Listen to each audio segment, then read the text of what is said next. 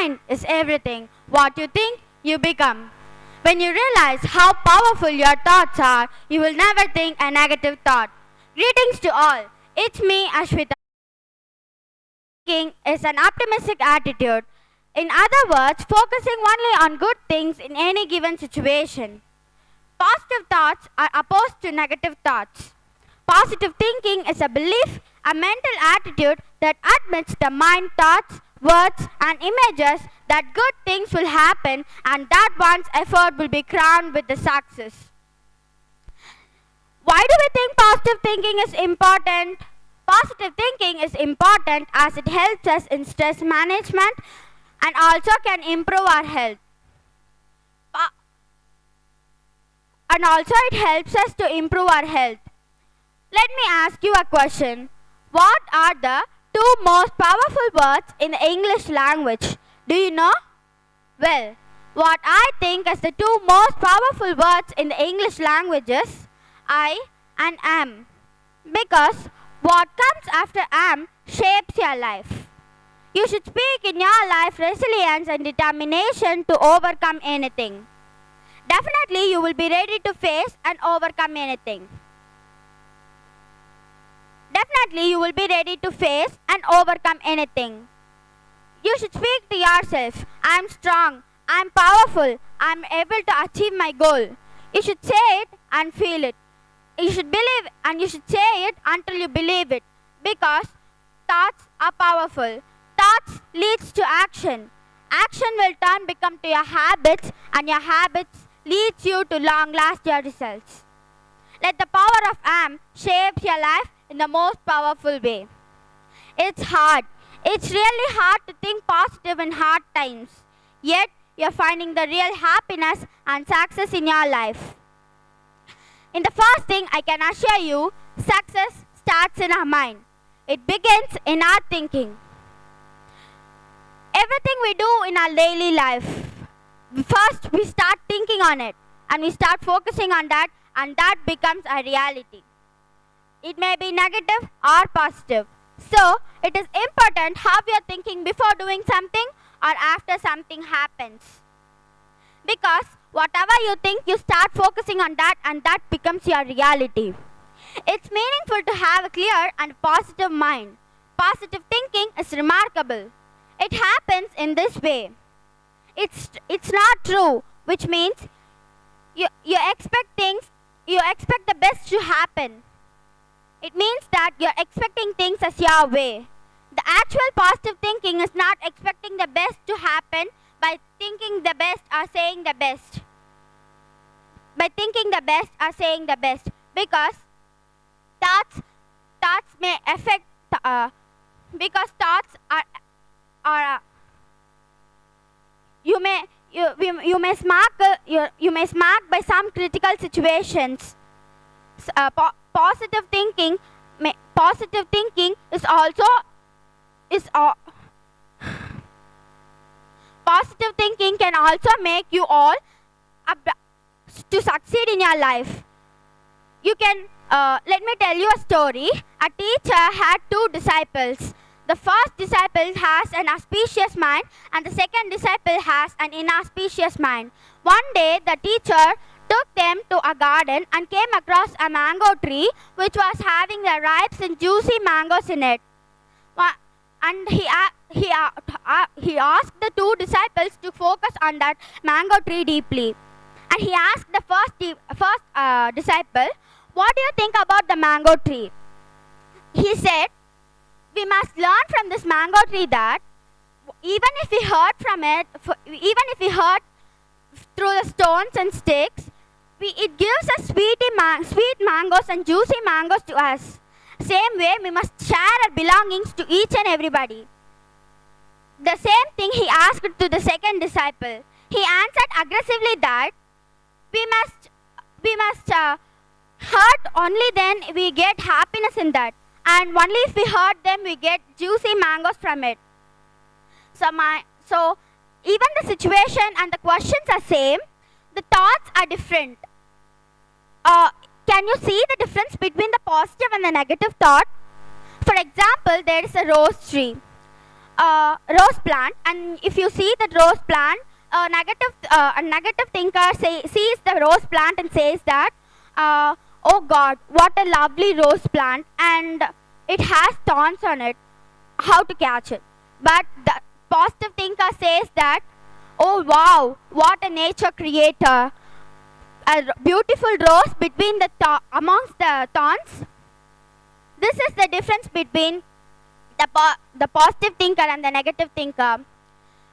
We may get some thoughts when we get onto the stage, like, can I do it? Is it possible for me to do? Or I cannot do that. It's hard. We start worrying about it. We make yourself a warrior instead of being a warrior. You make yourself a warrior instead of being a warrior. You start focusing on your results, and that leads you to the negative way. If you think like that, you will be failing certainly. You will be failing certainly. So my dear friends, you should think positive to achieve something else. I think you will be getting something in the story. The positive thinker sees the invisible, feels the intangible, and achieves the impossible. I repeat, the positive thinker sees the invisible, feels the intangible, and achieves the impossible. Thank you. The more you know, the more you can conjure. Hi, this is Pradakshana.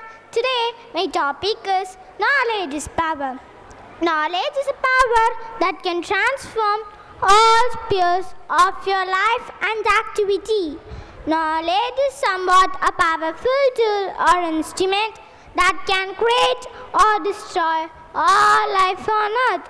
It is the knowledge that helps us distinguish between humans and animals. It is an ability that we use to empower and help others. In any stressful situation, people with knowledge have the power to deal with the situation. Knowledge is the light over the darkness of electricity which guides us to the right path. No other power can defeat the power of knowledge in humans' hand.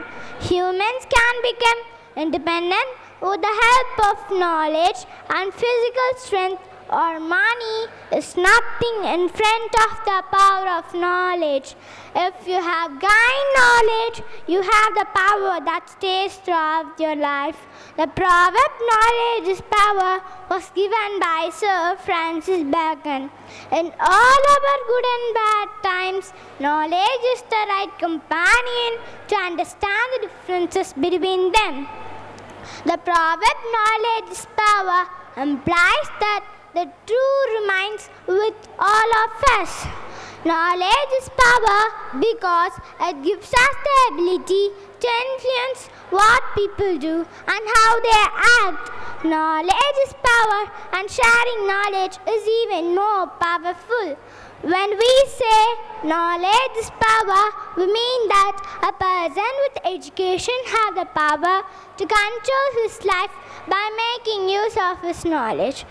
The ability to acquire knowledge, preserve and pass it on to the future generation makes many powerful. Most people believe knowledge is power and the success depends on how much a person knows. I would like to tell a story that happened 100 years back. In Nazi Germany, during the rule of Hitler, lakhs and lakhs of Jews were brutally killed by well-trained doctors, engineers, and scientists. Nagasaki and Hiroshima was destroyed by a nuclear bomb, which was an invention of a scientist. So, the knowledge has tremendous amount of power which can destroy the world and be a reason of death of numerous people. On the other hand, we used to save so many lives. It made our life peaceful and comfortable. It is in our hands whether to use it for the betterment of the society or for the destruction of humankind. I hope you all will join me in doing so. Remember, knowledge is power, so use it wisely. I request you all, knowledge is power, use it Knowledge helps in doing more things. For example, a person asks you a question or you have a doubt, it gives the answers for the question and it clears your doubt. Power. Power helps to carry a heavy thing. So use it wisely. Knowledge. Remember, knowledge is the most important in your life. Whenever and wherever you go, knowledge will always be with you. It's like our body part. Power. Power helps you more and more. Every time and everywhere it helps you. So use it wisely. Knowledge is the most important in our life. If you does not use your knowledge, you can't success or win in your lives. So knowledge is the most important in your life. You should not tell that I am not going to use my knowledge and power. You should use it more and more times in your life. This is the chance to use your knowledge and power. I take this opportunity to express my gratitude to my school and my family who taught me to use my knowledge and be a good person in the world. I thank my principal and friends, parents and teachers. They helped me to use my knowledge and power. When the time I used to use my knowledge and power, now I can find the answers and clear my doubts in my life. So, if you want to be a good person and use your knowledge and power, knowledge and power is more important than everything, than our body part. So use it every time and everywhere. It always stays with you. I go upon with my conclusion that true knowledge helps us to bloom. Thank you. Greetings to Nindal present here. What was the resolution you have taken in 2023? If I ask you this question, most of you would say, I want to be successful in my life. But whoever say this are not really future successful person. When it comes to success, only 2% of people get their real success. What about the rest 98%? They fail just because of silly and simple reasons like fear, obstacles, and lack of motivation. First, fear. It can be told like belief and inferiority complex. First, the belief. Imagine you're walking on a road and you got angry at some person for some reason. Will you hurt him back? You really can't, right? Just because you're careful with your actions, you're careful with your words, but are you really careful with your thoughts and emotions, which is more powerful than the words and actions you do in your everyday life? No, you're not. Let me tell you a story on it. When I say thoughts and emotion, I remember an experiment which was conducted by Sir William Vaughan, the father of experimental psychology. He called a boy of your age and showed him an iron bar and kept it on a flame. After a few minutes, after a long conversation, he asked the boy to lie on a bed and kept the cold ice bar on his shoulders. He was wondering what was it, and the scientist said it was a heated iron rod. The boy was completely shocked. He asked me, "Why did you do this?" And after a few minutes, he said that it was not an iron rod and it was a cold ice bar. But he could observe a burnt sensation on his shoulders. This is just because of his thought. But what was the reality here? The cold ice bar. But what was his thought? A heated iron rod. But output was something which was favored to his thoughts. And you can ask me, if I keep a heated iron rod in my palms and believe it's cold, will it not hurt me? No, of course, if you truly believe it. I think you all mostly belong to the village side. When in village we used to walk on fire as a devotion to God. When you see their foot after walking, it will be as clear as before. This is just because they have believed it's not a fire, it's just a rose petals. When I told this, I went temple. First, I saw an elephant standing there. I really got a fright. After a few minutes, I checked its forefoot. That my Tamil teacher told me that Bharatiyar was killed by an elephant. I checked it for its foot. It was tied to a thin and weak rope. I asked the Mahut, what was it? Why are you tying it to a thin rope? Tie it more stronger. He said me that, don't worry, it will never break. I asked Mahut again, it's such a huge elephant and how long it will take to break a weak rope? He replied me, I bought that elephant when it was a calf. I tied it to a rope and said it just wanted to escape from there. So it jumped here and there, but it couldn't. So it came to an inferiority complex that I couldn't cut this rope. After it grew up, it was in the same inferiority complex that I couldn't cut the rope. So the elephant is still a slave to me. Same as the elephants. Here, may I know how many of you are weak in maths? If I ask you how many are weak in maths, most of you would say like, I am weak in maths.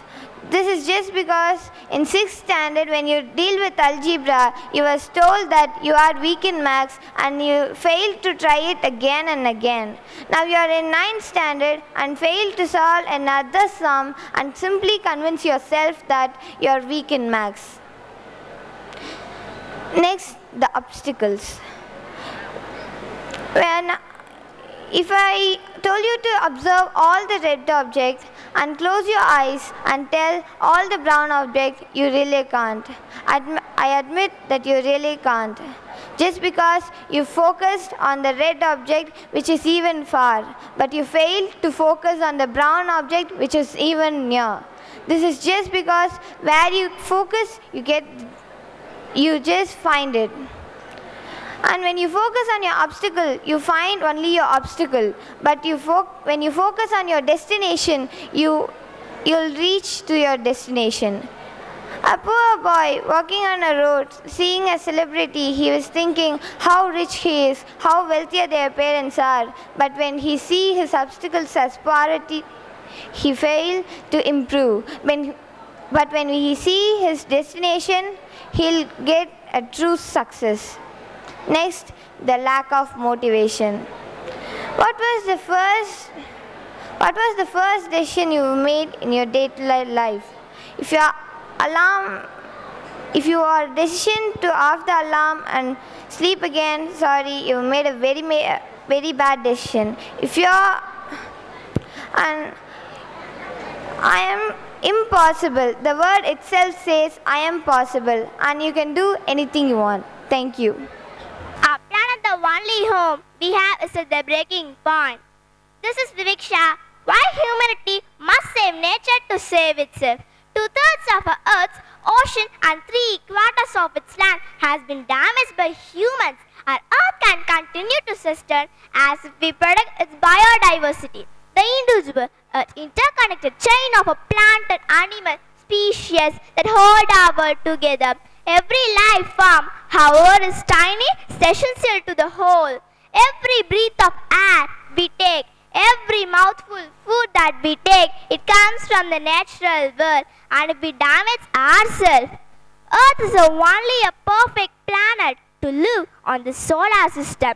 If there is no nature, we, the humans, would die. Some of the reasons why humans will die without nature are: the trees are ones which gives us rain. There is no trees, we, the humans, would die without water.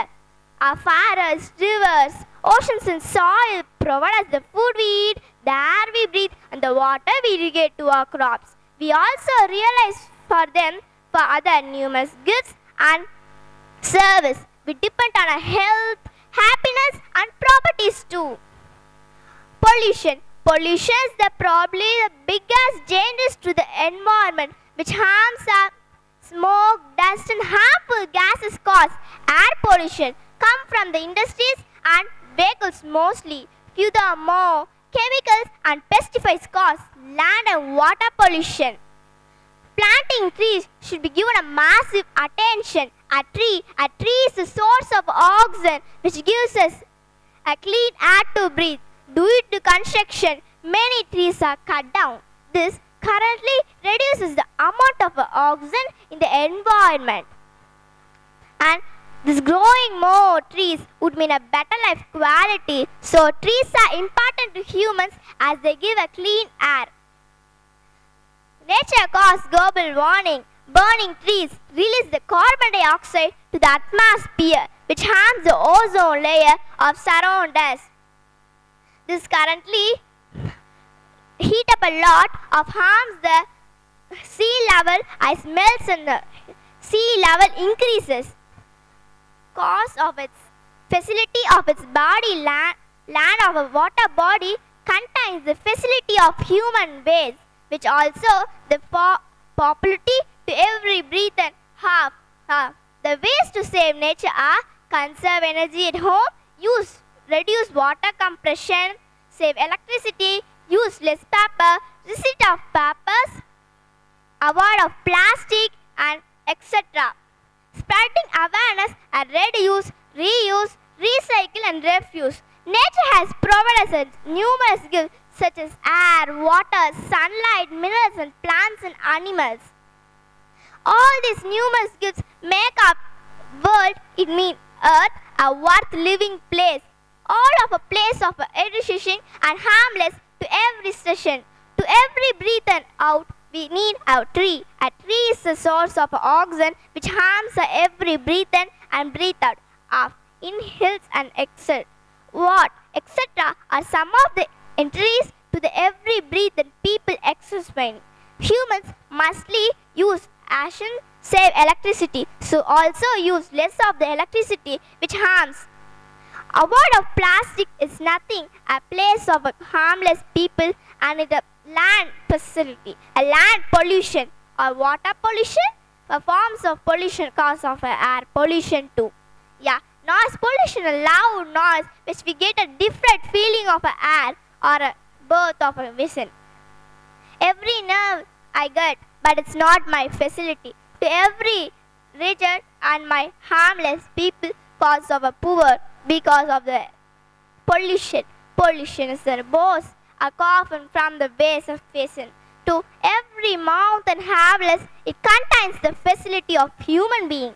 Yeah, the facility of a human race cannot be contained to the season and it harmless of the part of a body. A tree, water, sunlight are also a part of a nature keeping in resource. Conserve of nature would be a better life quality and the habits we can mainly reduce the pollution of the ability. Their power and the habits mainly of the ability can contain to the sustain as we did not conserve it by the human beings. Yeah, the facility of the human race and the ourselves would contain a reducing waste, recycling of pollution, all of recycled plastic waste also contain a facility of its land conservation by its form and the facility of it. Ability can contain to its form of the habit. Habit contain the pollution waste of reducing of it. So there must be conservation to everyone. Yeah, facility of its land conservation can produce its form and facility to every breather.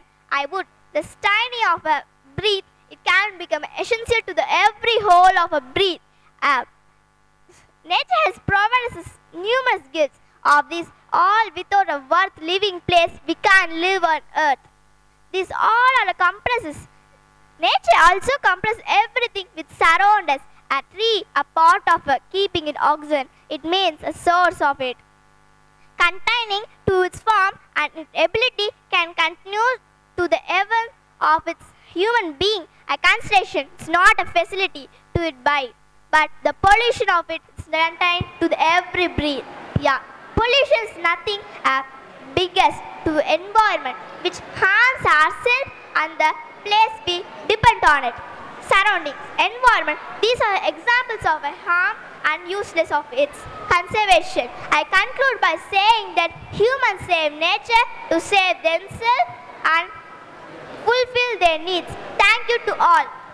Hi everyone, I'm Ananya. If you hear the word pollution, what comes in your mind? Yes, we have to reduce the pollution. Do you all know the importance of 3 R's in our life? Let me tell you, it is recycle, reuse and reduce. Do you think nowadays our earth is clean? No. Then how can we keep our earth clean? In this unclean earth, we have to find ways to reduce pollution, recycle and reuse the water. Our earth is the only one planet which can be all live. We must respect and preserve everything. We must protect our mother earth so that our future generation can live a secure environment.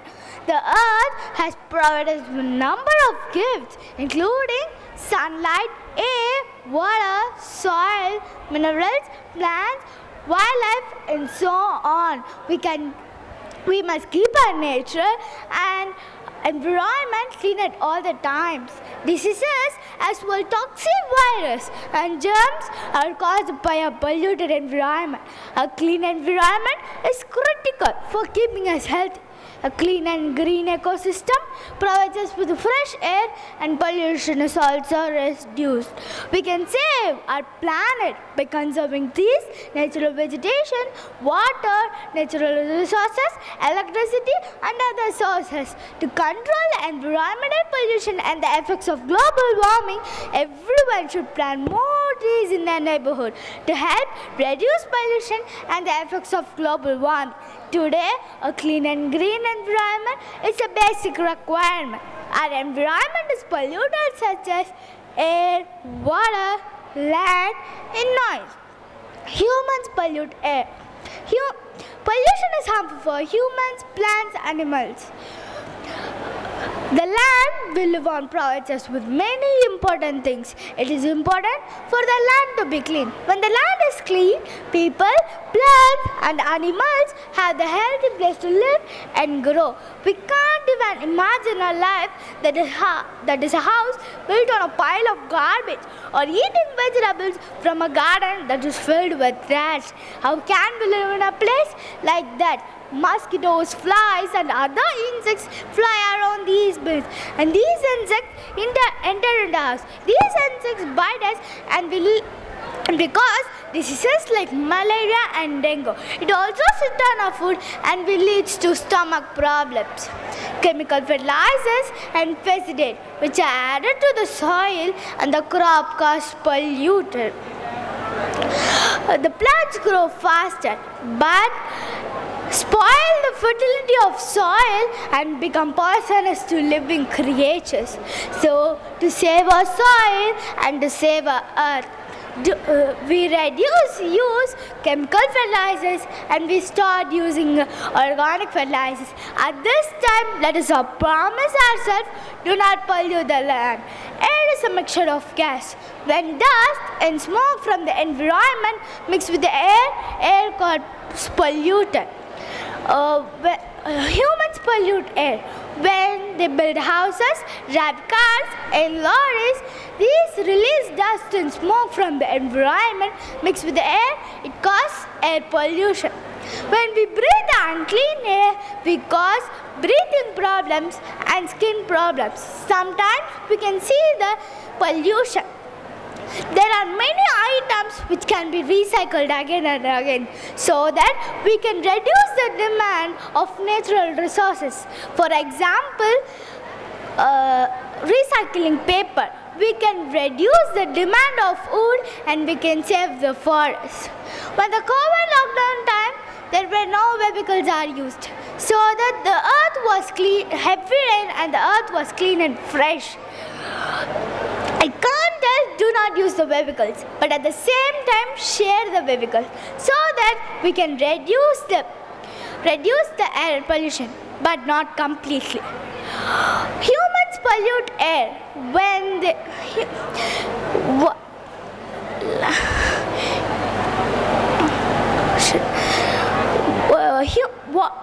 humans pollute water when they dump household waste, detergent and body waste into the water. This makes unsafe for drinking. Factories dump cleaning supplies and medicines which are added to the chemicals and other chemicals. It is chemicals. It causes pollution for living creatures. Living creatures. Living creatures. The importance of 3 R's reduce. It means to cut back the amount of trash we generate. Reuse. It means to find a new way to use the thing again, or else it is thrown away. Recycle. It means to change something old and useless into new and useful. These are the 3 R's. The 3 R's, reuse, reduce and recycle, are the part of waste hierarchy. I conclude by saying this. Now we all know the importance of 3 R's in our life. Thank you. Warm welcome to one and a half present here. I am Pranav from grade 5B.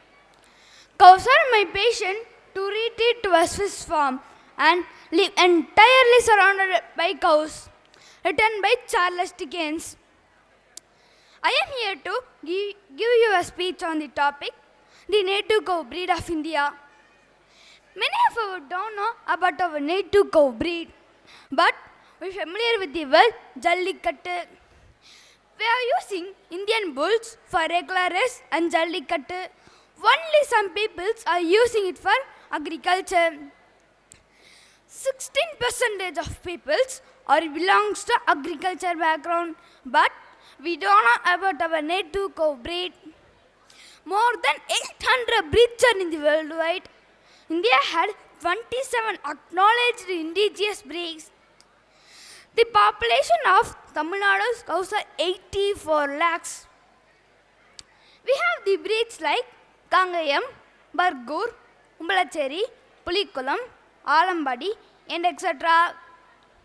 Once in a lifetime, we need to meet a doctor, lawyer, engineer, and every day we need to meet a farmer. One boy asked Sardar Vallabhbhai Patel, "What is the culture of India?" He said, "Our culture is agriculture." Cows are the cornerstone of Indian agriculture and serve as the source of nutrition for farmer families. It helps the mankind on farms to plough, on roads to carry loads, and it gives milk, urine, and dung for several other uses in the day-to-day life.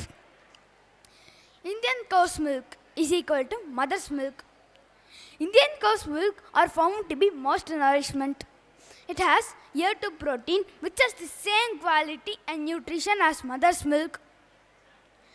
When British came to India, they found that they cannot rule the country directly because Indian economy was strongly held by organic agriculture and cows.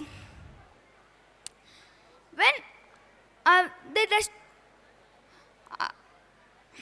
organic agriculture and cows, Governor of British India, Robert Clive, made a research and found to break the backbone of Indian agriculture, the cows to be eliminated. When Indian agriculture faced a backslash, they introduced commercial farming, full of chemicals and fertilization, and made it industrial trade. They destroyed complete economic system of India by this action, and also stop the growth of indigenous cows. Then, when Jersey and imported the Jersey and crossbreeds with the Indian breeds of cows. Jersey salmon milk causes many diseases like hormonal impacts, diabetes, many types of cancer, heart attack, and so on. At the time of introducing the tractor into the Indian agriculture, Nehru and Gandhi said to get suggestion from the economist J.C. Kumarappa. He sat quietly for a while and asked simply, "It gives dung," and also said, "It is the combined process of human, soil, and cows." The cow's dung is the natural fertilizer for soil. It produces high-yielding crops. There are a lot of relationship between the battle breeding and Jallikattu. Jallikattu is used for save our mother breeds. Jallikattu is conducted as a part of Mattu Pongal. Mattu Pongal is the third day of the 4-day long festival of Pongal. Then it represents, we also call it as Manjivirattu and Erithaludal. Jallikattu is evolved by Jalli and Kattu, which denotes the bundle of coins were tied in the horns of the bull. It represents people by enjoying, observing, partaking in Jallikattu.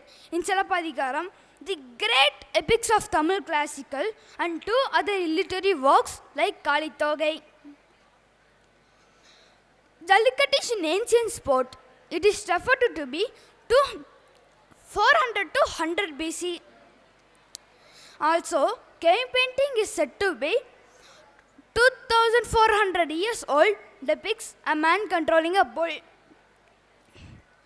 Bulls that are able to participate successfully in the Jallikattu event are used with a studs of breedings. Also, these bulls fetch high amount of money in the market.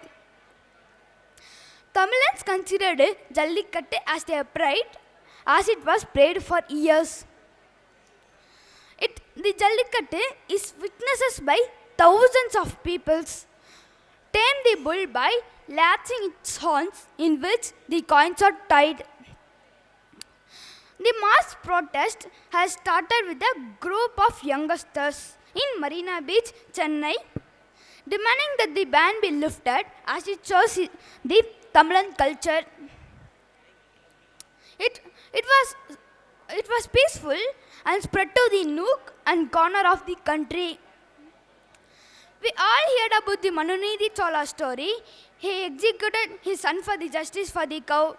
We are from the same culture, but we neglected the importance of cows. Thank you. A warm welcome to one and all present over here. This is Vanshika. Have you all ever wondered what it would be like if you could talk to animals? Wouldn't be amazing? What can you talk to them about? Do you tell to others that you could speak to animals? I know. I would be more excited to tell everyone that if I could talk to animals. If I could talk to animals, they might ask many questions about why humans scare them and hunt them. They would tell us when they are afraid, when they are hungry, and when they want to play. We could discuss to each other about our life. If an animal could talk, maybe that animal could invite me to a birthday party. The next day, that animal would ask me that if I could play at your house. That's what my animal would say to me.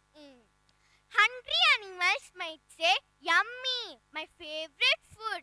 Or they might say, if they could play what you are playing. Talking animals will ask their friends to hang out with them. A dog would ask you to take it to school for share and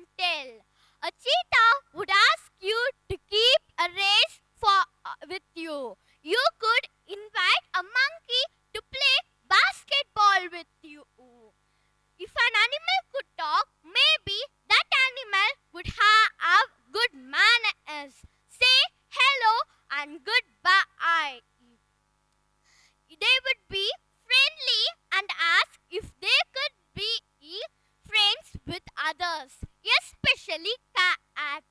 A dog would say that, "Good job, let's go to the park." Some birds would ask for food. If an life would be like animals could talk, it would be so cool. But it does not happen really. If it happens really, I could learn its language. They could tell for their need. An elephant would ask for its would ask, "Can I have some more peanuts?" A dog or a cat would ask you to feed them more. If I could talk to animals, maybe I can learn their language. They could tell for their need. Then animal would talk, would be amazing. A dog would ask you to take it for a walk. A cat would tell you when it is hungry. A peacock would ask you to dance with you. A monkey would ask you to play with you. If an animal could talk, I might ask that, how do you live without saying anything? I can't live without saying anything even for a while. I would ask that, how do you understand the body language of your companions?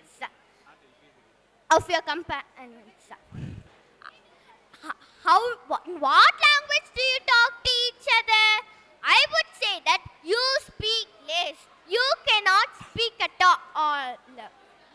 The animals would say that talking too much is not good thing. Talking too much keeps our mind restless. It would be so cool. If an animal could talk, if I could talk to animals, just imagine it. Chatting to a chimpanzees. Imagine talking to a tiger. Chatting to a cheetah. What a neat achievement it would be. I can learn their languages. If I could talk to animals, maybe I could take an animal degree. Maybe I can take an animal degree. I would study about eagle and crocodile, beagle and alligator, pig and flea. I would conserve with polar bear and python. I would comfort with my fluent kangaroo. If people ask me, can you speak with rhinos? I would say, of course, can't you? I would conserve with my furry friends, man to animal. If I could talk to animals, I could speak with animals, talk with animals, I could grunt and squawk with animals. Once upon a time, there lived a girl named Brino. She was the most brilliant girl of the class. She had a wonderful skill that she could talk to animals. She lives near to a forest in which she has 3 friends that they can come and play with her at evening. They are elephant, deer and crow. They 4 are the best friends. They always play at evening. Where do they play? That means they play backside of their garden. They always be happy. In their holidays, they all be together and they would be create something and be enjoying. One day when they came to meet Renu, but Renu was busy, so they don't want to disturb. Moral of the story is that if you could talk to animals, you can enjoy your life. I could conclude my speech by saying, no animal, no food. No food, no life. Thank you. Greetings to one and all present over here. This is Sahanvi here to talk about. Greetings to one and all present over here. This is Sahanvi here to talk about quitting a habit for a good reason. Most of the time, we wish to stand in front of people with the name successor. Each and everyone among us have a common goal. The goal could be professional or personal. Now, let us discuss something that interrupt our life and prevent us from achieving goals. They may damage our health both mentally and physically. They may damage our health both mentally and physically. They always waste our time and energy. But why do we still do them? So, let us focus on how practicing making changes in the real world. Why it is so hard to change or stop? If you know that it is bad for you, 70% of smokers say that they would like to quit drugs and alcohol. Abusers struggle to give up addictions that harm their bodies, friends, and families. Many of us have unhealthy excess of weight that we could lose only by eating right and doing more exercises. But why don't we do it? Purposefully, smartphones are designed to steal our attention and keep us hooked in one place. The child won't be comfortable in playing outside. This leads to the problem obesity. Breaking a habit can be a challenging task, but it is not impossible. Whether it is overeating, nail biting, or any other habits that you want to quit, there are several strategies to overcome it. First step in breaking a habit is to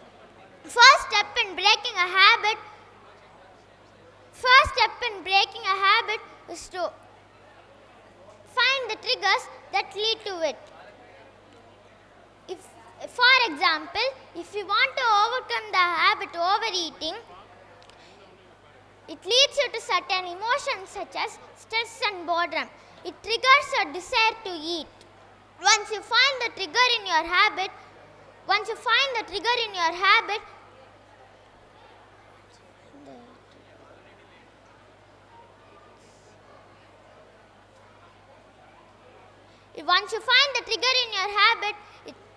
it helps you to overcome or manage your habit easily. Another important strategy is to replace the habit with healthier one.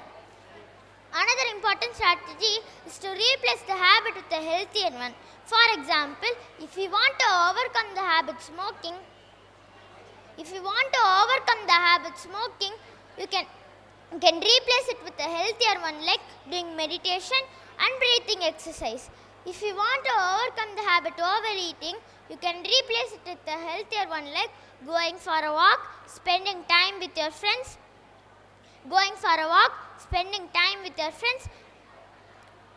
and reading books. Here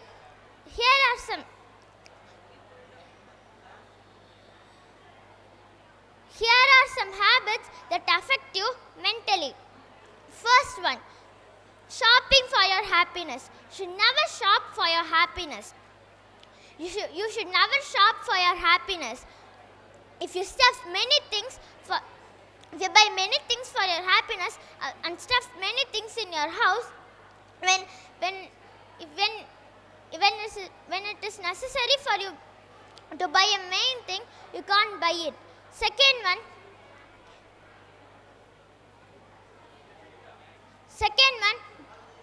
lack of drinking water. You should always keep a water bottle with you. Per hour or minute, you should drink water. Otherwise, you will be dehydrated. It leads you to some infections and other diseases. So, always be hydrated. Third one,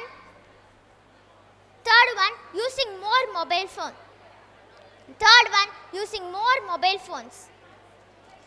The child won't be comfortable in playing outside because of using mobile phones.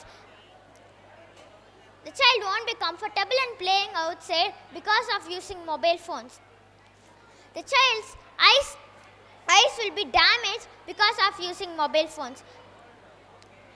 For overcoming the habit of using mobile phones, you should always keep a time limit for using the mobile phones.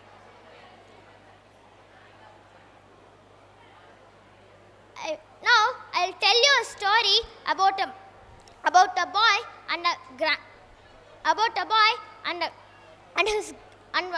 a wealthy old man. Once A businessman, a businessman lived. His son was very naughty and he had many bad habits. His, his father thought his father thought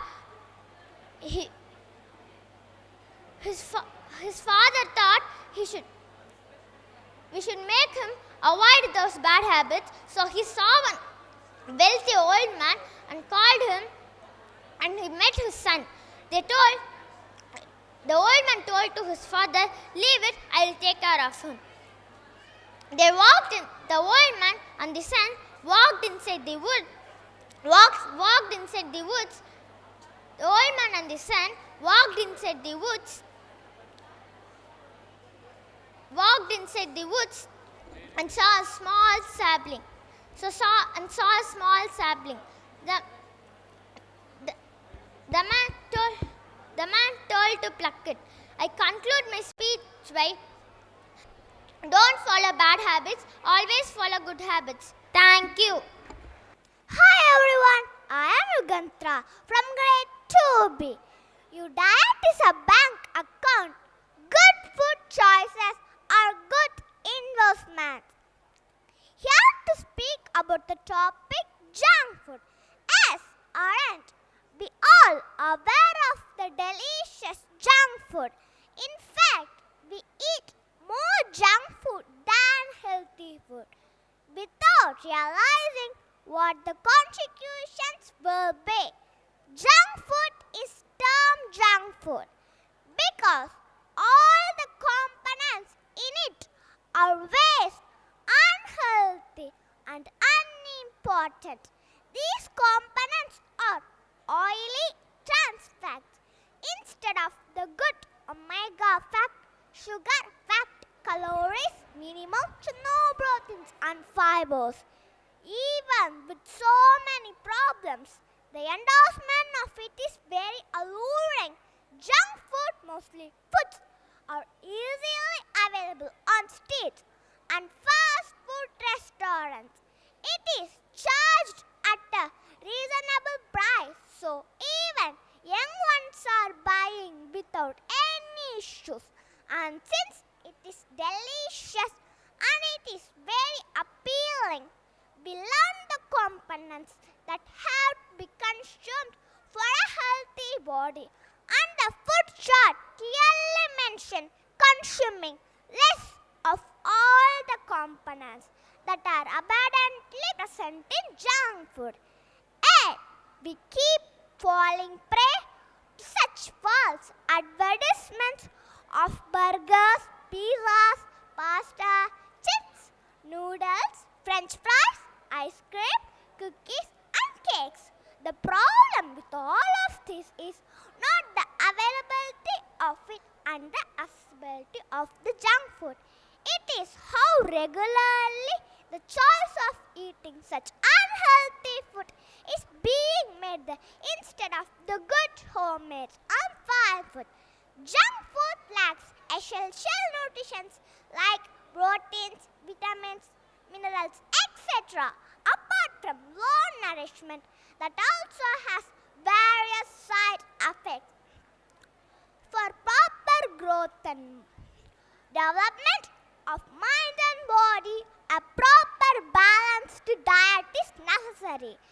But today, the teenagers at the time of their development are approaching junk food, which is harmful to them.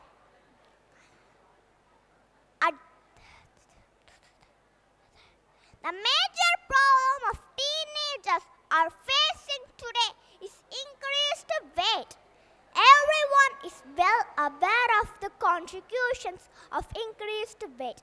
Healthy meal will give you a wealthy feel. Thank you. Hi everyone, I am Sudarshan. The most important thing in the world is family and love.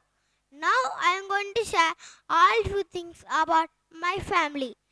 A family is God's greatest gift to all living beings on earth, including human beings. A person without family and its love is never complete and happy. A family is one with whom you can share all your joys and sorrows. Family stands by you at the toughest situations in life. Family gives you the warmth and affection that you may not get anywhere else. I too am blessed with such a family. My family has always been my strength. My mother, father, sister, and I complete my family. My mother is the strongest woman I have ever seen in my life. She's a superwoman. She can manage everything at the same time so beautifully and confidently. She's a fine individual with a poise and dignity. She's a pivot around whom our families revolves. She has raised us with important values in life.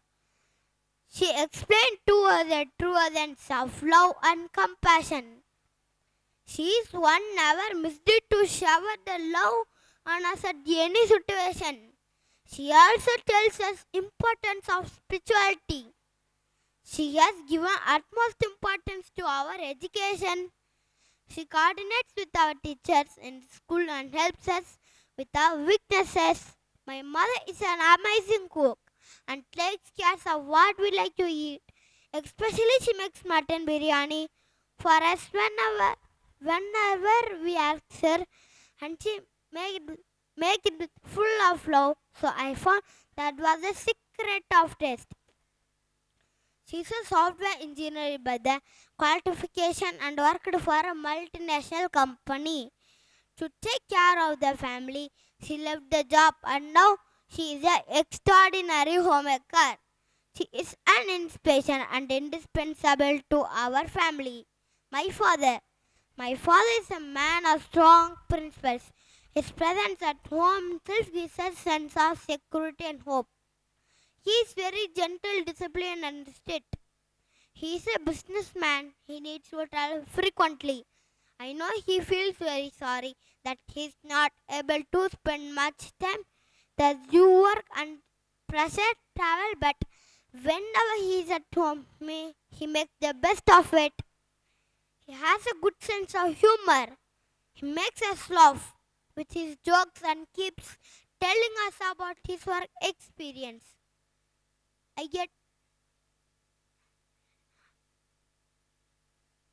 Thank you. Hi, this is Asna Harisha. The true character of society is revealed in how people treat the children. Yes, every day we hear incidents about crime against children which are widely reported in our media. We used to wonder how a human can misbehave with small helpless child.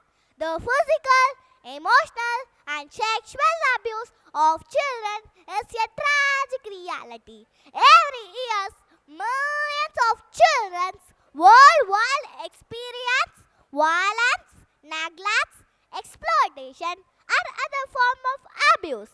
Child abuse has affected their physical and mental health, education, relationship and future prospects. But the fact is today, 1 out of 3 girls and 1 out of 5 boys are subjected to sexual abuse before they reach age 18.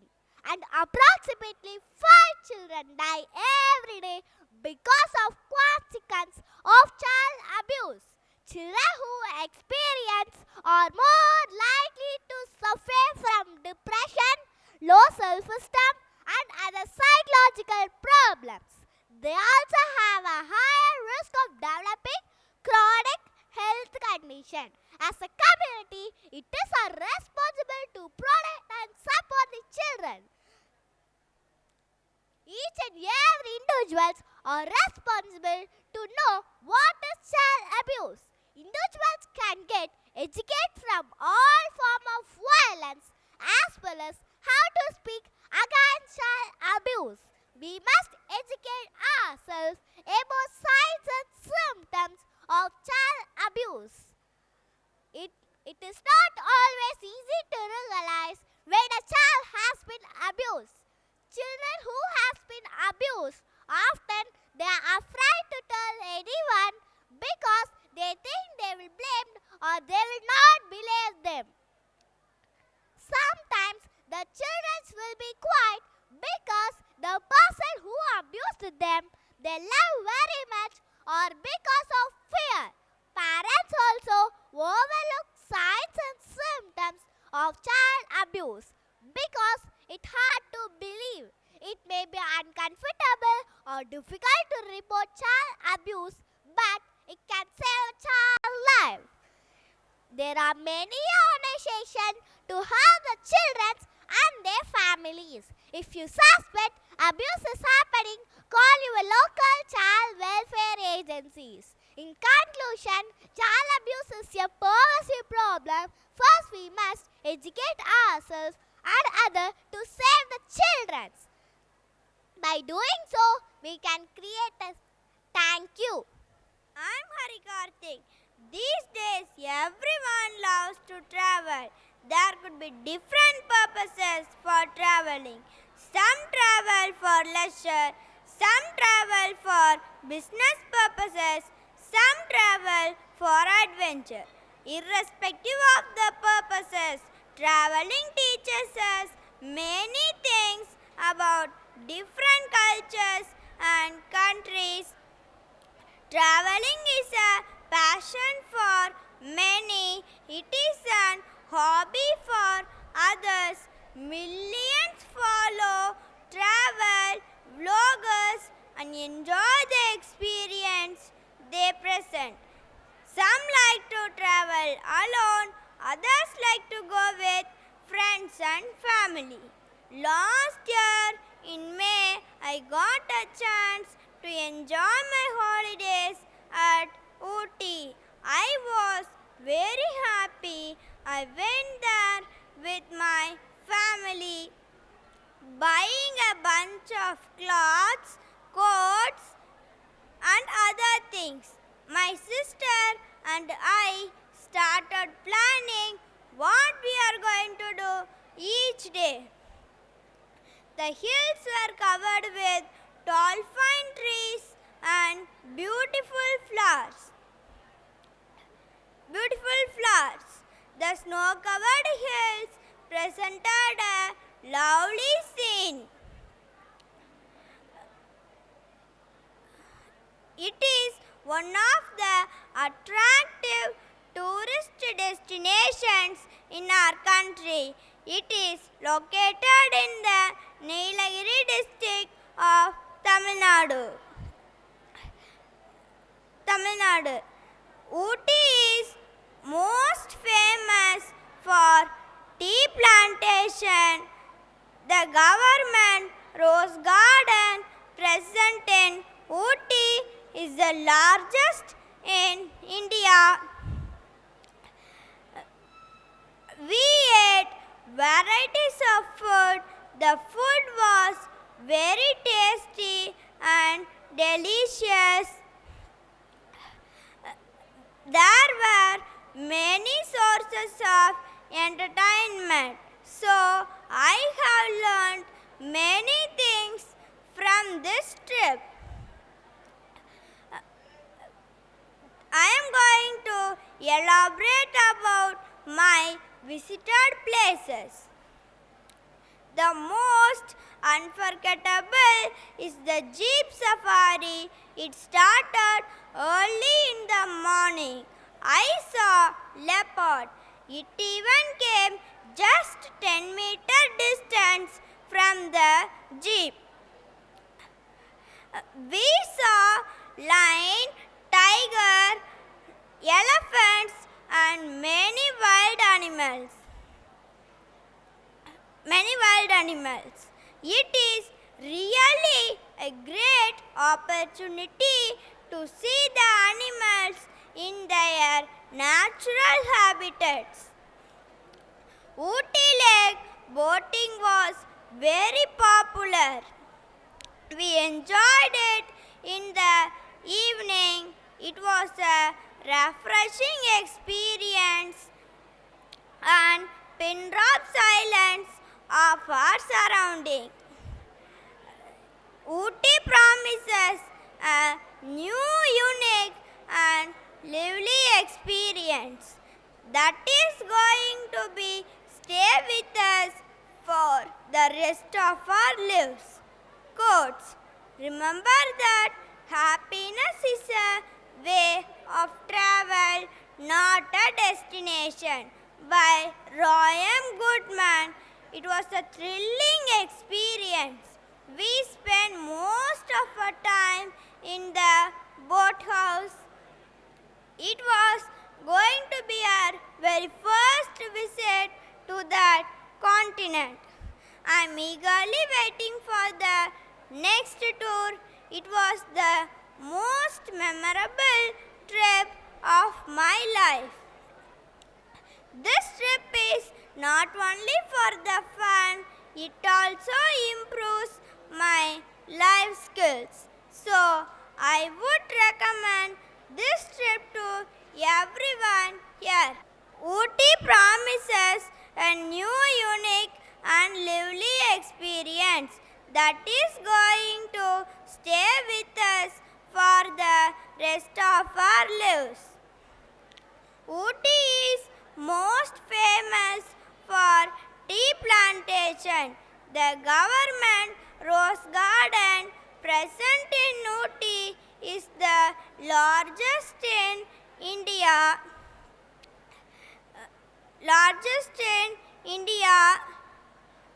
We ate varieties of food. The food was very tasty and delicious.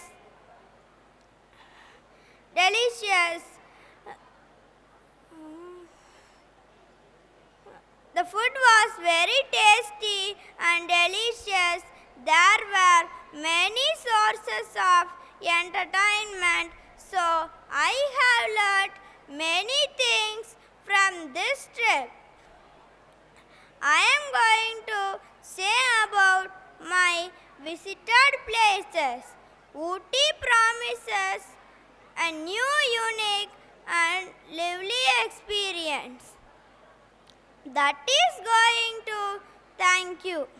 Hi everyone, I am S. Mughlan from grade 5B to present the topic on importance of saving money and budgeting. Everyone has dreams and goals to achieve, whatever it may be, buying a house or starting their own business. Saving money is an important step to achieve them. Saving money gives us many benefits such as it gives us financial security and stability. It helps us to prepare for emergencies, unexpected expenses such as life events that may require a large amount of money, such as medical bills, job loss, and etc. Saving money gives us the freedom and flexibility to pursue our dreams, whatever it may be, starting their own business or continuing further studies and etc.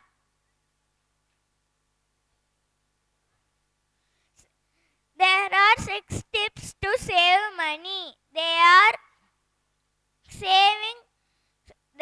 set a goal. Setting a goal is time framing the money and time that they need for achieving their goal. Second one is create a budget. Creating a budget is calculating the monthly income and expenses. Third one is automate savings. Automate savings are transferring automatic setting for our income from checking account to saving account. Fourth one is reduce debits. Reducing our debits may be a major obstacle to save money. Before you considering on paying off your debits, considering on saving money, please pay off your high interest debits. Fifth one is to try to increase your income. We should try to increase our income by selling unwanted things in our that we have and going to part-time jobs. Sixth one is do not spend money for unwanted things. We should not spend our money for unwanted activities and things. But now I would like to talk about budgeting. Budgeting is the process of creating a plan how to spend your money. It is a main part of financial planning. It helps us to track our expenses and ensure that we are spending our money wisely. Budgeting gives us many benefits. Firstly, it helps us to take control of our finance. It helps us to track our income and expenses and ensure that we are not overspending. Secondly, budgeting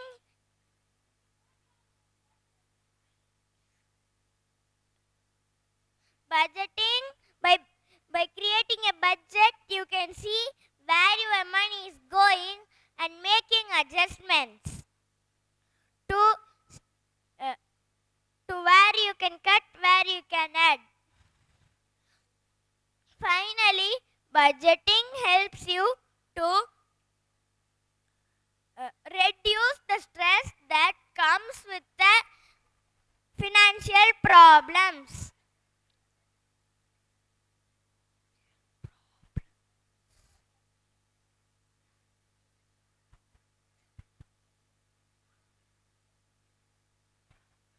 How to start budgeting? We can start budgeting by using a paper or an app.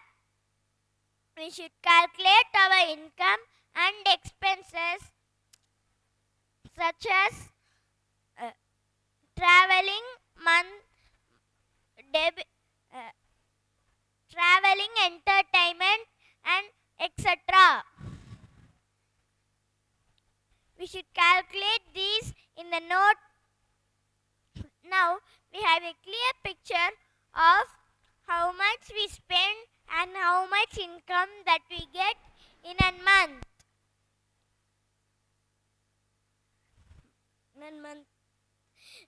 Budgeting is not only one-time process.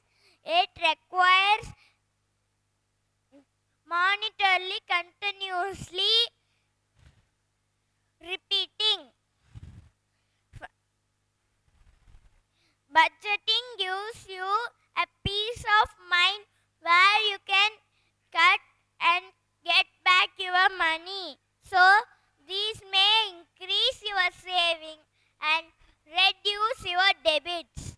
So, saving money and budgeting is very important in a human's life. Budgeting is very useful for a human in their life. It is very, very important.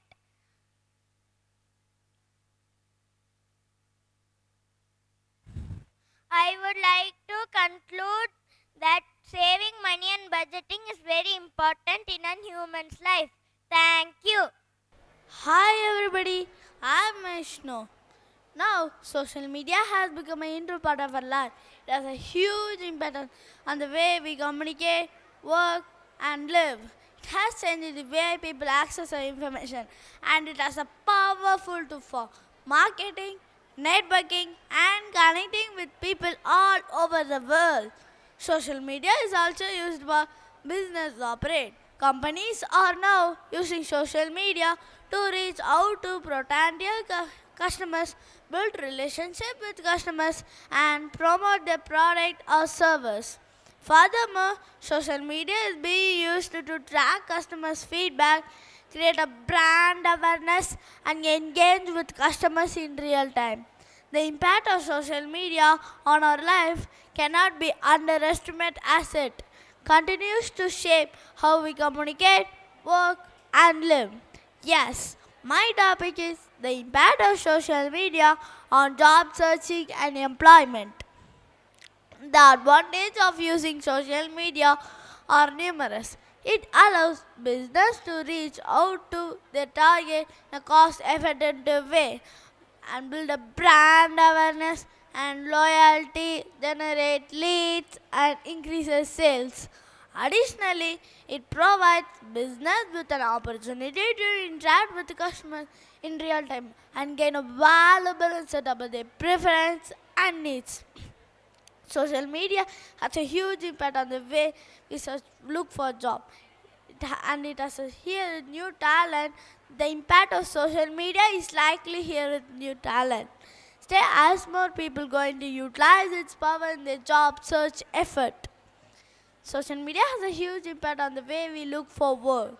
It made it easier for an employer to find a qualified candidate and for job seeker to find the best opportunities. Job seeker can use this same network to network with potential employers and create a digital presence that can help them stand out of the competition. Social media like Facebook, Twitter, LinkedIn have become invaluable tools for job search effort. The employer can able to use these platforms to post their job openings, reach out directly to potential candidates, and even conduct the interviews in online.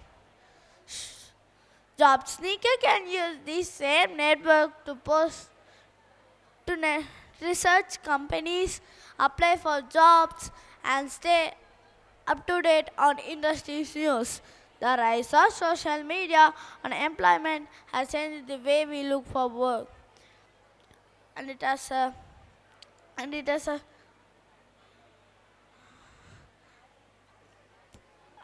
and how we apply here new talent. The impact of social media is likely new talent. Pros of social media in a workplace: allowing employee to take a much needed mental break. That means the most employee use social media at work is to take a mental health break of all the stress in their job. Social media gives a person escape into a digital world and anything they want to view, etc. Regarding team bonding and workplace relationship, that means a conversation between colleagues make a healthy workplace relationship. It is the easiest and quickest way of encourage employee to network with candidates even after the work. Since it is a more natural way of building connection, it can improve our team bonding in the workplace, in the organization. Cons of social media in the workplace. Social media fails. Many incidents happen when social media fails. They lose their jobs and they lose their every money, even the house, everything they lost. And so including posts or comments can hack your device. Castle jealousy among employees. That means a person trends a lot of personal stuff. A new car, new bike, a new pieces of jewelry, start a business or a big vacation, etc. These things can make a person jealous, which can in turn team bonding, etc. Let me tell you by example a name boy called Sham. He got to work in the social media and He was working every minute, every seconds in that. Then after a few months, he he got some problem in his body. He cannot move, he cannot shake his head, he cannot do nothing. Then his mother asked to his doctor, what happened to my son? The doctor said that the son have a brain tumor. He will die soon. His mother cried a lot, and the mother said to the son, you will die soon. I conclude you to say that don't use social media more. Use it for good things. Thank you. Good morning, Honorable Presenter. I am Ashmit from grade 6B. Imagine that if there is no technology in this world, what will happen? Yes, there won't be electronics, no home appliances, and no comfortness will be available anywhere. Only farming, hunting, and traditions will be followed. Huts will be the house for humans. Yes, that's my topic. The role of technology in the fight against climate change. What is climate change? Climate change refers to long-term shifts in temperature and weather patterns. This occurs due to solar cycle. How farmers get lost in climate change.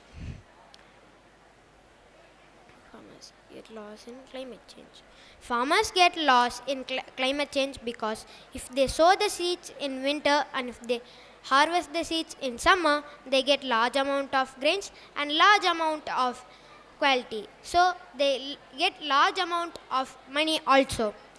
If they sow the seed in summer and if they harvest the seeds in winter, they will get less amount of grains and less amount of quality.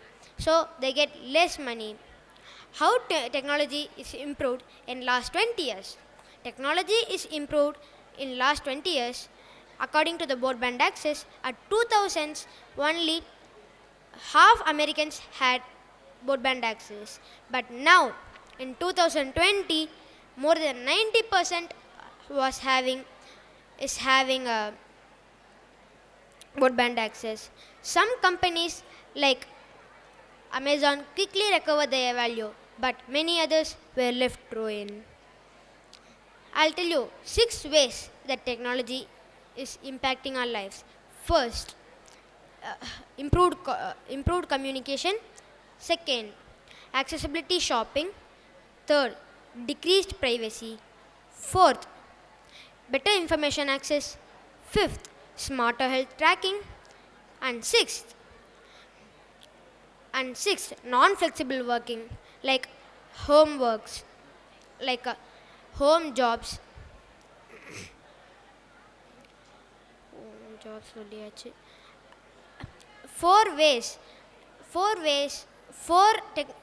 I'll tell you four things about technology's advantages.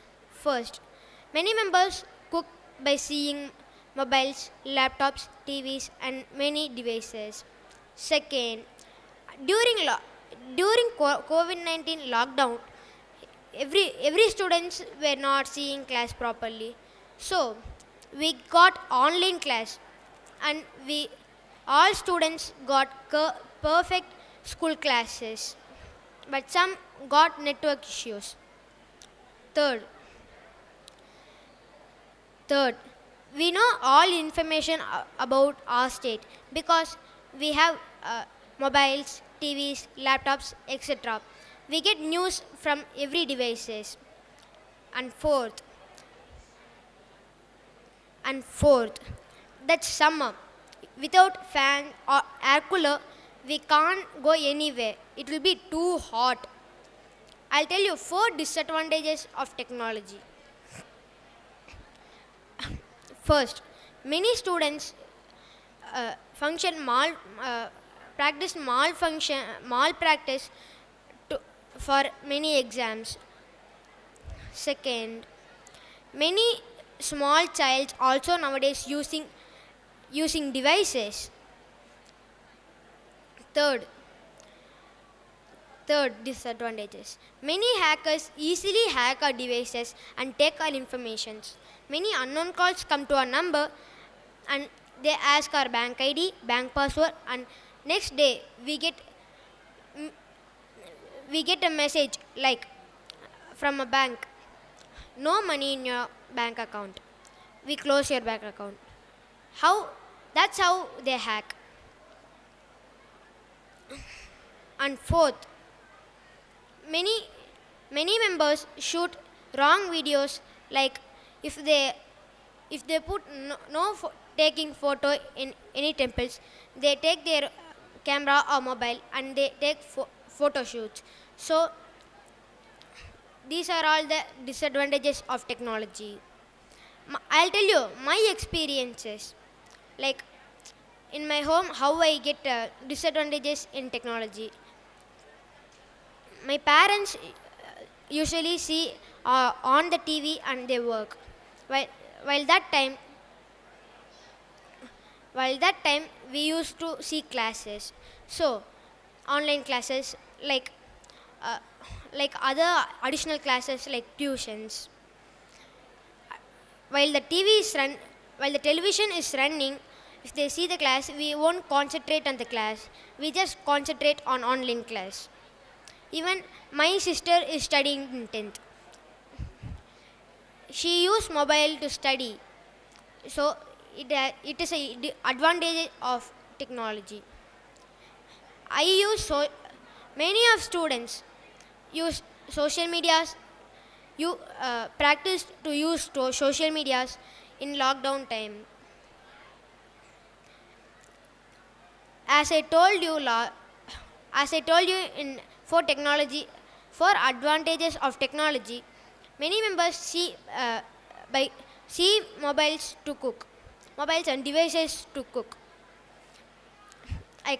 So I conclude by saying, don't use technology more or don't use technology low. Use it moderately and for only good things, not for bad things. Thank you. Good evening, one and all present over here. I am Ilakya of grade 6. Do you know where our forefather lived? Yeah, in olden cities and towns. And my topic is the history of towns and cities. The history of towns and cities is a vast and complex topic that spans thousands of years and encompasses a wide range of culture and civilization. In general, cities and towns emerged as a responsible of the needs of growing population and increasing the complexity of human society. In earliest known cities emerged in Mesopotamia, the modern day Iraq, around 4000 BCE. These cities were characterized by the large scale public workers projects such as canal and irrigation system and developed complex social hierarchies with rulers and priests at the top. In ancient Greece, towns and states were primary units of political organization, with cities such as Anitis and stopped playing a central role of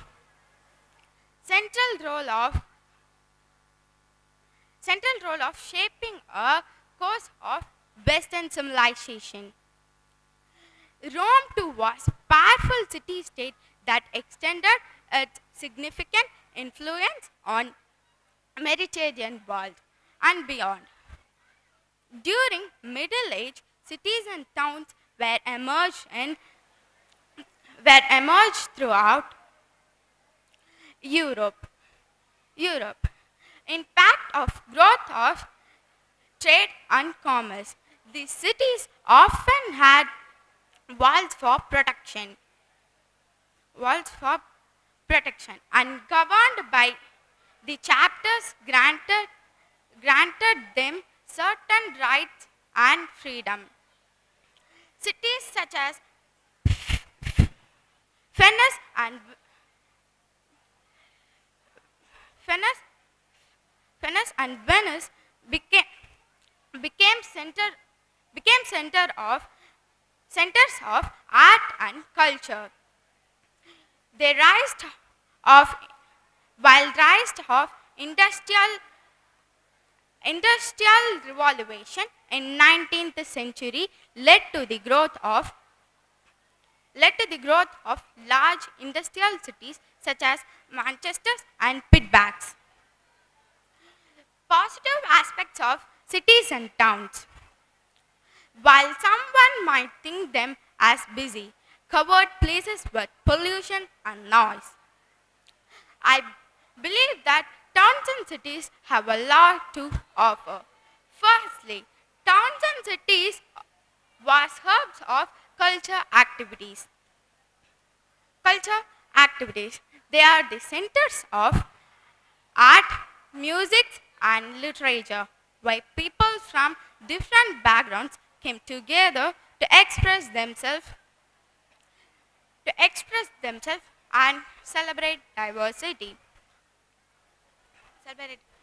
Museums, galleries provide us entertainment and opportunities for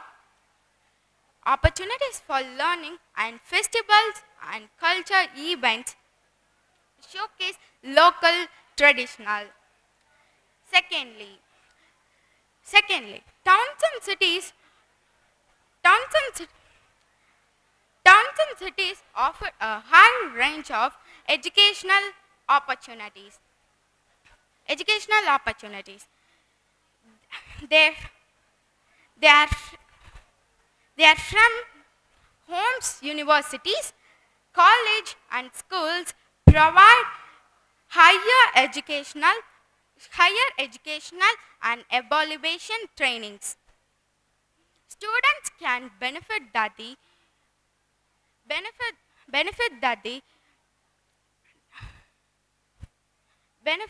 the di-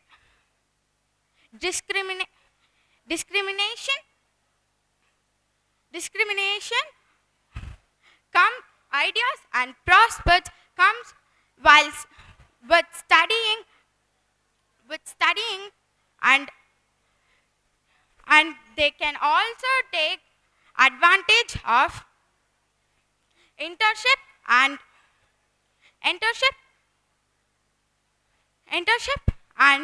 job opportunities in their field and interest. Thirdly, towns and cities are economic engines. They provide jobs and opportunities for businesses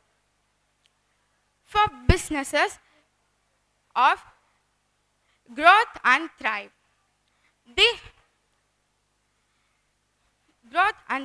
Cities offer association, markets, and resources and workforce. Thank you. A warm greetings to everyone. I'm Samrita from grade 6A. You all know what are the things happening in Earth. What are the wonders, mysteries Earth is holding within. But do you know what are the things happening in space? What are the wonders, mysteries space is holding within? And I'm here to tell facts about space, what is space exploration, and what are the devices we use for space exploration.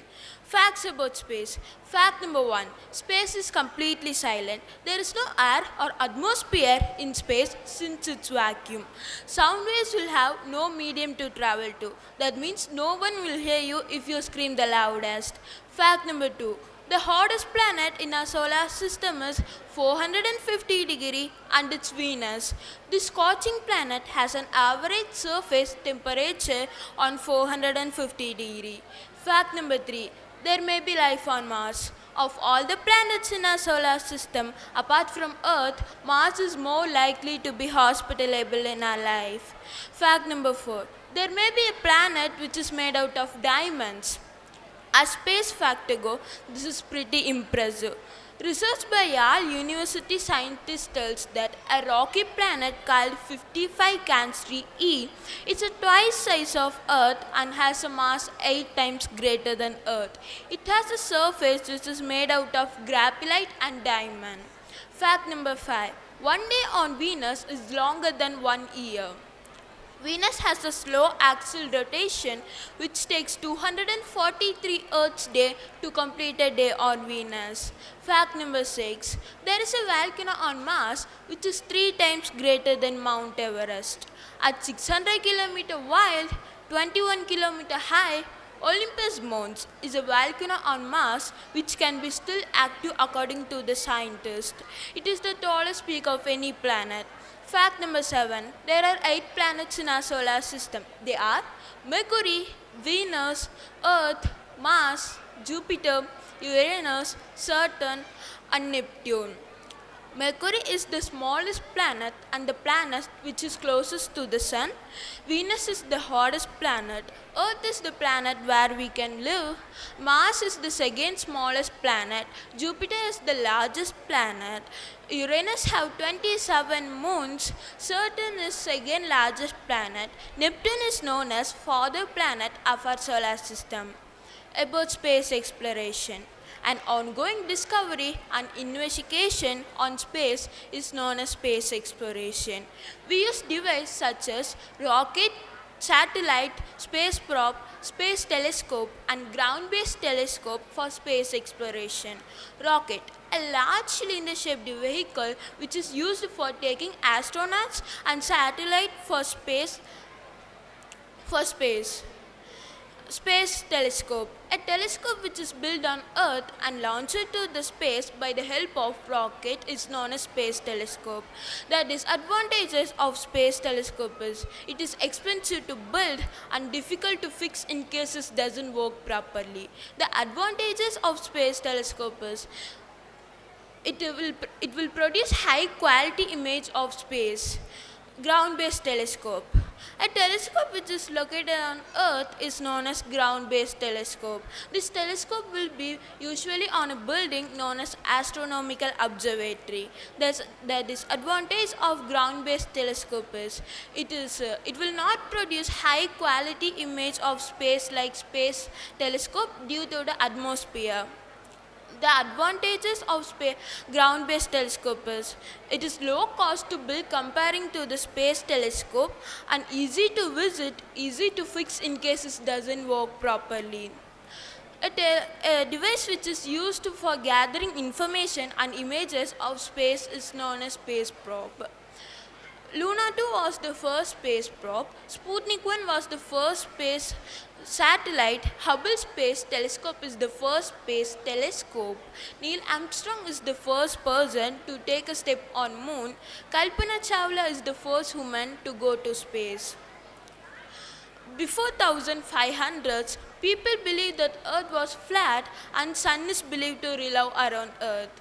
Then in 1543, Nicholas was the first person to discover that Sun was in the center of our solar system and Earth and other planets to revolve around it in circular path. Many people think that Galileo Galilei has invented the model of telescope, but it's wrong. Galileo Galilei has improved the model of telescope in 1609. And he was the first person to use it for observing sky and study about sky. Before 1 year, 1608, Hans Lippershey was the first person to invent telescope with using tube lens and a tube. Galileo Galilei has discovered many things in space. Here are some examples. Earth goes around the sun. Jupiter has at least 4 moons. Sun has dark spots on it. Milky Way consists many of stars. Moon surface is covered with full of craters. Isaac Newton is the first person to propose that gravity is the force between sun and other planets. I hope you learned some new facts about space. Many planets did not discovered by scientists yet. Some scientists think that they are living creature alien in space, but still it's undiscovered. Our space has many wonders, mysteries holding within, but also it's a beautiful place which everyone wants to visit. Thank you. Do you know what our life is made up of? Our life is made up of time.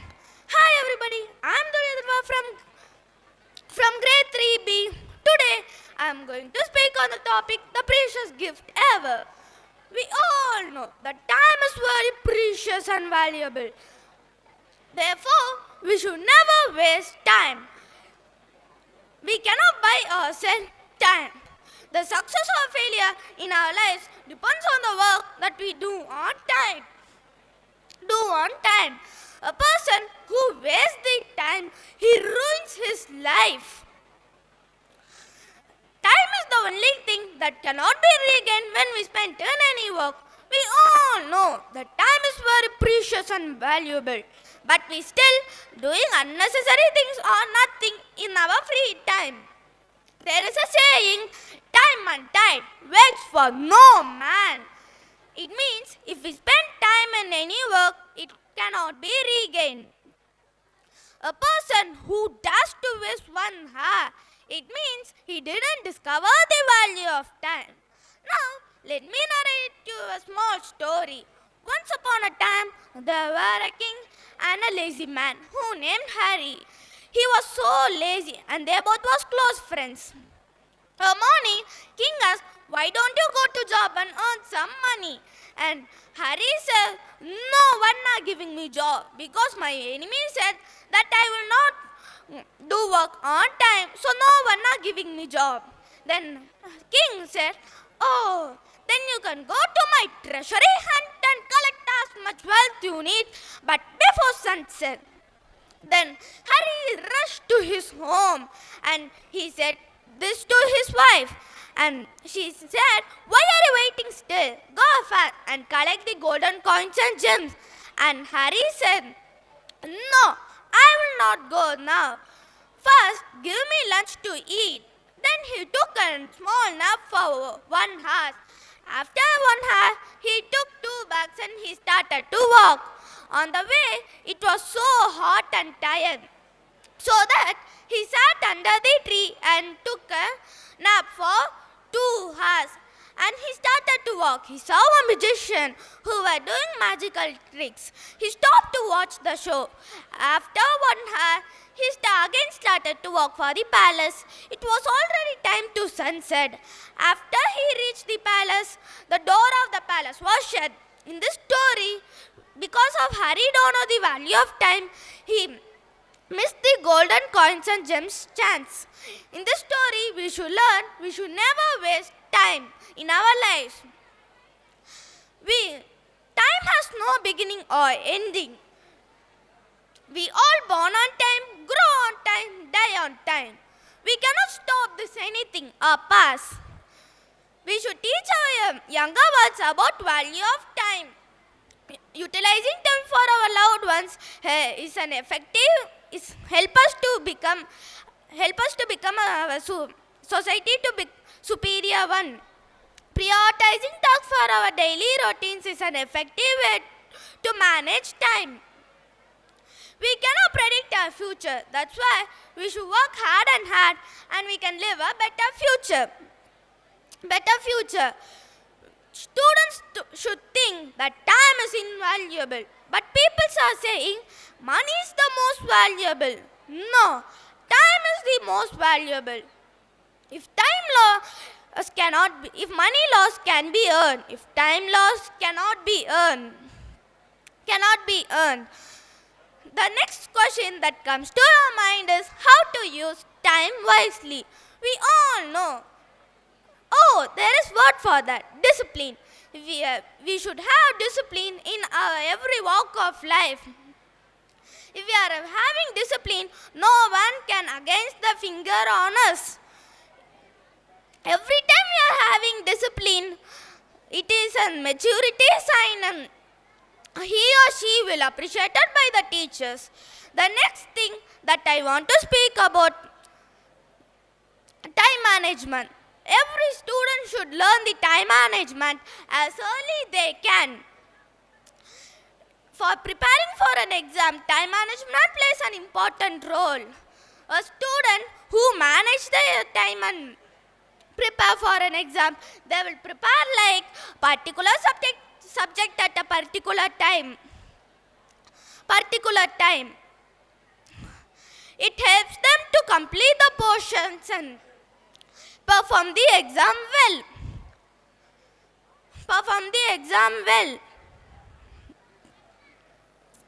The most common reason for wasting time is increasing the usage of mobile phones and the social media. Now, mobile phones are the biggest culprits in the conception of addiction. Now, let me tell some disadvantage of mobile phones. Disadvantage of wasting time. Loss of productivity. When we are wasting time, we will not do work productive. We will watch TV or scroll to social media. Loss of money. This is the last but the not least. I am ending with a proverb that is suitable for who don't understand this and who don't respect it. Killing time is not a murder. It's suicide. Thank you.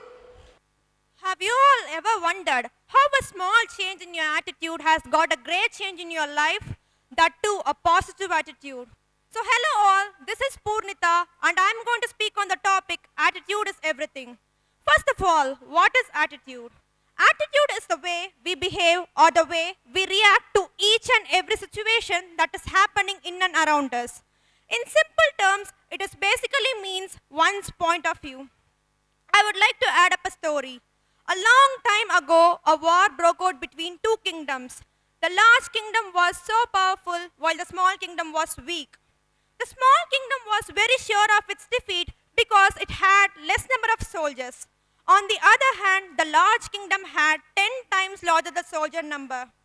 The generals of the smaller kingdom were reluctant to participate in the war because they were sure of their defeat.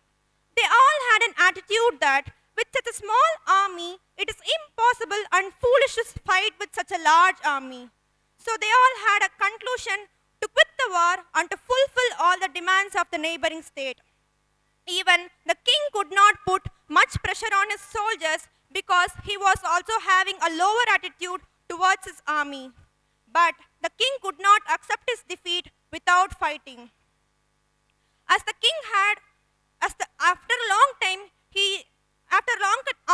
long time of thinking, he came to a conclusion to meet a famous monk in his kingdom and told all his concern to the monk. The monk, after hearing to the king, told that to make him as the commander of his army. The king was speechless for a minute and told the monk that you had never been a part of war. Then how could you be the commander in my army? As the king had a greater faith, he made him as the commander of his army. When the army came to know that they are going to lead by a person who doesn't even know how to catch a sword, they became more and more panic about the war. On the other hand, the monk was enthusiastic. Since the soldiers had no other go, they were proceeded to the war. On the way to the war, there was a temple. The monk stopped the troop outside the temple and told everyone that you all pray to the God and get the blessings from the Almighty. And he also told that he would ask the God whether they would win the battle or they would lose the battle. The monk told the soldiers that if the God has given us the sign of victory, then we would proceed to the war or else we would move back to our kingdom. Although the soldiers are in great fear, they accepted the monk's idea. The monk started worshipping for a long time. Later on, he took out a coin out of his pocket in front of all the soldiers and told everyone that he would toss up the coin. If the coin would fall upside down, then they would lose the battle, or if the coin will fall straight, then the victory is certain in their hands.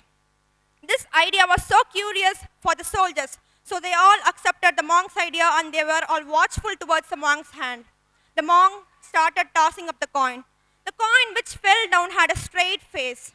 The monk shouted in joy and told the soldiers, "The victory is certain in our hands.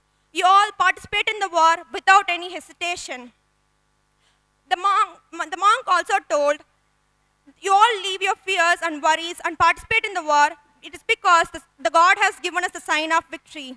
The army was filled with enthusiasm and they all had an hope of victory in their mind.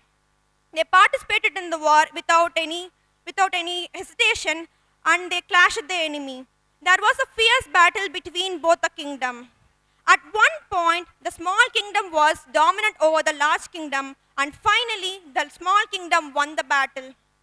With a happy returning, they again worshipped the God to thank him. The soldiers prayed to the God that if you weren't indicating us about our victory, it is impossible for us to win such a large kingdom. The monk, in happy, he told the soldiers, "Before you all thank God, first of all, you look at the coin which I have tossed." The soldiers looked at the coin. The coin had both the faces straight. The soldiers were literally confused. The monk told the soldiers, "You all have won the battle. It is because of your change in attitude. Your attitude plays a major role here. So the major reason behind your victory is your positive attitude towards the battle." So now coming to the point, let us all see in our life, success of all things starts from the concerning of our attitude. Our attitude plays a major role in each and every point of our success. It has been seen that a person with a low capability and a high positive attitude has reached greater height than a person with high capability and a negative attitude within them. You may have tremendous problem or various obstacles in your life, but you can withstand them with your attitude, since only the attitude has an impact over your life. Many people around you can motivate you or can trigger your instincts, but it is only you who is going to change each and every situation into a better one. Fear is nothing to do in your life. After all, we can't do what is going to happen in our future. Life is all about 10% what had happened to us, and it is about 90% our attitude towards it. Actually, it is proven that every successful person has gone through a positive attitude through every circumstances they face. They don't see the bad situation as a part of punishment to themselves. Instead, they see the bad situation as a platform where they could learn something new and they can inculcate those new habits into their daily life. And this might be the major or key factor for their success to fulfill all the dreams. Maintaining a good positive attitude throughout a life can impact one's life in their social well-being, physical strength, and a long-term success. If we all apply the concept of positive attitude in our day-to-day life, each and every situation will become much more easier and comfortable as we all have the remote of access to each and every situation. So all change your attitude to change your altitude. After all, attitude is everything, so pick a good one. Thank you. The fastest way to succeed is to double your failure rate, said by Thomas Watson. Failure is the most common thing that many of us here can't handle. The main reason behind the lack of ability to handle failure is that it will beget success harder to achieve. Greetings all. This is Lavanya and I'm here to speak upon the topic why success is the extreme tolerance of failure. In recent times, the emotional quotient of youngsters has been very high. That is, we think more emotionally rather than thinking more practically. I feel failure is a pretty mystical thing because we face it and have won the first step towards success. Never consider failure as a failure. Instead, consider it as the first step towards success. It teaches you the most valuable lesson that even anything else can't. It makes you resilient. It shapes you as a person and builds up the confidence in you. Once you are capable enough to tolerate your failure and stand up, then I say you're way too close to success. If you fail, then fail gloriously. Success means different to many people. For me, success can be different, and for all of you here, success can also be different. The main thing that matters is the way you handle your success and stand up. Once you do this, then you will become the most intellectual person ever known in your life. Failure means that you are tried and not lived upon anyone's expectations. So, when you're trying and failing, just think of a way to acquire. Acknowledge where it went wrong and just analyze what at all you gained from your failure. If you do this, then this will remain the most prominent teachers of your life. Sometimes we work really hard. We work day and night. We put the fullest potential towards a target, but yet we fail, which means that we are learning what exactly we want in life and the purpose of our life. So, when you're trying, just try to stand up, and this will happen only if you allow your failure to acknowledge. If you don't allow your failure to acknowledge, then it will eventually pull you down. So, always allow the failures to acknowledge and be responsible for your own mistakes. Always take the responsibility for the role you have played in your failure and never try to blame others for your mistake. If you do this, then you will become the most intellectual person so that you can succeed in your lives. You may not end up knowing why this failure has happened to you in your life, but I am very much sure that you will be very surprised to know how much you have learned from your failure. So, allow the opportunities to acknowledge, grow, and move on. While success should certainly be celebrated, what makes a company stand out is not by the way they handle their success, but by the way they deal their failure. As people in business, we often face failure in our lives, and there is no one in the world who has never faced failure and kept on succeeding in their lives. So, if you think of a way to stand up from a failure, then you will be the most intellectual person ever known. If you just look upon to the history of the most successful entrepreneurs in the world, you'll just see them facing a lot of failures before them becoming successful. Does anyone remember Apple Newton? That was a spectacular failure.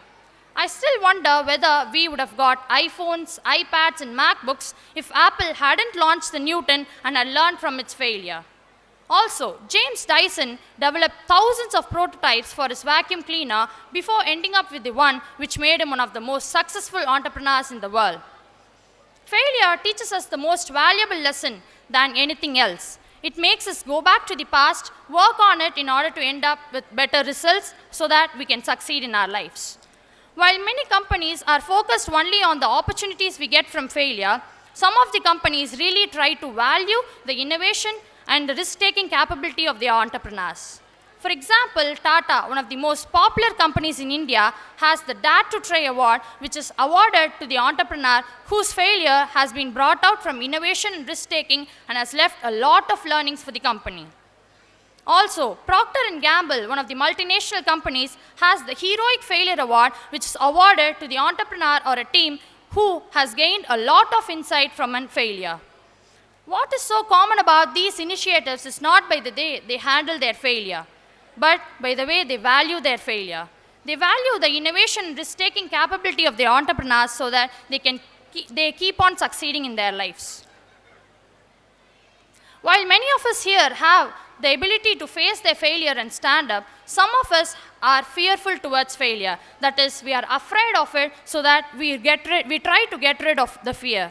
What is the main reason behind this fear of failure? It is due to the parent-child relations, researchers say. A child is expected to carry the fear towards failure if he or she is punished for his or her failures and praised for success. An individual who is praised in such a way that failures are unacceptable and has negative consequences will eventually try themselves to put away from the path towards failure so that they keep on failing and will never succeed in their lives. So always try to get rid of all this failure and try to extend yourself from it so that you can bring in new coping strategies so that you can succeed in your lives. First, extend your goal and remake it so that it is more easily achievable. For example, if you have a target of earning rupees 1 lakh, just extend your goal so that you can learn new things in implementing a new product into the market. This way, you will be able to earn the 1 lakh and also get some new learnings from the implementation. Despite all these opportunities we get from failures, first, believe in yourself. This belief and confidence will eventually push you up in order to succeed in your lives. A failure is an art, and you are the artist only if you allow it to embrace yourself and stand up. I think regret and guilt are the most common thing and the worst one which one could feel in their lives. And I have a better alternative, that is failure. Failure serves as a better alternative than regretting it. It builds in the realistic confidence rather than false appreciation. A success is not even considered success with no failures, and the one with lot of failures will make you even more successful. So smile at the opportunities though they are small, and always make yourself stronger, wiser, and resilient. Let failure be the milestone of your success. Thank you.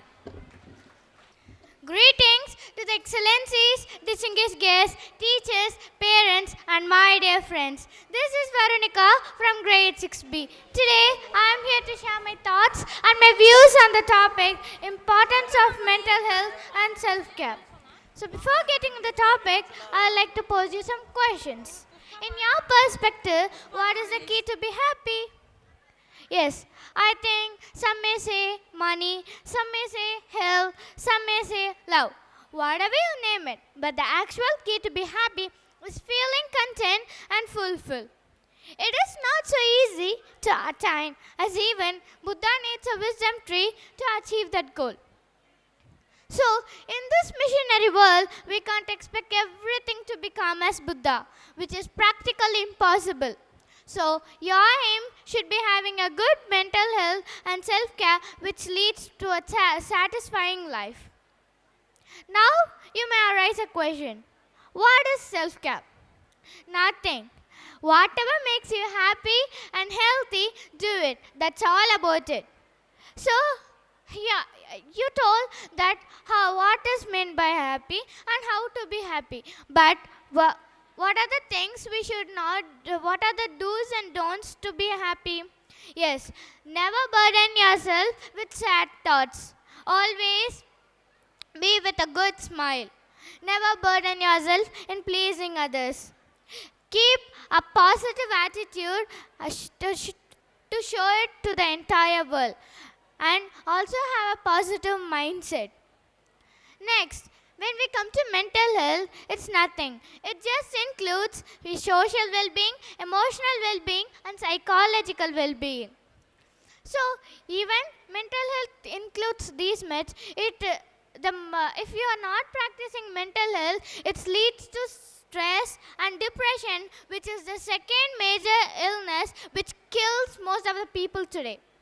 If you are willing that I should not be killed because of the stress and depression, first, don't always be with negative mindset.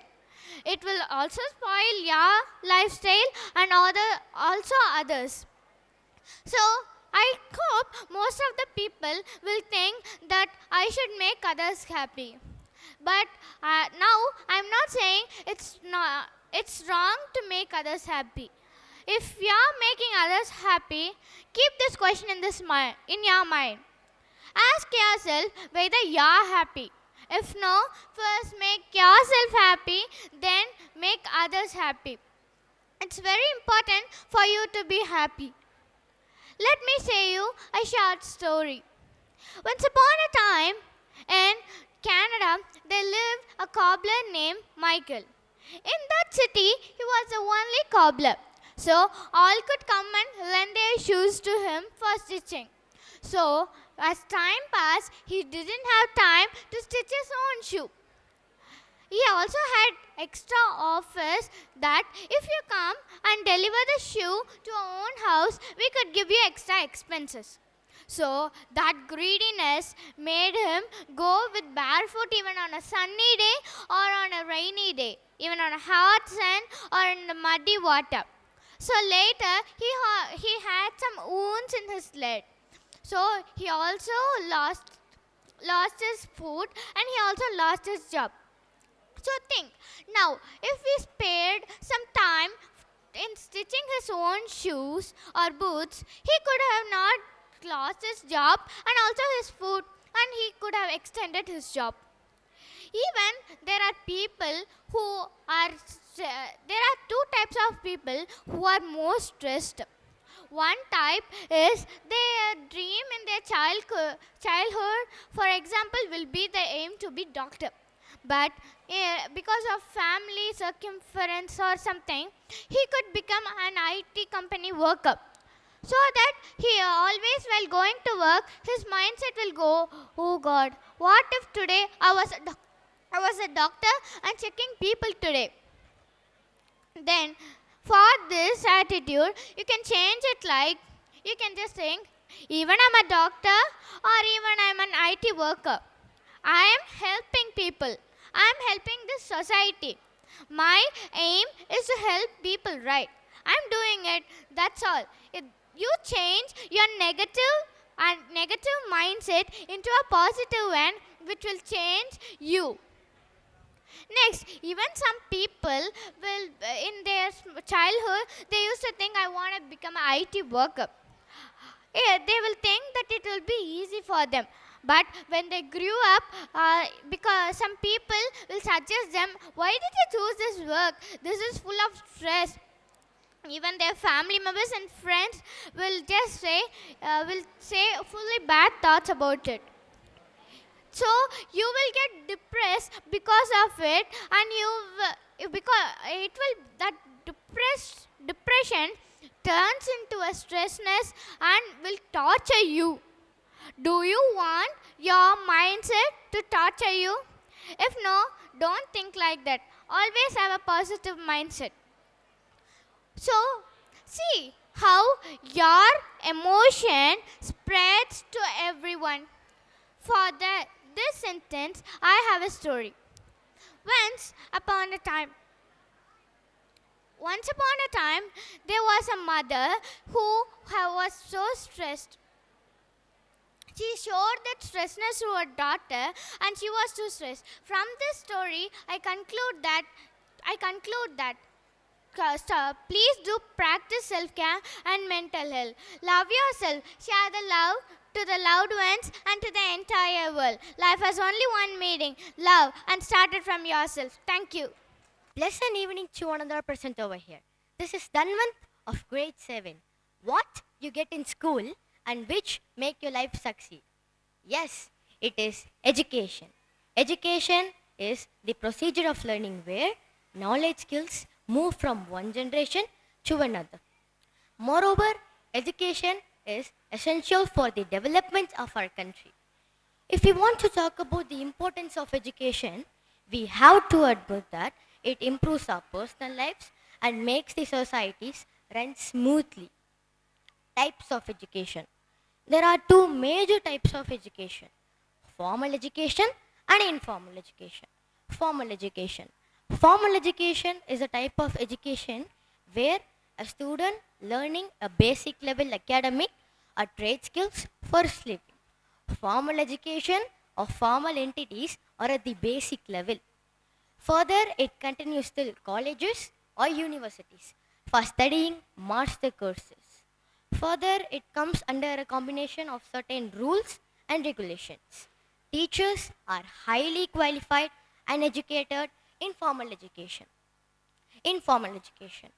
Informal education is a type of education where a student doesn't go for a specific school or college. They do not use any specific school or college. They do not use any specific learning method or technique.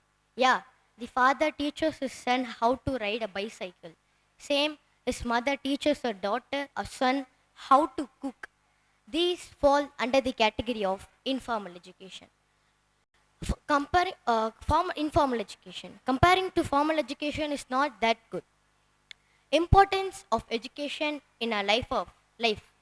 Education is very important in our life. It helps us in personal development as well as socio-economic development of our country. Importance of education in the life of student. Importance of education in the life of student is very helpful for the student, also very useful. It empowers and motivates the student, and it gives more knowledge to the student. I want to tell you a short story. A boy named Harish was studying first grade in his school. His brother was studying same school, third grade. This boy Harish doesn't like to come school. He just only come to school for playing with his friends. He doesn't score good marks in exam. Seeing this, his class teacher had complained to his mother. So his mother had advised him a lot. After his mother advising, he just understood and behaved good for just only 2 days. After that, he started again to play with his friends. But his brothers were studying very good, and he is also the topper of the class. His brother was studying and also the topper of the class. Thus, it continues till 8th standard. And there was an activity in that school. whole school should have participated. He doesn't have any choice, but he have to participate. So he participated and he failed. He didn't speak even one word. He didn't even say his name. He was very afraid of it. Even though he studied in an English medium school, he doesn't know English. But his brother performed well in that activity. He just got first prize in that activity. Seeing this, his brother Harish was very ashamed and left school in 8th standard. His brother continued school. After a few years, his brother got a job and he doesn't got any job. He was in that school. He was in home. After this, his mother was very unwell and his brother got job in Karnataka. He had no way. He had to go. If not, his mother even can die. So he took his mother and also brother to Karnataka. After going, he booked an hotel and he said his brother to go that hotel. After he's going, he asked, "Where's my room?" in Tamil. But they couldn't understand what he is speaking. And he managed something and servants in the hotel understood he's asking, "Where is my room?" And he asked the details, but he couldn't say.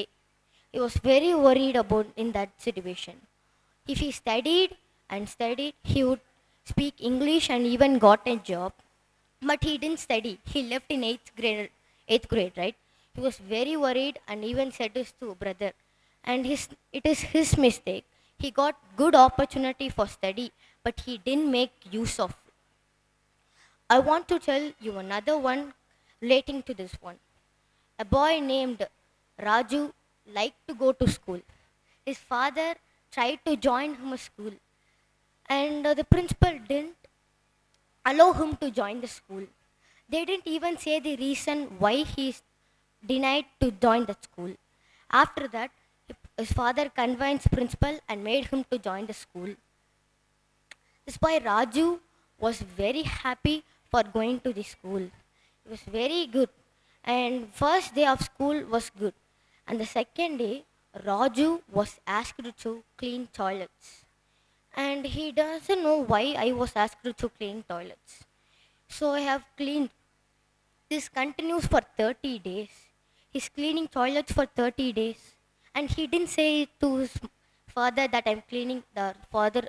My teacher is saying to clean the toilets.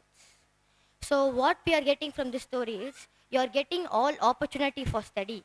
So kindly make use of it. Otherwise, you will suffer a lot from your future. Thank you. The land is care. The woods are the core of our being. The land is our mother. The rivers are blood. Take our land away and we die. Hi everyone, this is Pranika from grade 3B. I would like to give a speech on the topic, I love my native place. My native place is beautiful, peaceful, and a small town.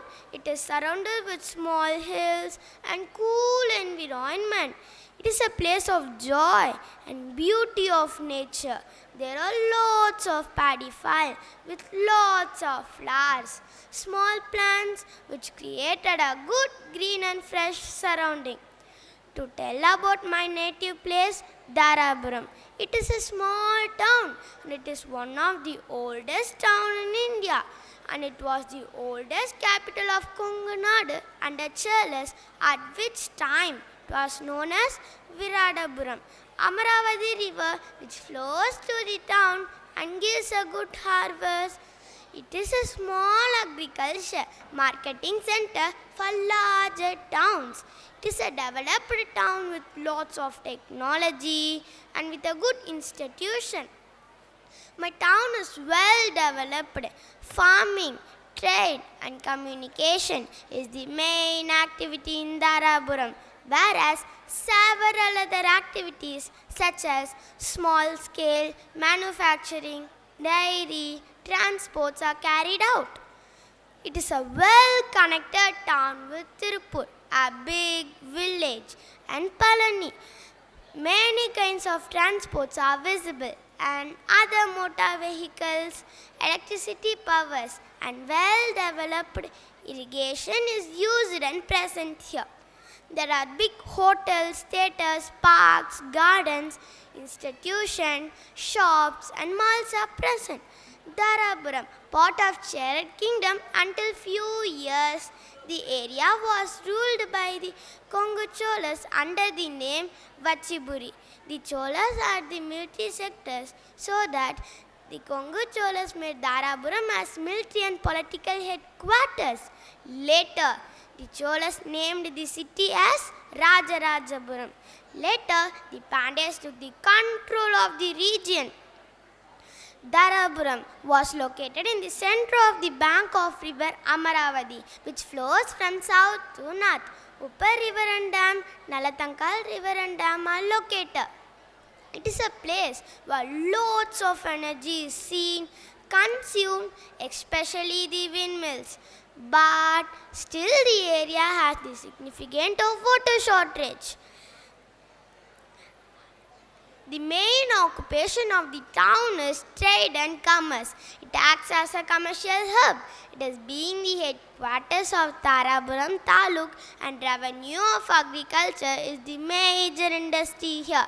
Farming with high technology is practiced, and also textile industry is developed in Tirupur. The city has houses, seed manufacturing, plants with cotton mills, rice mills, oil processing, plants, bricks, bakeries, automobiles, and famous vegetable market. In Dharapuram, there are many temples are present, but one of the most important temple is Tillapuri Amman temple. It is built in 13th century. At that time, the kingdom was ruled by the Gangai brothers, Pandava, where they kept all their weapons on this temple in a secret way. It is an Sanskrit script of Mahabharata. As they were punished and sent to the forest for 13 years, it was closely connected to the epic of Mahabharata. Also, Dharapuram stands for the Hindu Kovil. Bhagavan Kovil is a Vishnu temple located in Dharapuram. It is a Vishnu temple dedicated to Lord Tirumala Sami, Hanuman Sami, Sri Bhagavan temple, and Sri Ishwaran temple are some of the famous temples there. The people used to follow several rituals, ideas, and practice all the traditionals in Shivan temple and Amaravati river. It was attracted by many tourists. In Dharapuram, there are many temples are present which are known with their specialities. Apart from the temples, Dharapuram was the source of the tastiest hotel, Devi Vilas. Though this hotel ceases to exist now, it was one of the most popular hotels at 70s. Though it is told that the famous actor Shinagesh used to work here. And also, former Chief Minister M.G. Ramachandran came for shooting in the neighborhood, and he eats only from Devi Vilas. There are notable peoples are seen in Dharapuram. Nagesh. To tell about him, he is an evergreen film actor. Senapati Kaundar. To tell about him, he is a politician. K.V. Ramalingam. To tell about him, he is also a politician. R. Sundarajan. To tell about him, he is a movie director. Halita Shamim. To tell about her, she is also a movie director. I would like to conclude by saying that if you had a beautiful native place, you will be happy. Thank you. Hello everyone, this is Harshita. So, have you ever felt the sense of fear and the impacts that created by the human beings on the environment? Yes, you might have thought on this, you might have debated about this, you might have heard about these things. Hearing or debating about these things doesn't make sense at all. Taking concern and making action towards that matters here. These fossil fuels are considered to be one of the major sources of energy for many years. However, the burning of these fossil fuels leads to the depletion of air, water, and also land degradation. So, can you guess a possible solution for this fossil fuel crisis which is getting popularity nowadays? That is electric cars. These electric cars are considered to be the possible solution and has the potential to accommodate the fossil fuel crisis. And also, unlike other technologies, these electric cars also have their own disadvantages. First, batteries. The main source of these batteries were lithium and cobalt. First, lithium. This lithium is produced in the countries like Chile, Bolivia, Argentina, and also in China. This lithium is produced by the process called brine mining. Brine mining is the process where they bore into the underneath and pump the water into the pumps, and the concentrated lithium salts were processed and purified to get lithium.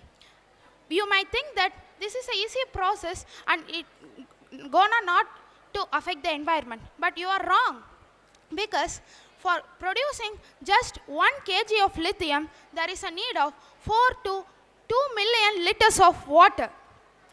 So, and also this leads to the scarcity of water and depletion of air and water. Then, cobalt. Using cobalt is a major thing in the lithium batteries, because lithium is an unstable element where there is a need of a stabilizer, which is cobalt here. This cobalt is produced in one of the major country, Congo. The Democratic Republic of Congo is the major producer of this cobalt. Here, the population is about 92 million, but it has more natural resources and also poverty. Here there are 2 types of miners. One is artisanal miners and another is industrial miners. In these artisanal miners, there is no basic precautions at all.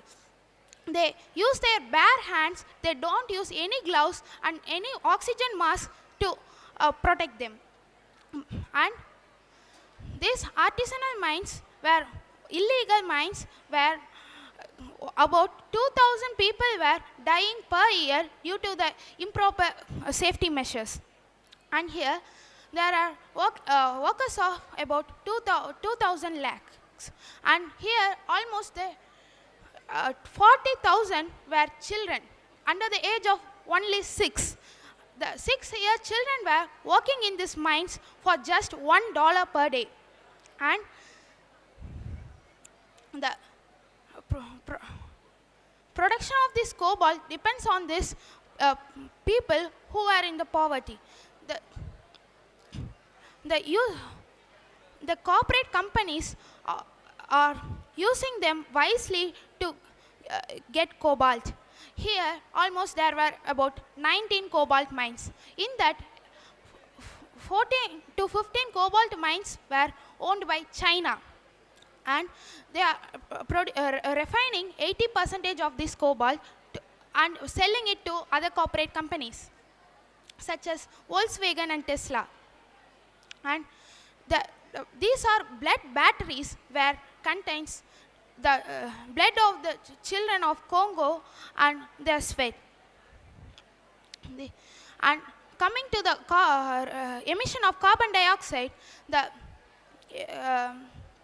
in these electric cars, comparing to the fuel cars, these electric cars produce more carbon emission than the fuel cars, because the production of the EV cars needs lithium and cobalt, which leads to more carbon dioxide emission while mining. And this is the scenario in production of these electric cars and fuel cars. But in the scenario of the using of these electric cars, EV cars are the one which has less carbon emission than the fuel car, because fuel cars has more carbon emission while the usage, but EV cars have less carbon and no carbon emission while usage if there is the use of the electricity were processed from renewable energy sources. Now, comparing all those things, usage of renewable energy sources for electricity and also using no, other than cobalt and lithium, like sodium batteries, magnesium batteries, and iron batteries instead of these cobalt and lithium can save many lives, and children working in these mines were suffocated. Instead of using this, we can use this which is not that much in the level to lithium batteries, but even though we need the lives of the children rather than technology. Thank you. Empathy for others doesn't necessarily change your behavior, but it better help you to navigate the difficult situation. Good evening all. I'm Darshania, here to prove and explain about empathy, importance of empathy, and how it could be practiced in our day-to-day life. Let me start with a story. One day, there was a young boy who went to an ice cream parlor, and he sat on the table. Then, he waited for the waiter to arrive and get his order. Then the waiter came and asked, "What do you want to eat?" And the boy said that, "I want to eat an ice cream." And the waiter explained all kind of ice creams with the respective cost.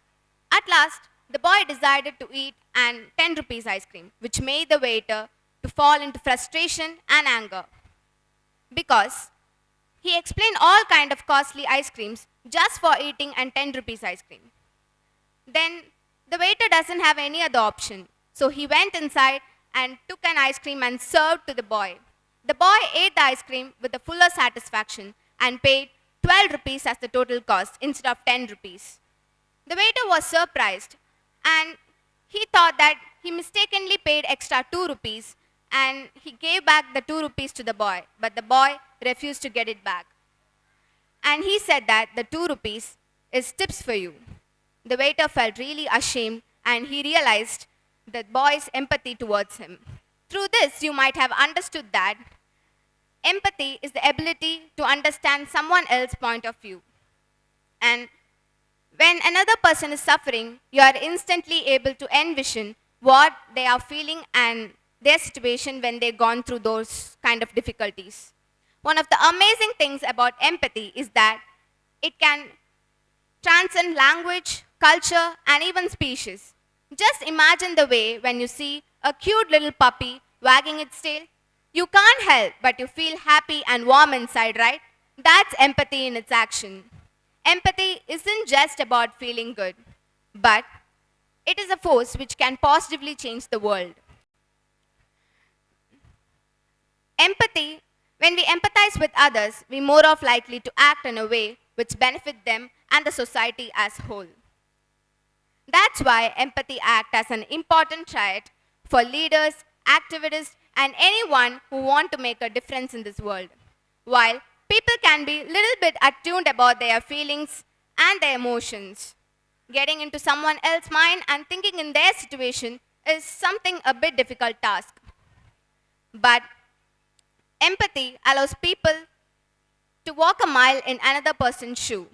Of course, it isn't always easy. Sometimes it means putting aside your own preconceptions and biases to truly understand someone else's point of view. That's what empathy is. And if you are wondering whether you are an empathetic person, here are some signs which shows that you have these tendencies. People love your advices and solutions because those advices which you are giving act as an motivation to bring themselves out from their problem. And they feel the utmost comfort to come and express their problem towards you. And you care deeply about other person's situation, and you try to help them to come out of their suffering. If these tendencies are hidden inside you, then you are called as an empathetic person. Without knowing the benefits, we people don't do anything in the world. Likewise, empathy has many beneficial uses. It helps people to socially connect with each other. Generally, I'm a girl who never go and speak with an unfamiliar person. Likewise, empathy will help an empathetic person always will be eager to go and explore different kinds of person and they like to interact with them. They ask few questions casually with them and they are very eager to know the way and their style of their living. It will better help them to improve their relationship and understanding between the common public. It will also help them to improve their mental health through an important trait called emotional regulation. Emotional regulation is something that which is very important and which is very lacking in between the people, which should be practiced very lot. But for an empathetic person, emotional regulation is very important because they always used to think in another person's point of view, which may allow them to distress or get overwhelmed about the situation. After hearing all these things, still if you are wondering, empathy is a very difficult thing to practice. Here are some signs here are some starting steps that you can follow to practice empathy in your life. First thing is be a good listener. Being a good listener must possess a high tolerance and patience to listen what others are trying to convey to you. An empathetic person always be a good listener. Good listening in the sense not like just listening. We should not interrupt in an interaction. That is the main catch in good listening. 90% of the people in the world do a biggest blunder, that is interrupting in a conversation, which destroy the smoothness as well as it will collapse the conversation between two members and it also brings in conflicts. So don't interrupt in a conversation. An empathetic person never ever interrupt in a conversation. Second thing is non-verbal communication. While hearing this word, I remember an incident which happened in my life, which is something bitter. So there you have it, power of empathy in a nutshell. I hope I have convinced you in my own real-time experiences and incidences. So do try power of empathy and practice in your day-to-day life and bring a positive change to this world. Thank you. Don't underestimate yourself by comparing yourself with others. It is our differences which makes us unique and special.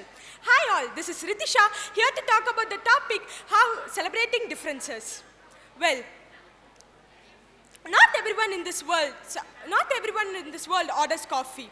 You can be a mojito, this is world of coffee and it tastes amazing. Our differences makes us unique, cherish them and be proud of them. Well, sometimes we people are scared of doing a certain things because we are shy or we think we are not good at it or people would make fun of us. But that should not stop us from expressing ourselves. There are so many people in this world who through their work speak volumes, be it through art, cooking, dancing, singing and whatnot. If you think there is a peculiar thing that you're scared of, don't be ashamed of it or try hiding it. Accept it, it's all right because everything is not everybody's cup of tea. We don't think everybody realizes how important differences are. They make a change in this world and they keep this world going. Everyone is unique on their own way and it makes us to stand out. These differences are what makes our life worth living and it is even more make us unique than anyone else. And this is why we should not be afraid to embrace our differences and celebrate them. Imagine a world where we all are the same, where we act the same, look the same, and that would be boring, right? It is these differences that makes us unique and special. Some people may come from different cultural background, where some speak different languages, but all these differences does not make any less of a human being. We should celebrate these differences among us and we should find a way and we should find and focus on what we gain from each other. Imagine if we all are the same, our society would be less interesting and less innovative. It makes us, and this makes us to be more special and unique, and it brings out new ideas and ideologies and expressions to the table. People come from different ideologies, different diversities and cultures. They have different beliefs and values. Due to these reasons, they have different goals, perspectives towards the way they want to live their life. Diversity enhances our life, which creates difference. We don't think we live in a world where we all are the same, and we don't have any differences. In some ways, for people or in simpler ways, people who are not like other people around are called as weird. It may hurt to be called out like that, but when all you need is to belong there, just fit in there, just to be like everybody else. Not feel like you're broken and need to be fixed. Not feel like you're disliked and left out. You may change yourself to just fit in, just to be liked, just to be like everybody else. But you would definitely lose yourself. Lose whatever made you the person you are today. It's important to ask your question. Is it even right? Is it even worth to pretend someone that you are not just to please others? No, nothing is worth just to in front of losing yourself. Who knows what made you different and what made you different from others and what made you to stand away from others would make you to flourish in life? All it begins with accepting yourself. Accept that you are different and you are not broken and you don't have to fix something that isn't broken. If there is something that you have to fix, then it is the minds of the people who can't accept the fact that everything is not meant to be like everybody else. One real-time story that exemplifies how differences makes us unique is that of late Stephen Hawking, the renowned scientist and the author. He was diagnosed with amyotrophic lateral sclerosis at the age of 21 and was just given a few years to live. Beyond his physical limitation, he went out and became one of the most influential scientists of 20th and 21st century, making a groundbreaking revolution in the understanding of the universe. His work on black holes, origin of universe, and the nature of time has revolutionized the field of theoretical physics. Hawking's ALS, amyotrophic lateral sclerosis, almost left him completely paralyzed and he relied on speech-generating device to communicate. This forced him to think deeply about complex ideas, which gave him a new perspective and a new clarity in his work. Hawking's physical disability also made him an advocate to people with disabilities for the accessibility and equal opportunities of all. Hawking once said, "We all are different, but we share the same human spirit. Perhaps it's human's nature to adopt and survive." Hawking's story is a testament to the power of differences and how it makes us unique. There are three factors which makes us unique. First, are the values that we learn from our parents or from our friends and are in the schools. And next is our beliefs. And next, it is our behavior. We all are different in one way or the other. Even if we like to do things most of the other people like to do. There is no one in the world exactly who you are, and no one. And that is something that makes you unique and something that makes you who you are. There might be times where you are nobody or you don't have anything or doesn't even matter, but you are you. Your identity is the most special thing and nobody can take it away from you. Wake up, get out of bed and be precisely who you are. Thank you. Always remember, you're braver than you believe, stronger than you seem, and smarter than you think. Greetings to all. I'm Almash, here to speak about self-belief and how it leads to success. All of us know the Disney Corporation is the most profitable companies in existence with high standards of qualities and a never-ending stream of innovation. But you all know Walt himself was fired from a newspaper job early in life because he lacked imagination.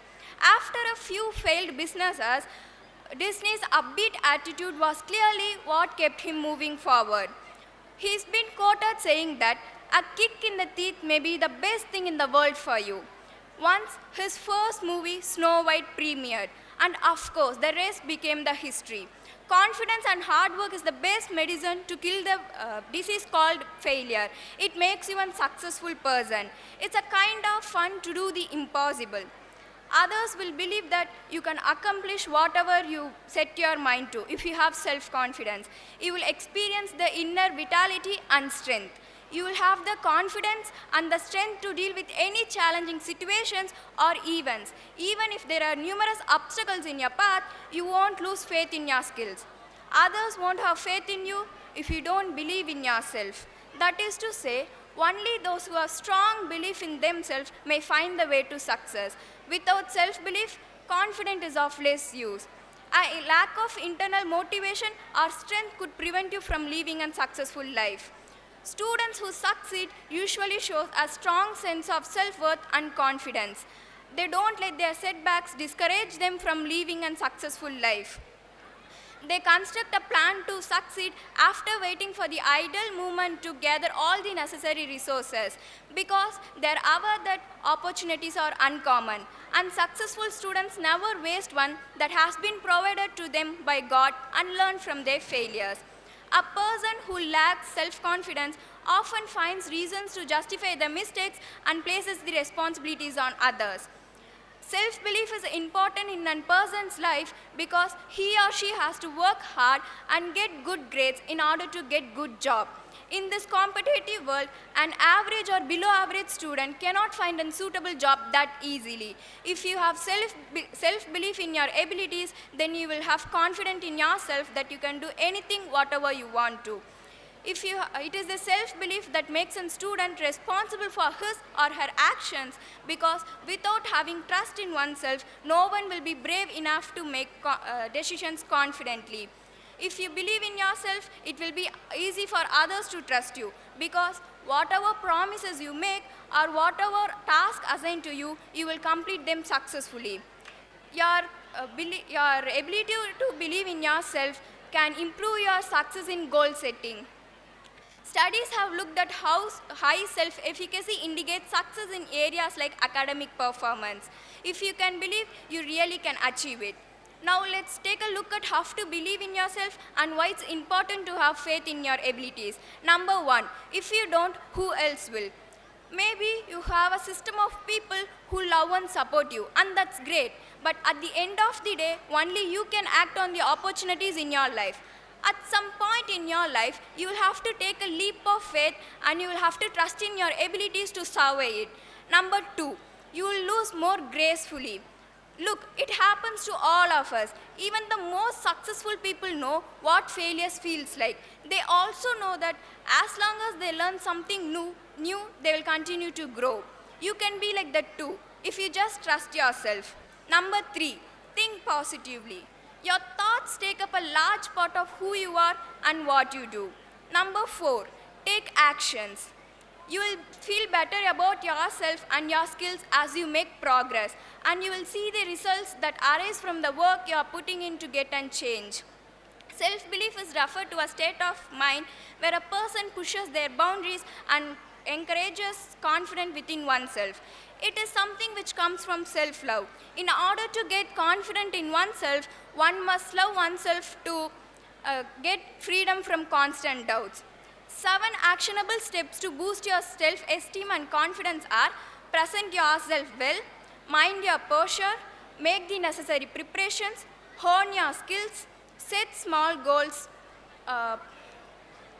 think positive and kill your negative thoughts, and smile. If you believe, you really can achieve it. This saying holds true in our walk of life. If we make realistic goals, then success is no more a dream. Some people achieve success without much efforts, and some other with continuous efforts. Life is so challenging with lots of ups and downs, so we need not run away from the battleground, but still stay till the war is over. Every lesson of the life makes us a stronger person. There is a popular saying in Bhagavad Gita which states us, you have the right to perform your prescribed duties, but you are not entitled to the fruit of your action. Never consider yourself to be the cause of the results of your activities, nor be attached to inaction. The fact is, when we are unconcerned about our results, we focus better on our efforts and the outcome turns out to be much better than expected. There are many autobiographies about famous personalities which turned them from rags to riches. What they all did differently is their never give up attitude and the hope they had in their abilities. We should keep ourselves motivated whenever we struggle with our task. By getting demotivated, we doubt ourselves and lose faith in ourselves. To conclude, it can be said that one should have self-belief in order to achieve all the goals. If you want to achieve success in any field of your life, all you have to do is believe in yourself and gather all the necessary resources and tools. Thank you. Hi, I am Pranit. Self-belief and hard work always ends you to the success. I need to speak a few points about success. The spelling of success is easy. S-U-C-C-E-S-S. But it is little difficult to achieve that kind of success. Success is the fruit of our hard work and effort. Success cannot come in a day. Success is the achievement of our goal. Success is not an accident. Hard work, learning, perseverance, and sacrifice. We are nothing without success. So, love success and enjoy success. Always be yourself, express yourself, have a faith in yourself. I need to say five stages of success. Stage 1, planning. Stage 2, goal settings. Stage 3, research. Stage 4, action. Stage 5, scaling. Okay, stage 1, planning. This stage is most important step for success. You will create a full plan for your business and new initiative. All of your dreams and visions draw down in a paper and build a solid foundation. Stage 2, goal settings. In this stage, you will define the goals. For example, in how many days a work will be completed. Stage 3, research. In this stage, you will test and experiment your products and services.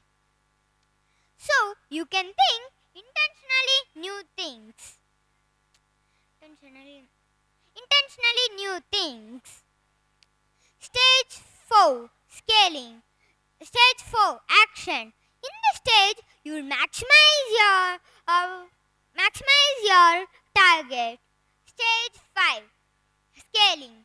In this stage, you will expand your target.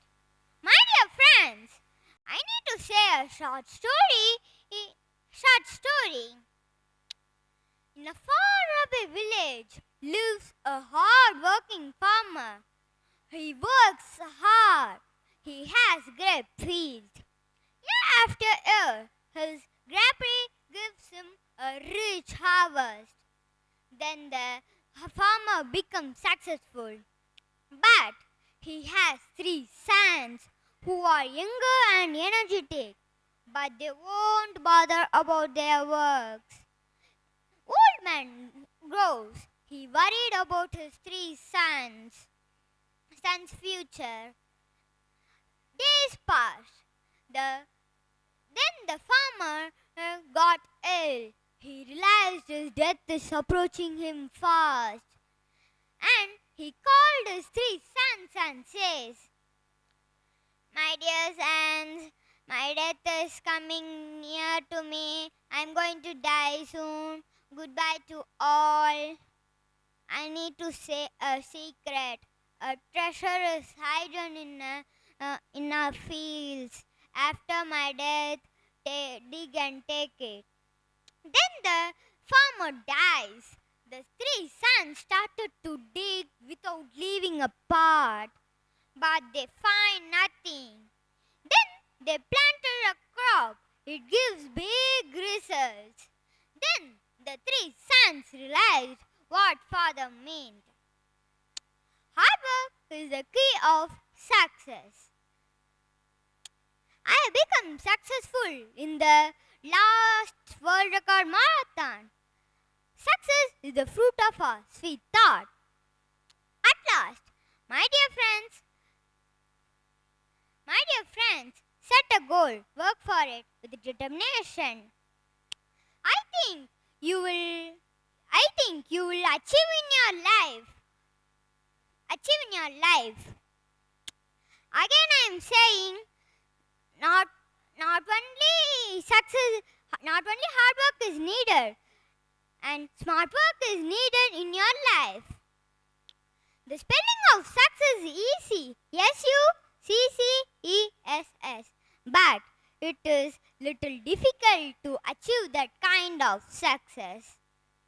Always be yourself, express yourself, have a faith in yourself. We are nothing without success. So love success and enjoy success. Enjoy success. Success is not an accident. It is hard work, learning, perseverance, and sacrifice. Always be yourself, express yourself, have a faith in yourself. I think you will work for your target.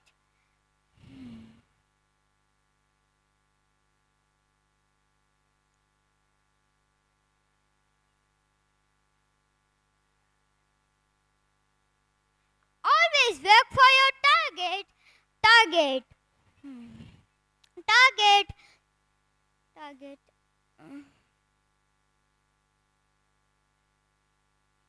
Thank you.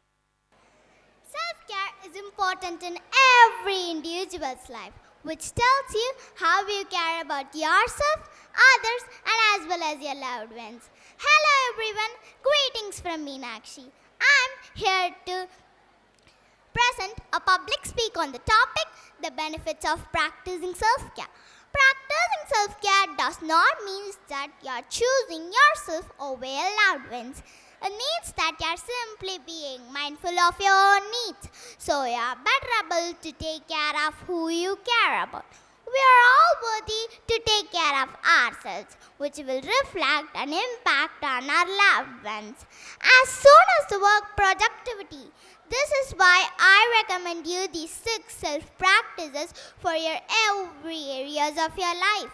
Come on friends, let me tell about you these 6 self-practices that can be helpful for your life. Here, my topic starts. Physical self-care. The mind and the body connection is a real phenomenon. Physical self-care can include how you are fueling your body, how much sleep you are getting, how much physical activities you are doing, and how well you are caring about your physical needs. Here are some questions you can ask to yourself to access the physical health. Am I getting an adequate sleep? Is my diet fueling my body well? Am I taking charge of my health? Am I doing enough exercises? The next one is social self-care. Nowadays, we do not spend time with our families and friends with our busy schedules. Here are some fun ideas to try. Watch a fun movie with your friends, have a delicious dinner with your family, and play some games with your family. The third one is mental self-care. Did you know that humans have nearly 6,200 thoughts per single day? Mental self-care is to stimulate your mind and mental activities. Here are some mental activities that can be helpful for your mental self-care. Practice acceptance, choose kindness, choose positive thoughts more often, and learn something brand new. Fourth one, spiritual self-care. Nurturing your spirit doesn't involve in religion. It can involve in anything that makes you a deeper sense in the meaning, understanding, or connection between the universe and you. Here are few examples. Meditation, yoga, being in the place of worship, being in nature. Fifth one, emotional self-care. It is important to have a healthy coping skills to deal with the uncomfortable emotions such as anger, anxiety, and sadness. Emotional self-care is the process where you can bring awareness to our emotions.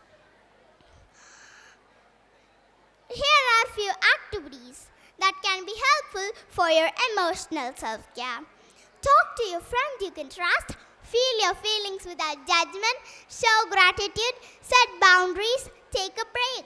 Last but not least, the sixth self-practice is important in our day-to-day life. It is financial self-care. You can consider yourself financially self-caring while you have whole control on your daily expenses and spendings. You keep track your spendings. You're debited free. You're not required credits to meet your necessities. The following 5 steps are to make you practice financial self-care. Set an emergency fund. Your financial self-care path begins with an emergency fund. An emergency fund is a savings account where you can save money for a rainy day. Create unrealistic monthly budget. For instance, you can use a budgeting tool to manage or organize your daily expenses, your incomes, and your spendings. Relying with your inner believes you to ensure that you're spending your money on a whole life of genuinely rather than one you believe you want. Save money. Save money each month for treats, vacations, or other special occasions. So make any bill automatic so you can't worry about the missing deadlines and ending up with paying penalties. Educate yourselves. First, I will give you an example. If I finished my college days and I got degree and I'm not well educated in financial means, my teacher's hard work will be wasted, my studies will be wasted, and my hard works also will be wasted. And me and my life will be marked as uneducated. Review your balances. You have to review your balances each month or week to access your money and status.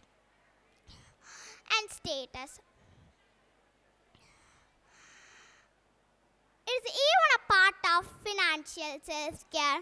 At least you leave all those things.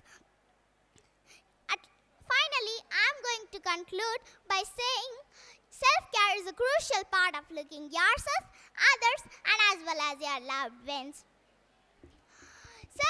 So I request you all to practice self-care and be better in your lives. My hearty thanks to everyone for giving me this opportunity. Thank you all. You cannot go back and change the beginning, but you can start where you are and change the ending. Good morning to all. This is Vainav from grade 4B. My topic is cricket. Nowadays, sports become much importance in our life as well as national and international levels. Playing sports keep our body healthy and fit. A healthy body and a healthy mind are key to happiness. One activity that maintains your body health is sports. I play sports like football, chess, carom, but I adore cricket because it is greatest of all. I play cricket daily in streets. The world's most played outdoor game is football. The next one is cricket. It began at England and gradually spread throughout the world. Playing cricket has developed the qualities of hard work, determination, team spirit in me.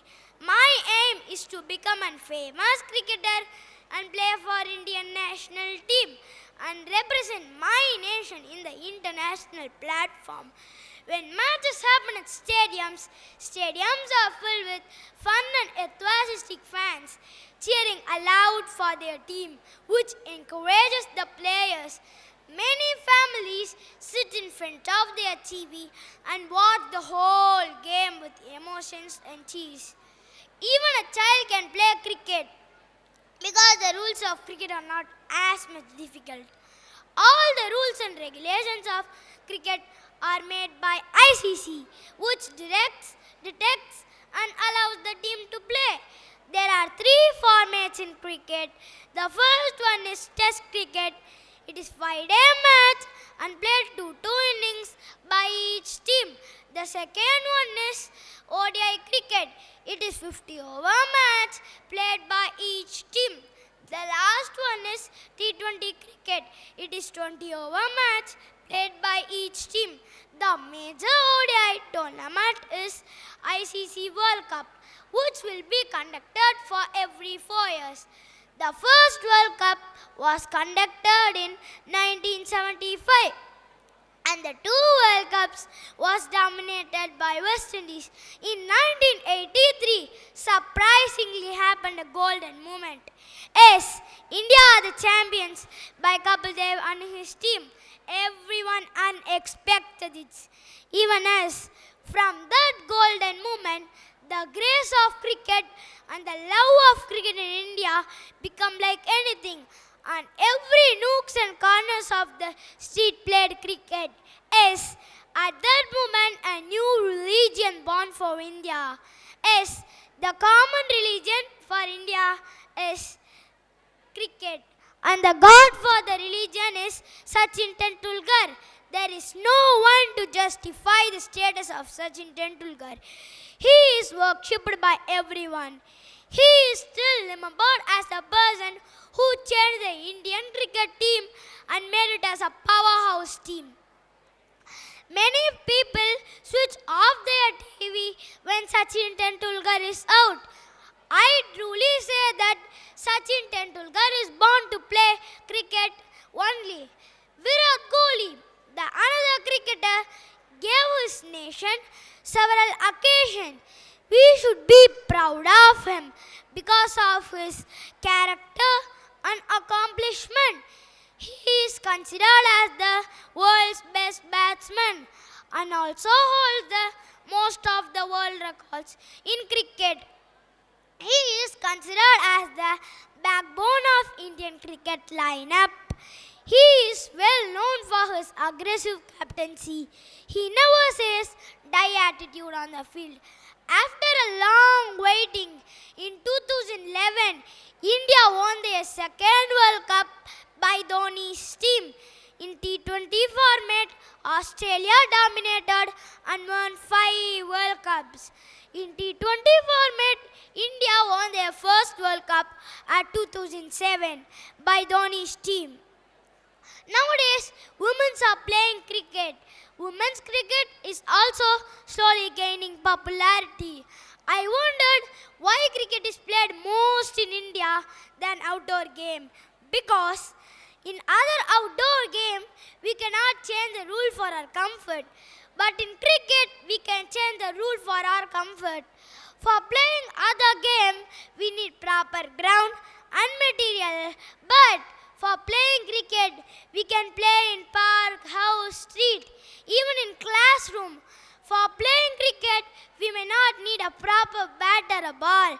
We can use plastic bat, wood, notebook, writing pad for bat. And for ball, we can use rubber ball, plastic ball. Even we can crush the waste paper in a ball shape and use it. For playing other game, we need maximum players. But for playing cricket, we need minimum players. 2-3 players enough. When teacher come late, in the little bit of time, we play cricket using our bat and ball.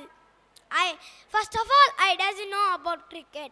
I learned cricket by watching live matches in television. And also my father will take me to the stadiums nearby my town.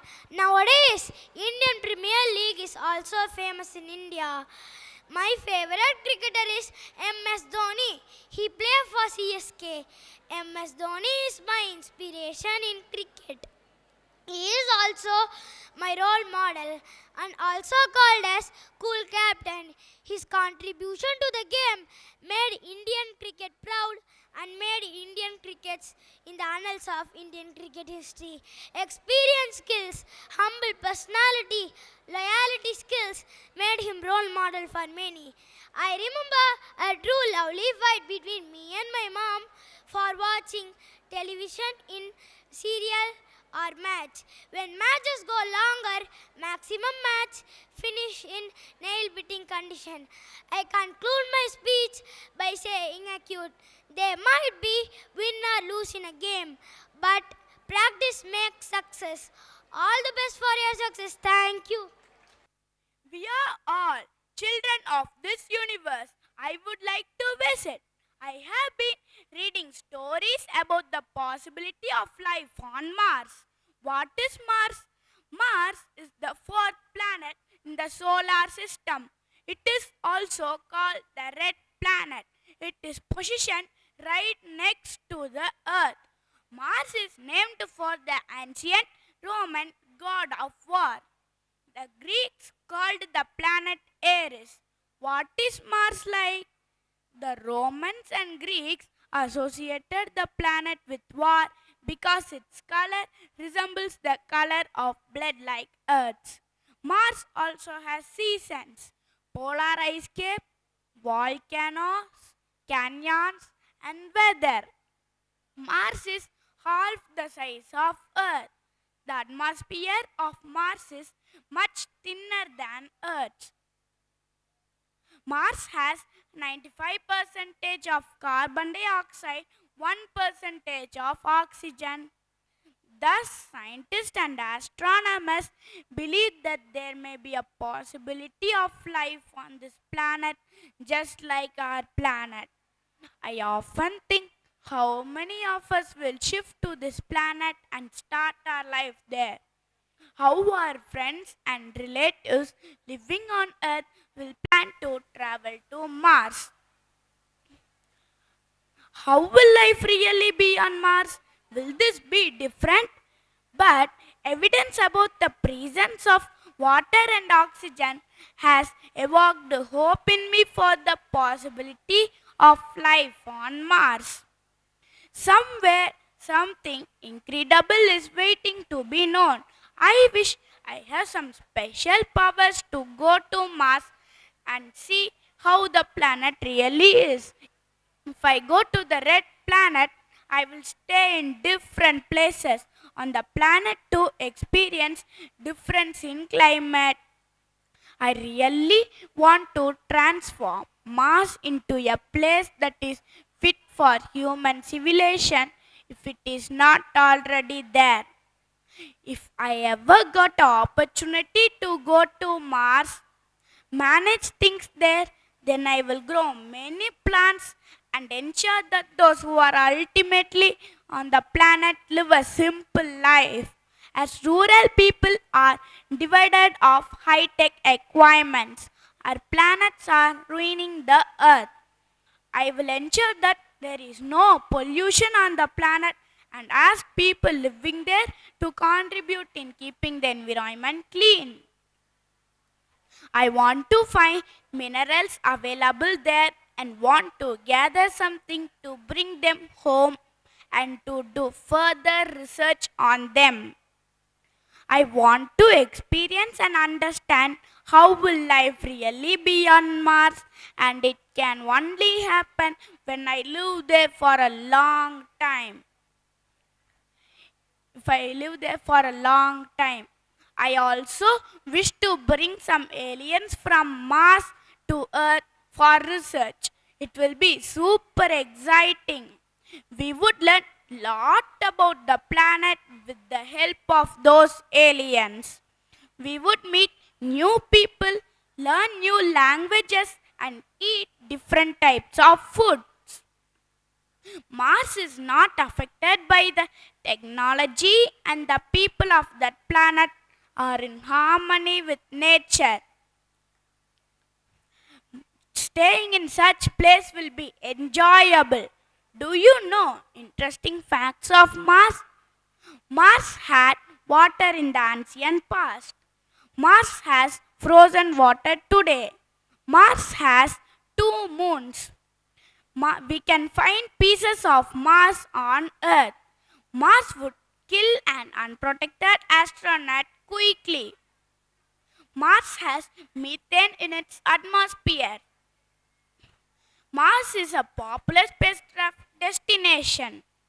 If I were the first human to go to Mars, my research on the planet would be very much expected, and I find whether Mars is a suitable place for human civilization or not.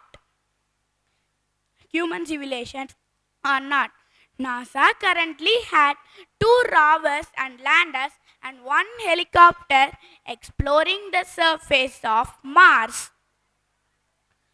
Just as we all remember Neil Armstrong, the first person to step on the moon, being similarly the first man to go to Mars. I will get great fame. My interest on research of Mars is increasing day by day. I aim to work hard and become an astronomer because I extend my mission of becoming the first human to go to Mars. Wherever you are, don't blow it. Good plants are hard to find. Keep the ocean blue, planet green, and the animals safe. Mars is there, waiting to be reached. Thank you. Mars is there, waiting to be reached. Mars is also called the red planet because of the half color of it. Mars is positioned after Earth because Mars takes longer time for revolving around the sun because the line is much bigger. Thank you. Why is living your life most important? Good evening, my dear friends, teachers, parents, and all elders. My name is Harshini Nachimuthu from grade 4A. Today, I'm going to tell a quote named, "You only live once, but if you do it right, once is enough," by Mavis. Mavis is an American celebrity who was born on 1893 and sadly died on 1980. During her life, she worked as an actress, film star, screenwriter, and singer. The primary reason of Mavis' success of making conversational movies into comedies, particularly in the Depression era, into peak. The career of Mavis extended up to 7 decades, during which her work was admired globally, and she attained several awards for her outstanding performance as well. Living your life is most important. If you don't live your life, who will? If you're going to sit in a corner and hide from the whole world, who will live your life? Who will play a part? If you refuse to participate, each of us have guiding principles, beliefs, and moral codes that direct our life. We don't all need to follow the paths of Mae West. We can all follow our own path and live our own life. Life is just a 4-letter word that is complicated enough to decode its true meaning. Well, living is an art. Whether you're born in a wealthy family or a poor one, your life will be full of ups and downs. So, the goal is to minimize the downs and live a life which is full of happiness and inspired by others. In unexpected things in our life will go beyond the imagination. In order to attain happiness, you should have the control of your mind and body. What other people say or think about them should never affect them. At times in life, people misunderstood you. People whom you trust leave you. But you have to go with the flow and live. Somebody rightly said that not all storms in life disturbs you. Some will surely come in a positive way that will clear the path. In order to attain happiness, in order to attain happiness, you should have the guts to say what you want to do, what you love, and what you want to say. If you're afraid to move steps, you'll never will be able to reach your goals and never succeed in your life. We have two lives. The second one starts when you realize you only have once. So it is necessary to all to appreciate each and every moment of your life. Therefore, live your life like there's no regrets. Try to enjoy every moment of your life. Well, we all know we only have one life. We all know we only have one life. Then why shouldn't we live to the fullest? If you want to live to the fullest, compassion is the best way. If you're compassionate about other beings, you'll stay happy in your life. But you should not just compassionate humans. You have to be sympathetic enough for other animals as well. And mostly, you have to spread the love in you to your family, friends, and all others. Love is one of the best ways to stay happy in your life and enjoy. Life is one very important thing. And time, if you waste time, you cannot just give money and buy it. You have to use every time, every minute, most very importantly. Because if you waste time, you'll never get it. You'll never get it. So time is one of the important things in life. So never misuse time, because time is one of the unique things, and you'll never get if you waste it.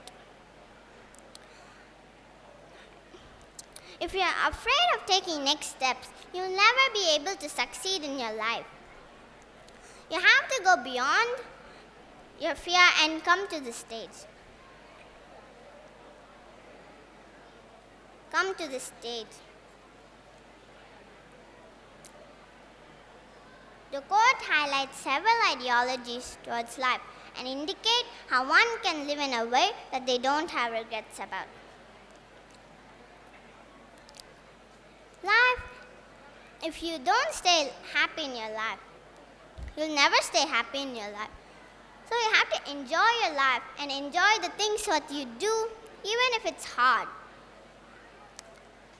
You have to outcome the fear inside you to live a happy life. To live a happy life. So it's necessary to all to appreciate each and every second in your life. Because if you lose it, you'll never be able to buy it. I conclude this speech telling that time is very important and use your life very important. And you should always be happy. Thank you. Time is free, but it is priceless. You cannot earn it, but you can use it. You cannot keep it, but you can use it. But you can spend it. Once you lost it, you can never get it back. So, I'm Harni from grade 4A to give the topic on why do we do everything on time. So, what is time? Well, time... So, let me begin with a story. It was my holidays and I was playing with my friends, and I got a message that to complete a project within 30 days. I thought that we have 30 days more, and why I want to do it right now and leave it ahead and play with my friends. And after a few days ago, I got a message that to complete the project within 10 days. I thought that we have 10 days more. Let me do it afterwards. And the last day of my submission, I was scared and started shouting why days and hours are going fast. My mom, who's near me, told me that you waste your 30 days and you waste your time. If you complete on the first day, that is 30th, you can enjoy a lot in 29 days. You leave it ahead. Even though I was playing with my friends and I was enjoying. My mind was confused to do my project or play with my friends. I thought to do my project because I left it for 30 days and let me do it right now. Let me get into the topic. So, what is time? Well, time is measured by hours, days, years, and so on. Time is very important in our life.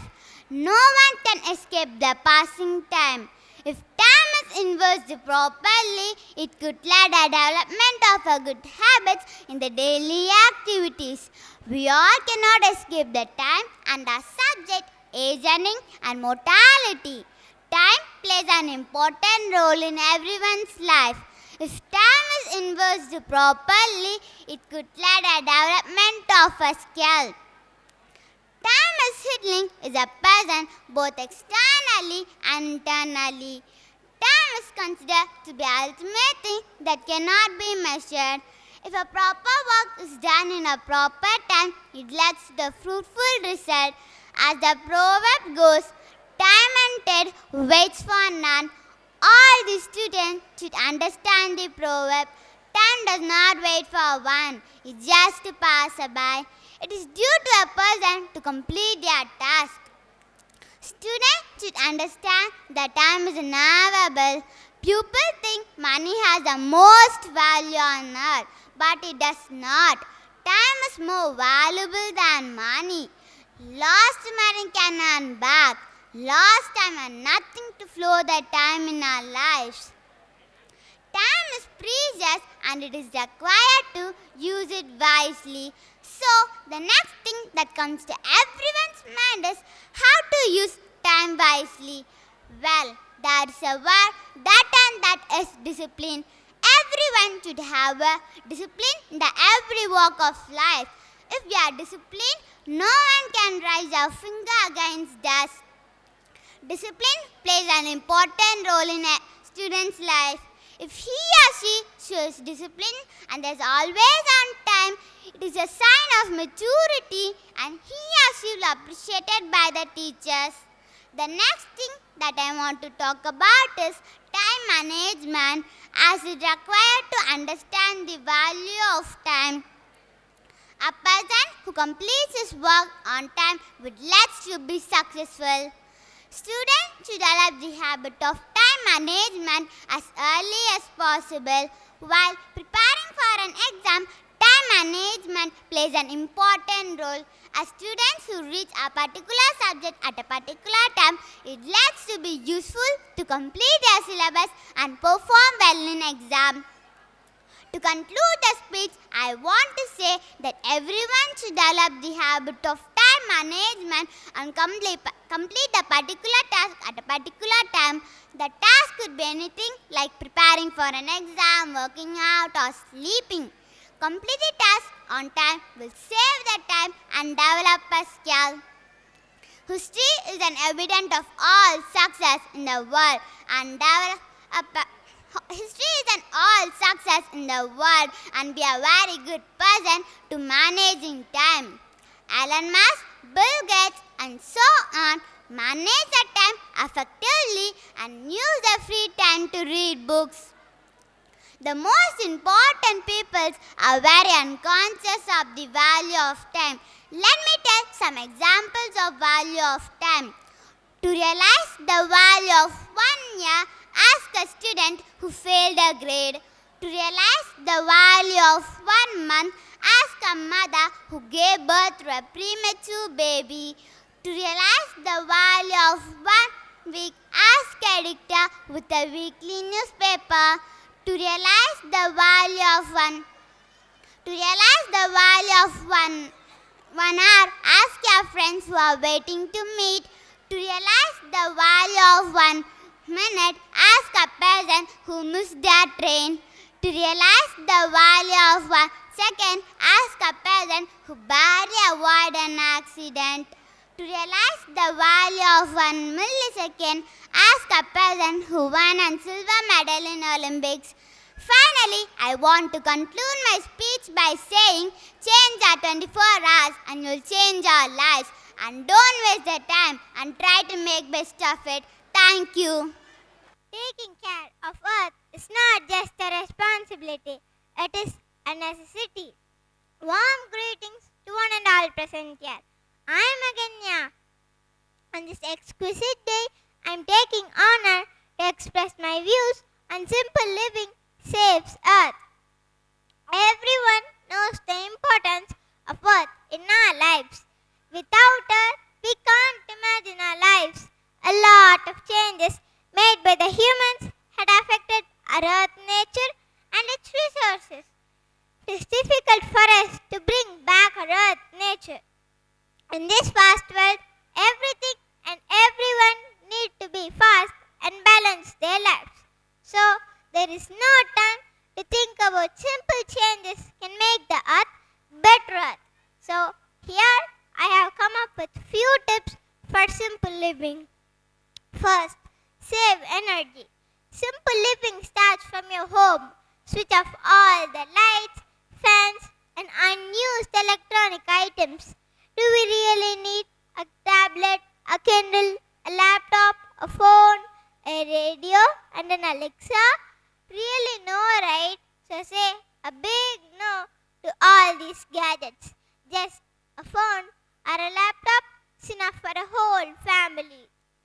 Switch to LED bulbs. It can save energy. Usually kids get bored and want to do something. That time they get an idea of playing with refrigerators. They often try to open and close because this summer when they open it they get a cool air. But their parents try to lock it because it consumes a lot of power. Next, conserve water. Everyone are saying that save water, but no one is just taking a single step for this. So turn off the tap while brushing your teeth every day. And also no one is noting the leaky faucet. You might be dripping as much as 350 liters of water down the drain every day. So fix it. It's easy. Then stop drinking bottled water. Switch to filter your water using copper vessels or mud pots. This is also good for your health. Next, shopping. Avoid using shopping. If you are going for shopping, there they have a lot of products to tempt and attract us. But we must control ourselves. Think once or twice before buying it, whether it is useful for us or not. Nowadays, there are different kinds of shops arising to empty our purse. Parents are also encouraging their kids. They buy whatever their kids ask. But in my case, my mom won't do that, so that I feel sad and get angry on them. So that after a few days she buy and give it to me. Then only I realized that the toy or a thing I bought was just simply sleeping in my cupboard. Thanks to my mom for not encouraging for these kind of activities. Next, transportation.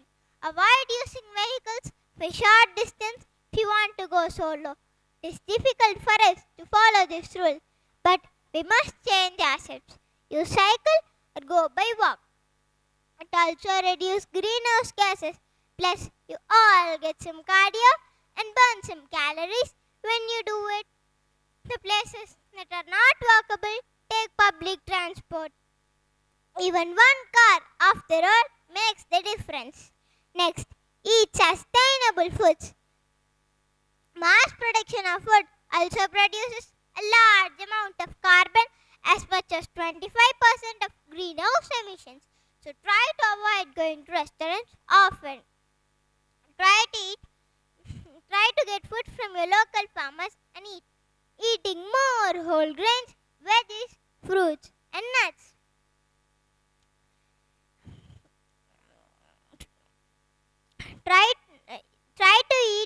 it from your kitchen, especially from your mom. It would be less tasty, but more healthy and nutritious. Next, avoiding plastics. Mainly avoid packed foods, use and throw products, and plastic bags. If we avoid these things, we can extend our Earth's lifespan. Everyone should remember these 3 R's mantra. They are reuse, reduce, and recycle.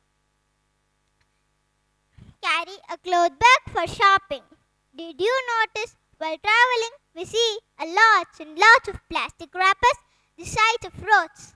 If it prolongs, the decomposition will be affected and results in shortage of groundwater like Cape Town. At last, plant more trees. Make a small kitchen garden according to your capacity. Recycle waste products. Save water. Save electricity. If we make these simple changes, we kids can save our earth little. Don't expect changes from outside. First change ourselves, then others will change automatically. Your future depends on what you do today. By saying this, I conclude that simple living saves us. Thank you.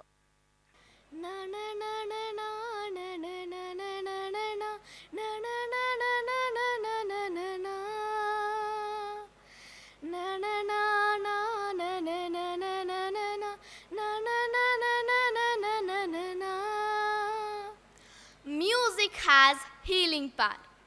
My greetings to one and all present over here. We usually enjoy vibing with music. We hear them everywhere. We dance with them and sing them all day because we have an attraction towards the music. But what if I tell you, not just for having fun or not just for vibing, but music also has healing power? By the way, I am Pranavi of grade 8, here to justify that music has healing power. We all love music, don't we? Can you think of another thing that the most humans collectively share their love for this scale?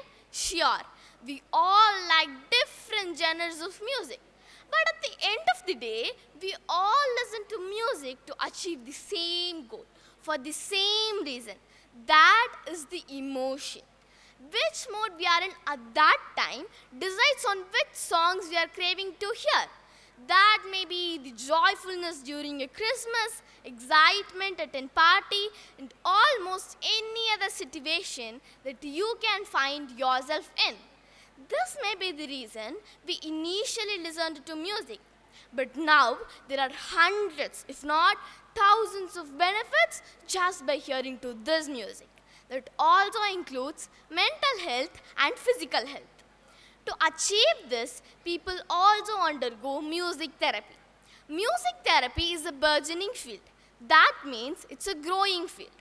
Those who become certified music therapists or musicians who have a deep knowledge on how music can evoke emotional responses to stimulate people, help them relax, and also help them heal. They combine this knowledge with their familiarity with the wide variety of musical styles just to find one specific kind that can get you through the challenging physical rehab session or guide you into meditation. They can also find music in your favorite genre, be it electropop or a grand opera. Music therapy is a prolonged process, mentions Jyoti Sharma, a Dwarka-based music therapist and the founder of music therapy in India. He states that it starts with an assessment of patient, getting to know their problems, their likes and dislikes in music, and then customizing each session as per the goal. It is very client-centric, and here the procedure differs from person to person. It takes a while to build a rapport of the patient, which is why minimum of 5 sessions are must for any of the patient. Patients seeking music therapy can address their issue through the process. But that's not all. The benefits of music therapy are manifold. This approach can help people unwind and relax. Mumbai resident Raksha Shah has been suffering from depression, anxiety, and memory loss. In 2020, she began taking virtual music therapy session from Sharma. And now she says that it has really helped me cope with depression and anxiety. It has given me confidence as well. Here, initially, I was very reluctant about attending these sessions, but now it gave me a lot of support and a sense of calm. However, Shah mentions the best part of music therapy for her is that she gets to sing in front of people, a hobby she wished to pursue since her childhood. She says that I would love singing but never got a chance to do it. Here they teach us singing and music and also let us try. So it is very enjoyable journey for anybody here. Similarly, Dr. Vasant Shetty, a general physician, and she also faced many problems as Shah faced. So she also took up the virtual music therapy session along with Shah from Sharma. She stated that it has really improved my general health and sleep. But most importantly, in every session, we practiced different ranges, we worked on tone and diction. This has been a very enjoyable as well as a positive experience for me. Music therapy can calm anxiety, ease pain, and also provide a pleasant diversion from a chemotherapy or a hospital stay. Hearing to music improves our mental health as well as physical health.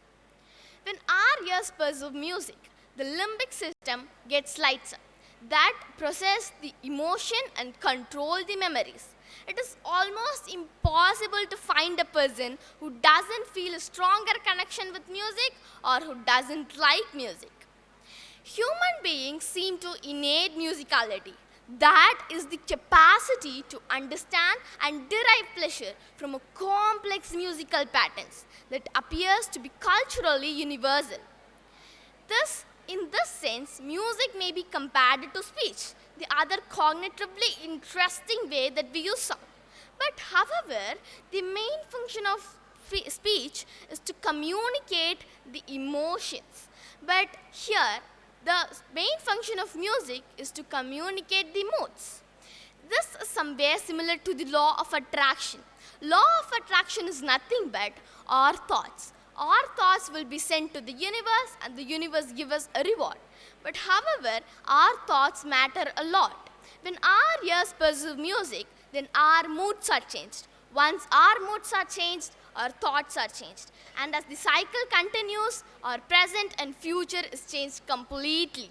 So I would like to conclude by saying, hear to some good music and change your life completely good, present and a future. Thank you. Dream it, believe it, achieve it. Yes, pleasant greetings all. I am Kanishka from grade 5. If we are confident, anything is possible. Even achieving our goal is possible when we are confident. We should not only be confident, but also thinking in a different way helps us achieve our goal easily. Even imagining in a different way helps us get more ideas. Imagination allows us to explore the past and to imagine the future. It plays an important role in our mental health, and we can give a positive approach to our experiences by imagining. It is a great tool for recreating and remodeling our world and our life. Imagination is a powerful brain booster because it makes you think in the way which is not standard for people. Imagination can create scenarios that solve problems in the most effective way. Imagination can find solutions that can be considered unexpected by your brain. Imagination is everything. It is a preview of life's coming attractions, said Albert Einstein. Take a moment to process Einstein's quotation. Imagination is a preview of life's coming attractions. It's a powerful statement that says what we think about could become reality. Learning new things sparks creativity and increases imagination. A part of learning new things is being curious.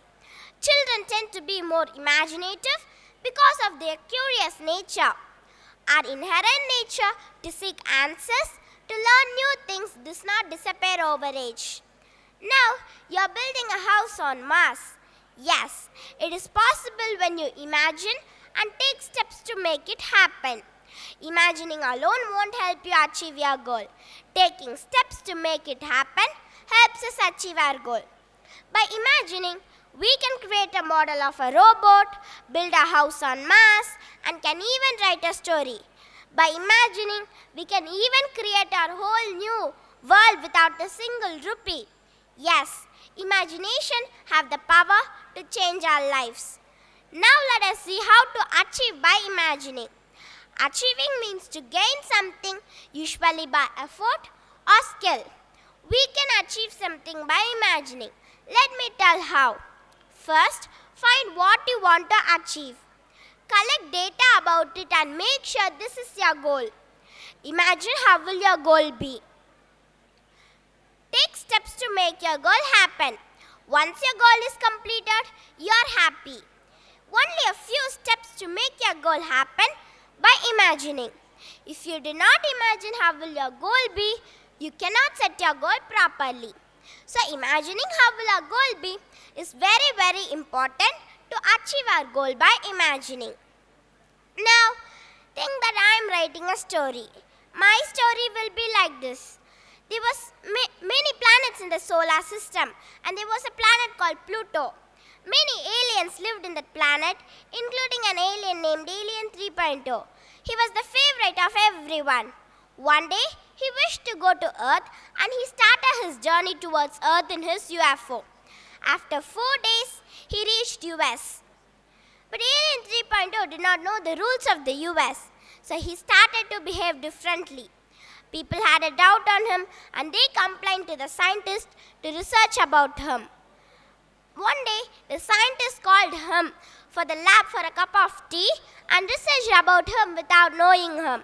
As soon as the scientists found he was an alien, they were shocked. Alien 3.0 knew that the scientists found him, and he disappeared. Starting from 90s to 20s, no one knew the history about Alien 3.0. The story you just heard now wasn't real. I think many of you thought it was real. It was just created by my imagination. Without my power of imagination, I wouldn't have been able to create such a nice story. Not only stories, you can use imagination in your goals. I promise you, it will help you a lot.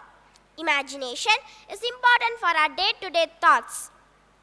Any idea we have, any thought that constructs a scenario utilizes imagination. As a kid, you must have thought yourself as a superhero, wearing a cap and jumping up and down the sofa. In this case, you are imagining that you are a superhero using a prop to help you get more into the character. Activities like this fuel our imaginative powers. Everything you see around, the table, the chair, the blackboard, your clothes, the room where you are sitting in, the building where the room is, were all part of someone's imagination, which they then brought to life. One of the biggest industries in today's date, the entertainment industry, runs entirely on the power of imagination. The movies you see, the ads you watch, the cartoons you see were all culminated from someone's imagination. Making a movie is an extremely imaginative and creative process. It all starts from the idea where the director imagines, which he then works on. Either the director writes the entire script by himself or hires a story writer who he then conveys the idea to. Thus, the scripts of the story is completed entirely by the power of imagination. Without our power of imagination, we wouldn't have been able to be where we are today. If Leonardo da Vinci hadn't imagined a flying vehicle, then the Wright brothers would have never been able to be experimented on their first plane. I would like to end the speech by telling a last word: imagine, achieve. Thank you. Greetings to one and all present over here. My name is Yalini of grade 6 to give a speech on the topic importance of self-confidence. As self-confidence is important to everyone who lives. So, no one can speak before who No one can speak without self-confidence before 1000 or 500%. So, self-confidence is important. Okay, first of all, let me say you what is self-confidence. A self-confidence is a confidence which oneself, one's power and abilities. It means you trust yourself and accept yourself. A self-confidence is important to a person. If a person who has self-confidence has been won half of the battle. So self-confidence is more than important what you have. So self-confidence is also known as a key to success. A self-confidence is the first step towards the success. A self-confidence is example. A self-confidence is scientifically proved by a scientist that it plays an individual role in an individual person's life, a successful person's life, and a self-confidence person's life. So, a self-confidence is important to everyone. A person who have a self-confidence have a faithful in their abilities. So, self-confidence is important to everyone. A self-confidence is more than. I'll give you an example of self-confidence. A self-confidence is a confidence. A self-confidence. Our example are Abdul Kalam and Valmiki Ramayana. First of all, let me say you the original story of Abdul Kalam. Abdul Kalam came from a poor family. He had a self-confidence to success to a the greatest scientist. Valmiki Ramayana was the biggest robber. So, Valmiki Ramayana realized himself and started writing a book. So, Valmiki Ramayana had a self-confidence to start writing his book. So, same how, like Abdul Kalam and Valmiki Ramayana, we all must have self-confidence to success all over the world. So, self-confidence is most important to everyone to speak more before 1,500 and million people. So, self-confidence means mostly having a eager, positive thoughts when you speak. So, a self-confidence makes you eager, encourage, and positive thoughts in your mind. If you have a negative thought, you never success. To have a positive thoughts, have self-confidence. So, self-confidence is important to everyone. First of all, a self-confidence is mostly to everyone who should have. A self-confidence is a confidence to your abilities and you're faithful. So, abilities, which is your freedom to your doubt, gives eager and etc. As a self-confidence is a self-confidence is something that needed to be developed internally, but it can't be taught. But it is very important to a healthy and positive lifestyle. So, self-confidence is important to everyone. A self-confidence is must, but more than what you have. A self-confidence is important to everyone. A self-confidence is very important. But like Abdul Kalam and Valmiki Ramayana, we need to success. We all need to self-confidence to success all over the world. A self-confidence is something that needed to be developed internally, but never have fear to speak or to do anything. But the self-confidence is important to everything to do in our life. So I say you that self-confidence is important to do what you have, what to do. So self-confidence, I remember you what is self-confidence.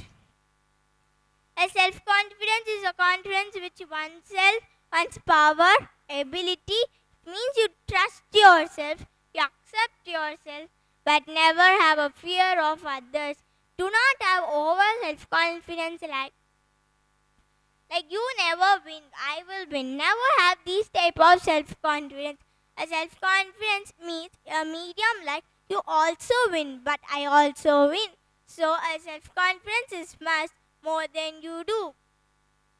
A self-confidence is everything must what you have. So self-confidence is needed to be developed. Like Abdul Kalam and Valmiki Ramayana, everyone should have self-confidence. Self-confidence. So self-confidence is more than what we speak. I remember the story of Abdul Kalam and Valmiki Ramayana. Abdul Kalam came from a poor story, but he has poor family, but he has self-confidence to success to a greatest scientist. Same how Valmiki Ramayana was his biggest robber, but he had self-confidence and he realized and started writing a book. Same how we all should have a self-confidence to success all over the world. Okay, I conclude my speak by be positive to everyone and give a positive speak while speaking. Thank you. There are many means of traveling like air, land and water. But the most thrilling way of traveling is through the ocean and sea. Once when I was traveling in the ocean, I saw many fish and large waves. That got an interest to research more about the oceans and seas. There are many tearful and challenging seas such as routes of Mediterranean, routes of Indian Ocean, routes of Mediterranean and etc. And also there is Drake Passage. Good morning. I am Riya Tanishka of grade 4B here to talk about one of the most tearful and challenging sea routes known as Drake Passage. It is named after Sir Francis Drake in 16th century, who was the first person to communicate natively in the global 1577 to 1580. This passage is approximately 800 km wide and it connects Antarctic and Pacific Ocean. It is notion for its unpredictable and harsh weather condition, which can even change in the midst of summer. And it is known for its strong currents and giant waves that reach up to 30-meter height. It is located at southern tip of South America and South Island of Antarctica. The passage-changing condition have made it legendary and feared destination for sailors. As it present has several tests of seamanship and survival skills. The passage have become popular destination for adventurous, scientific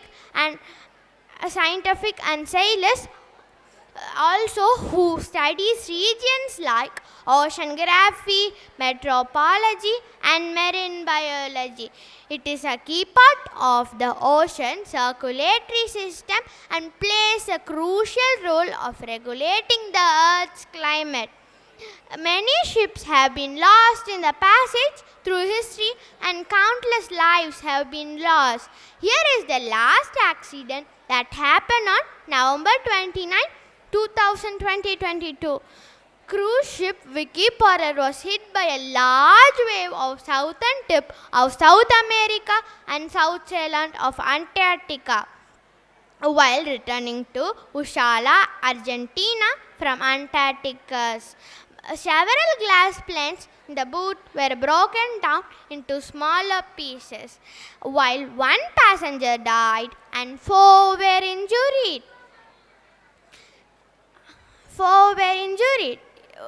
We also have to save water because it is also important in our life. Save water and save our mother nature. If you did not save water, and the who suffers is ourselves. So you all should save water and also don't pollute water. Also, one ship while it was coming to India, it bought many oils, and in the accident, the oils were all spilled into the ocean.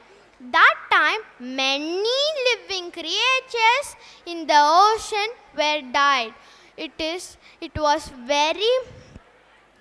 very dangerous for all of us, and many factories and industries mixed the chemical into the Indian Ocean and several oceans,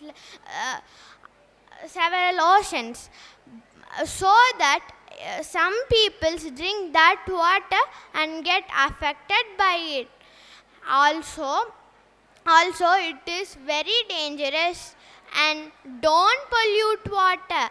If you pollute water, it is affecting all of us, and also it affects our mother nature. And also the waters, sometimes we all pollute water by our body waste, plastics, and etc. So why we are also polluting it. Also, some birds drink in that. While I was researching about Drake Passage, it was very interesting and very interesting. So I will not be stopping to research about the oceans and seas.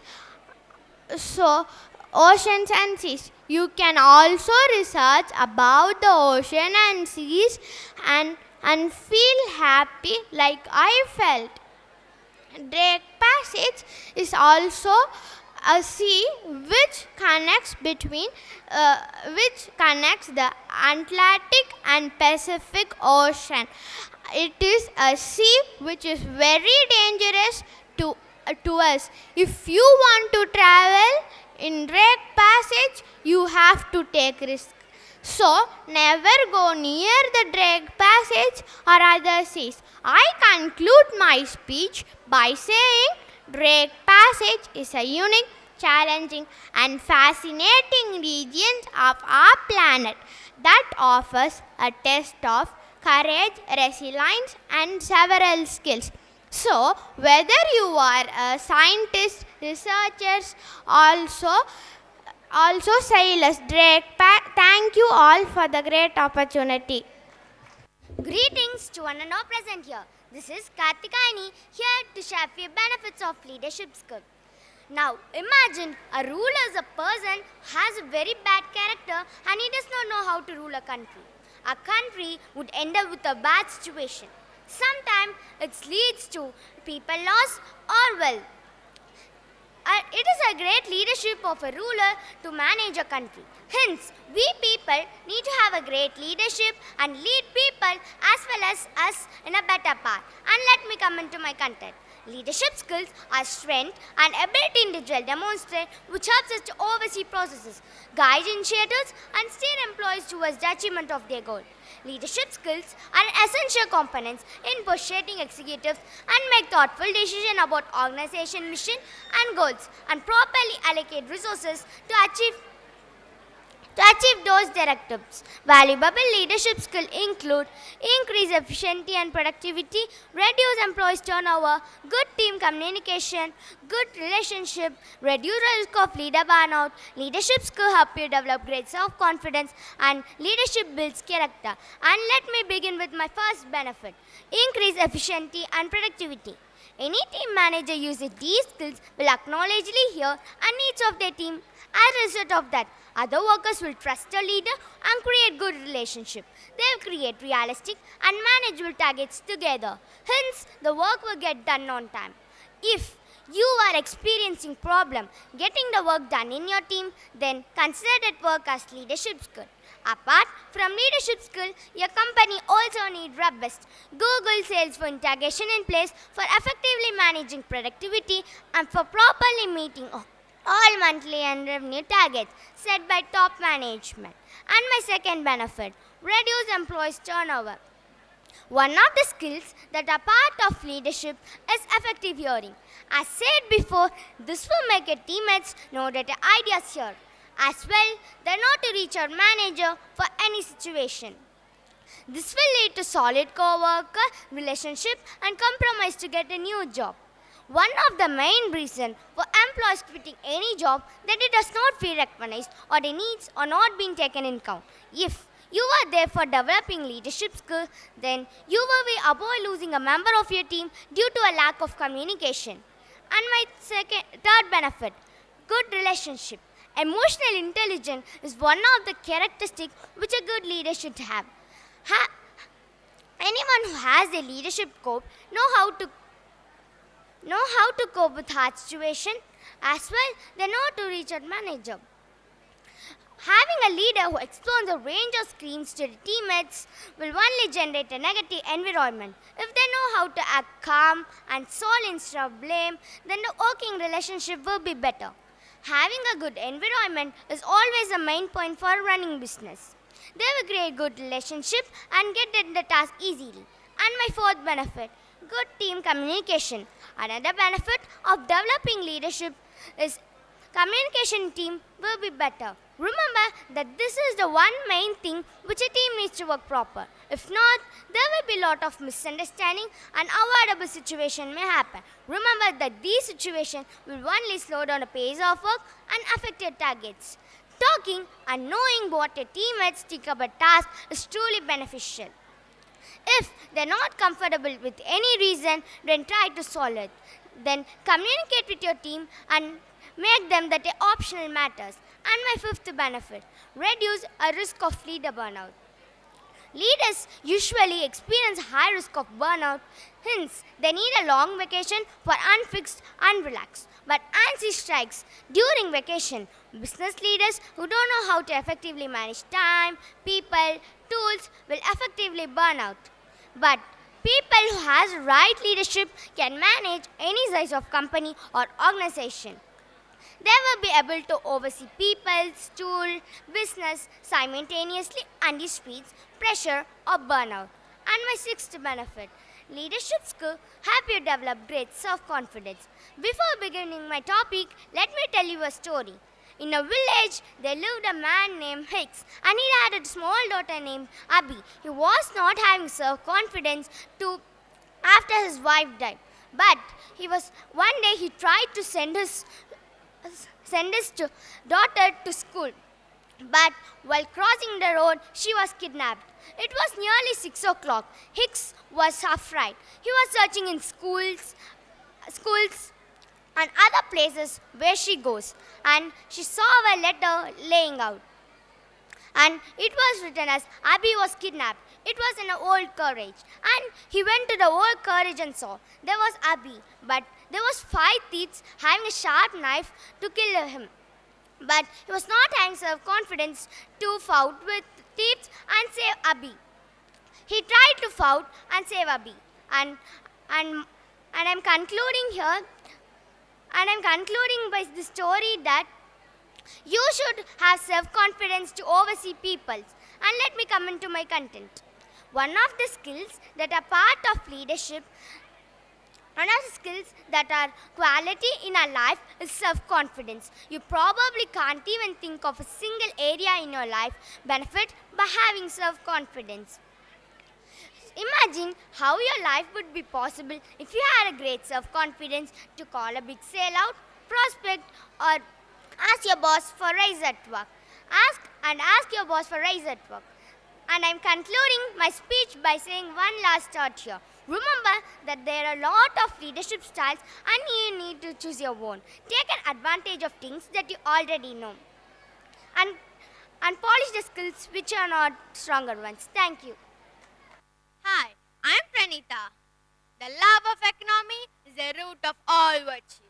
What is economy? Economy in simple words is a process or system by which goods and services are produced, sold and bought in a country. Mr. P.V. Narasimha Rao is the father of Indian economy. He served as the 9th Prime Minister of India. We considered India as a mixed economy. Some of the main features for Indian economy is that it has huge population, inequality, poverty, depend on agriculture, investment. And now, in India is the fifth largest economy by nominal GDP. What is GDP? GDP means gross domestic product. And third largest economy by PPP, purchasing power parity. We expect India to grow from 6.3% to 6.9% in the India's future economy. India is better because India has less export to international trades. Since the Indian economy 2020, India is a middle income developing market in economic type. Since the independence of India in 1947, the condition of India's growth and economy was really bad. To customize this, the government has invented policies, passed schemes, made laws and created acts just to increase the GDP growth rate. A country which has full of potential have the ability to become a global leader in the 21st century. Economy is the heart of a country. Since the 21st century, India witnessed a GDP growth rate from 6% to 7%. And now, after China, India is the second largest and fastest country which is showing the real sign of economic growth. The basic and simple reasons behind the economic positivity is that it has huge population with a low dependency ratio. India's 70% of the GDP is affected by the private domestic consumption for things and trades. The largest and most influential partners for India's trade are the United States, China, Saudi Arabia, Indonesia, Malaysia, Germany. These countries have invested 74.4 billion just for trade and business. Over 66 million people of India are categorized as middle, and just 16 million people are categorized as upper. Some of the benefits for Indian economy is that the cost of living is lesser compared to USA. English and Hindi is the official language of India. And in India, there are well-educated members and well-improved technologies. And now, some of the things which we need to do for the improvement for economic growth is that we need to become an entrepreneur, buy small things, do not be jealous, update your home. And so having more cash means companies which have more resources. Having more resources means the companies which have well-improved technologies. Fair competition and innovation are some of the advantages for economic market. Poor working and intense competition is the examples for the disadvantages for economic market. Service sector. What is service sector? Service sector is also important for the economic growth. Service sector are various activities. We have trade, hotels, restaurants, financing and insurance. Now, the service sector is the largest and fastest, which is showing the real sign of economic growth. And after service sector, we have other two sectors. They are agriculture sector and industrial sector. These two sectors play a major role in job hiring and employment. These two sectors are also important for the economic growth, income and GDP growth rate. What is agriculture sector? Agriculture sector is the backbone of India. More than 50% of the people choose agriculture as their primary occupation. Why?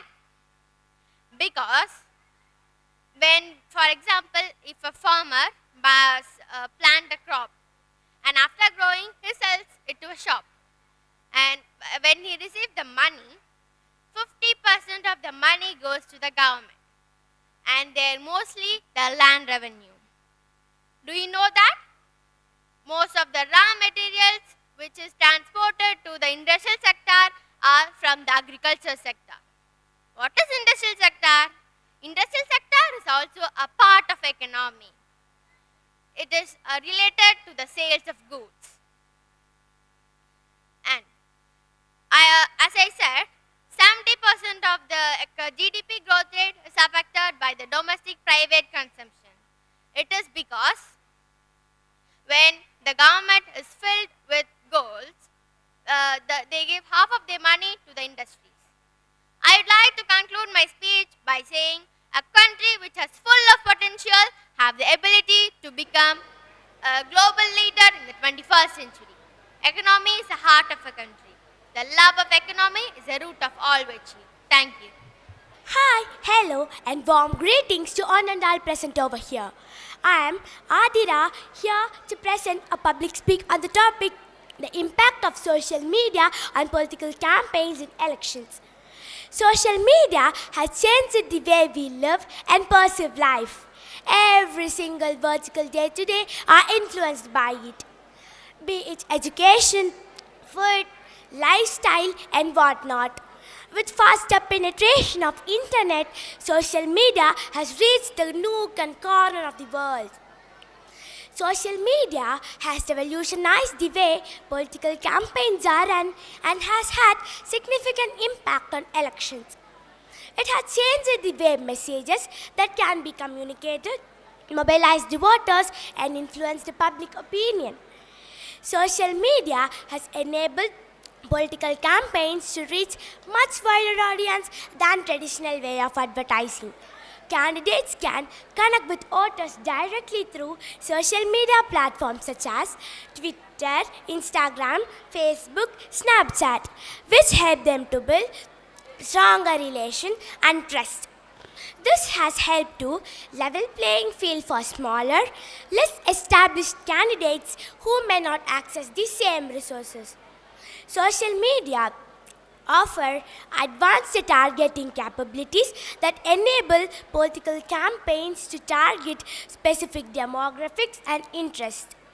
This means that candidates can create more personalized and relevant messages that resonate with voters. For example, a candidate can target specific age group and gender with a particular message or issue that is relevant to them. This has helped to make political campaigns more efficient and effective. Social media provides a platform for messages to be shared and amplified by users. If a message connects with a large audience, very quickly it goes viral and spread across social media platforms. This has led to an increase the power of social media influences and made it possible for individuals to get involved in political process. Social media also allows political campaigns to get real-time feedback from voters, which can adjust their messages and tactics in response what's resonating with electorate. However, the impact of social media on political campaigns are all not positive. Social media can be double-edged sword as a candidate are also vulnerable to negative publicity and attacks from opponents. The speed at which information spread online can make political campaigns more difficult to send messages and attack in a timely manner. Social media has also been a platform for spreading misinformation and fake news, which can undermine the integrity of election and manipulate voters. In recent years, we have seen examples of political campaigns using social media to spread fake and misleading information in an attempt to manipulate public opinion and can undermine the integrity of electoral process. For instance, let's recall the story of Cambridge Analytica and Facebook that shook the world. The issue went to US Senate and inquiries to reveal digital consultants to Trump campaign misused millions of user data on Facebook. In 2016 election, voters targeted gender-wise, region-wise, and smartly taped to make them to vote for the candidate of their choice. The experimental effort was highly successful, and Trump won the election. So, Cambridge Analytica agreed on the issue, and governments across the world have framed stringent laws on regulating how social media influences people in democracy. If you want to look the way that politicians communicated today, it's very different than the way they communicated before. They communicate through official speakers, they are available on TV, they print news in newspaper to communicate. Today, all the political parties must have IT wing that is responsible for campaign and election. So, in conclusion, social media has had profound impact on political campaigns and elections. While it has enabled it to reach much wider audience and engages with voters in new ways. As social media continues to evolve, it will be significant for the candidates to adapt and utilize these platforms in responsible and effective ways. This is also important for the government as it continues to monitor the impact of social media on political campaigns and elections and work to ensure that our democratic process are not compromised by its use. It's also important for political campaigns. It also creates more challenges in the term of controlling, combating, and misinformation. So, dear friends, we should be aware of social media on political campaigns and elections. Social media can support for good thing and bad thing in election.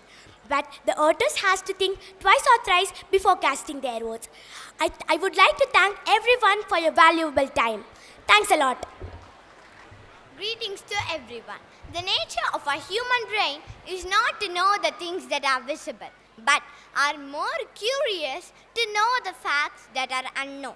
In that series, one of the facts is about the universe. Once I have wondered, what is a universe? And in simple words, universe is just something that is filled with wonders, mysteries, and adventure that can be discovered continuously without a stop with the help of a human brain.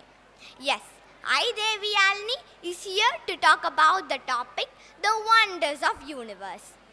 When I was a tiny toddler, all my knowledge about the universe were all myths of stories which my grandma told me. She used to tell there are a bunch of rabbits living on the moon.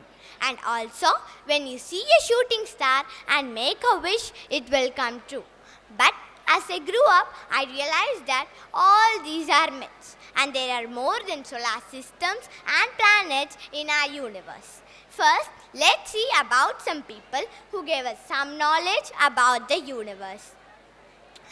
Long ago, people believed that the world was flat and the sun and moon was revolving around it.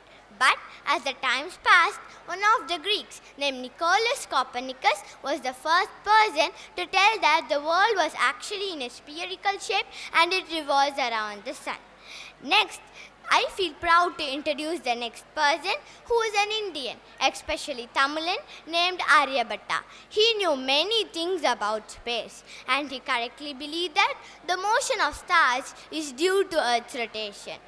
And in the 6th century itself, without the development of any technology or even a telescope, by just simply looking into the sky, he measured the distance between the Earth and the sun.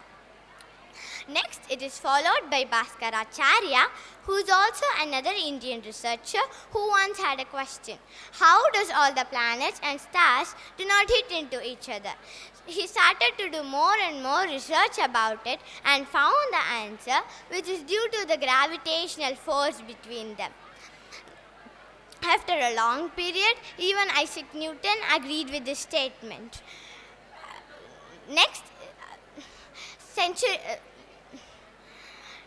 Next, the development of science was an instrument that is used to view objects that are very far away. We all believe that Galileo Galilei was the first person to invent the telescope, but no. Actually, Hans Lippershey was the first person to tell that invent and design the telescope with two lenses and a tube connecting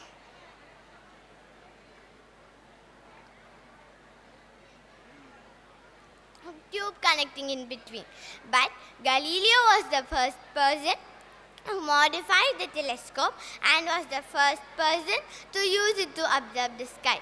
Some of the things which he saw through the telescope is that the sun has dark spots on it. The Milky Way consists of many stars, and the Jupiter at least has 4 moons. These are some people who gave us some knowledge about the universe. But science is a sustainable development.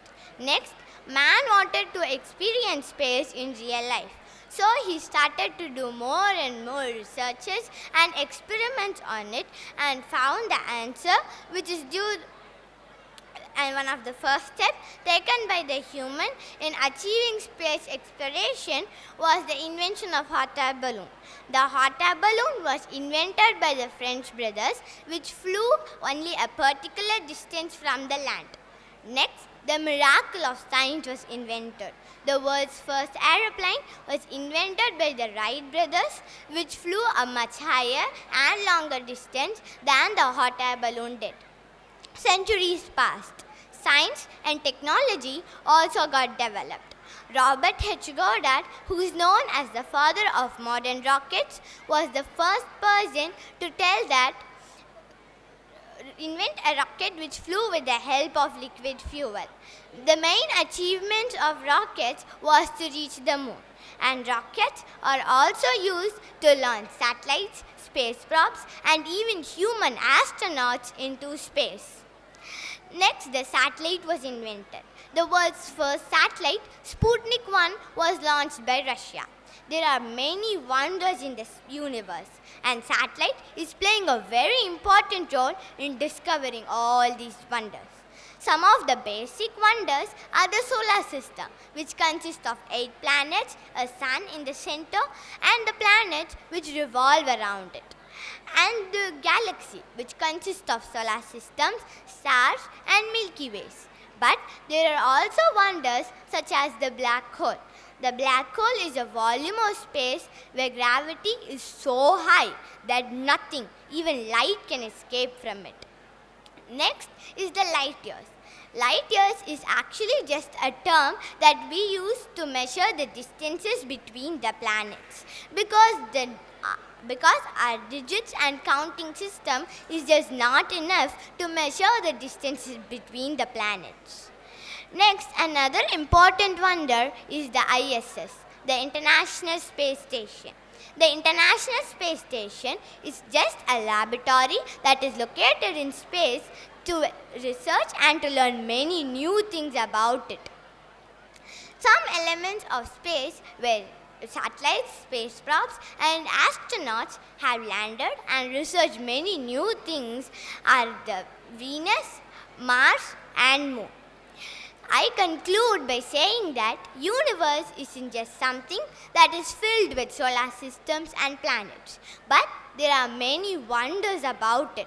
I felt amazed to learn many new things. So, I suggest all of you to research and to learn many new things about it. Thank you.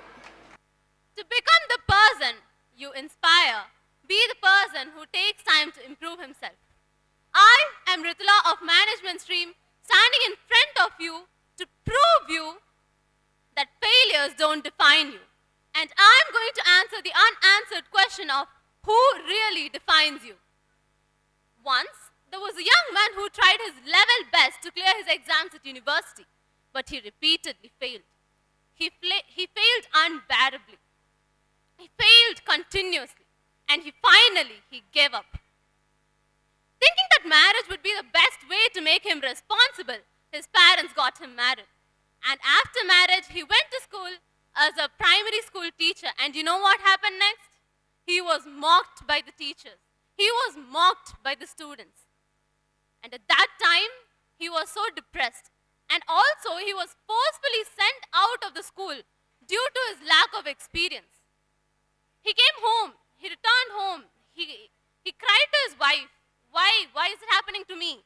And his wife, being a calm and a young and a patient lady, she told her husband, to teach young kids, you should have some formal training. You should have some experience to teach young kids. Don't worry, maybe this is not your cup of tea, but you will succeed one day. Gathering some hope, that man went again and found out some new jobs. And when he got a job, he was again chucked out of the job due to his slowness. Again he went to his wife. He cried, again, why me? Why should this happen to me? He asked to his wife. And his wife again encouraged him. She told him, don't worry, maybe this is also not your cup of tea. There are many skilled and experienced laborers out there. So maybe this is not your cup of tea.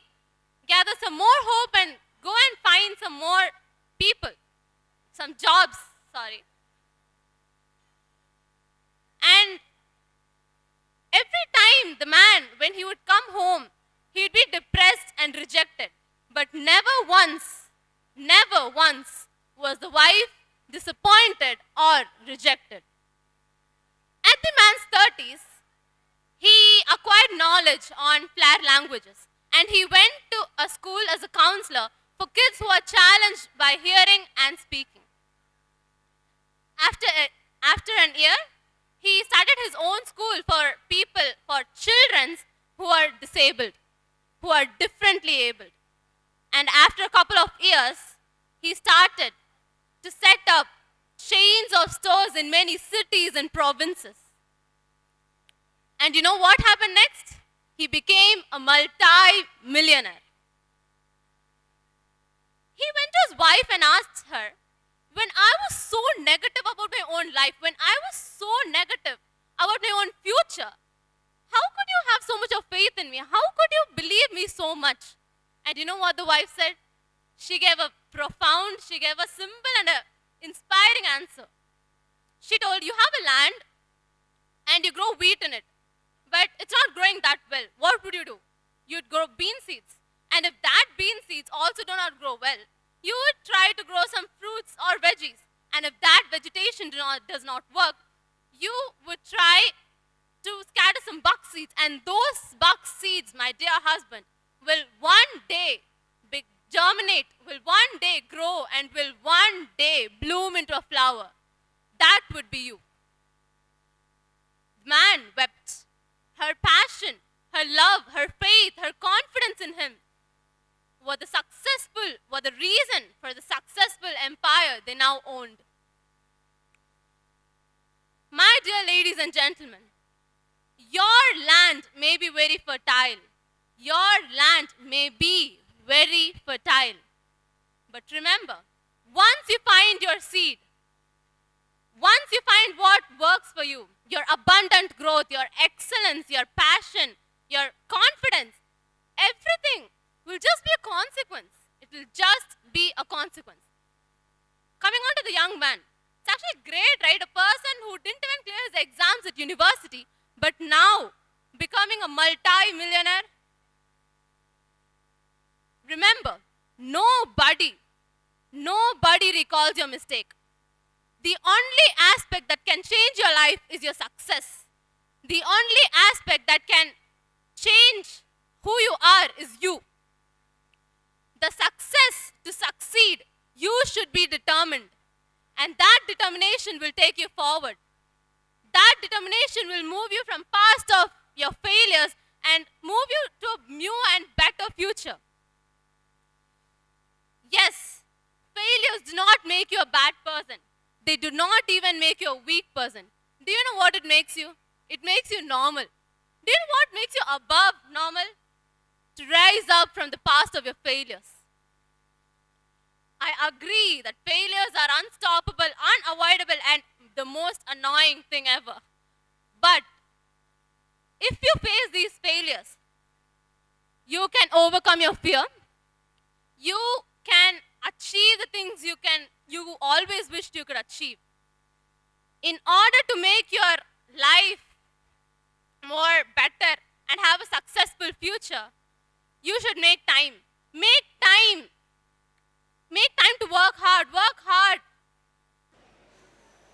Work hard for what you always wished you could achieve. After this 6 minutes of speech, I would like you all to realize what really defines you. Is it you? Or is it your success? Is it your determination? Is it your passion? What defines you? It's you, my dear ladies and gentlemen. It's you who defines you. Don't lose hope. You can change your future. Change your future. Thank you. My greetings to one and all present over here. This is Rikita to speak about perseverance. All of us must be familiar with a famous quote by Charles Spurgeon. By perseverance, the snail reached the ark. What is perseverance? Perseverance is the secret to success. Without it, no great achievement is possible. The simpler way to express perseverance is never give up. There is an apt saying that fire is the test of gold and adversity of men. The key to success in all the field is the perseverance of a human being. Success is like a ladder, but the person stepping onto it has to undergo a lot of hard work to reach the top. There will be many pitfalls and obstructions, but the fruit will be surely sweet. So, one must not run away from the perseverance, but adopt themselves in such a way that they could overcome it. Success won't come to the person very easily. He had to cross many failures and hurdles before his achievement. The one undying quality which the man have is the quality of perseverance. This is the quality by which seemingly impossible become possible. Even if the person is not highly educated, not very talented, but of an average merit, he will still succeed in his life by his perseverance. Every action has its reaction. So, hard labor has no other alternative. It must yield results. If a person is highly educated, more talented, but lethargic in nature, he will rarely succeed in his life because he don't know how to use his brain in the correct way. In this world, most of the things are made or constructed only by perseverance. Similarly, in spite of his repeated failures, a man who is having perseverance will never admit his defeat. He tries again and again and succeeds at last. The persevering person is the one who has tremendous self-confidence, indomitable determination, a natural urge towards hard labor, and untiring energy to continue until the last. Perseverance means to continue steadfastly, especially in the difficult situation. It requires a lot of regular practice to have this quality. Only a patient person who has a strong determination can achieve his goal by this quality. When a child learns to stand up and tries to walk, it seems that he falls down again and again. And by nature and instinct, he again stands up and tries to keep step forward, even though he again falls down. But ultimately, he succeeds in walking. This happened in everyone's life when we were children. It does not mean that if something doesn't go your way, you should not try that. It does not mean that if something doesn't work for you, you should not even try anything else because there are always other opportunities for you to try. Perseverance is the virtue for success. This means that to go despite when obstacles and setbacks come your way. This is for anything from the person's career to the personal life and even the spiritual life. This quality can be seen in the way how a person uses their setbacks as their learning opportunity or how they bounce after their failure. The study conducted by the University of Pennsylvania stated that individuals who persist at a task are more likely to be successful. Perseverance is not only important just in sports and other competition, but also in workplace. For instance, if you want to get promoted, it's very important for you to give more effort, even though it seems like you are not doing any progress. Perseverance is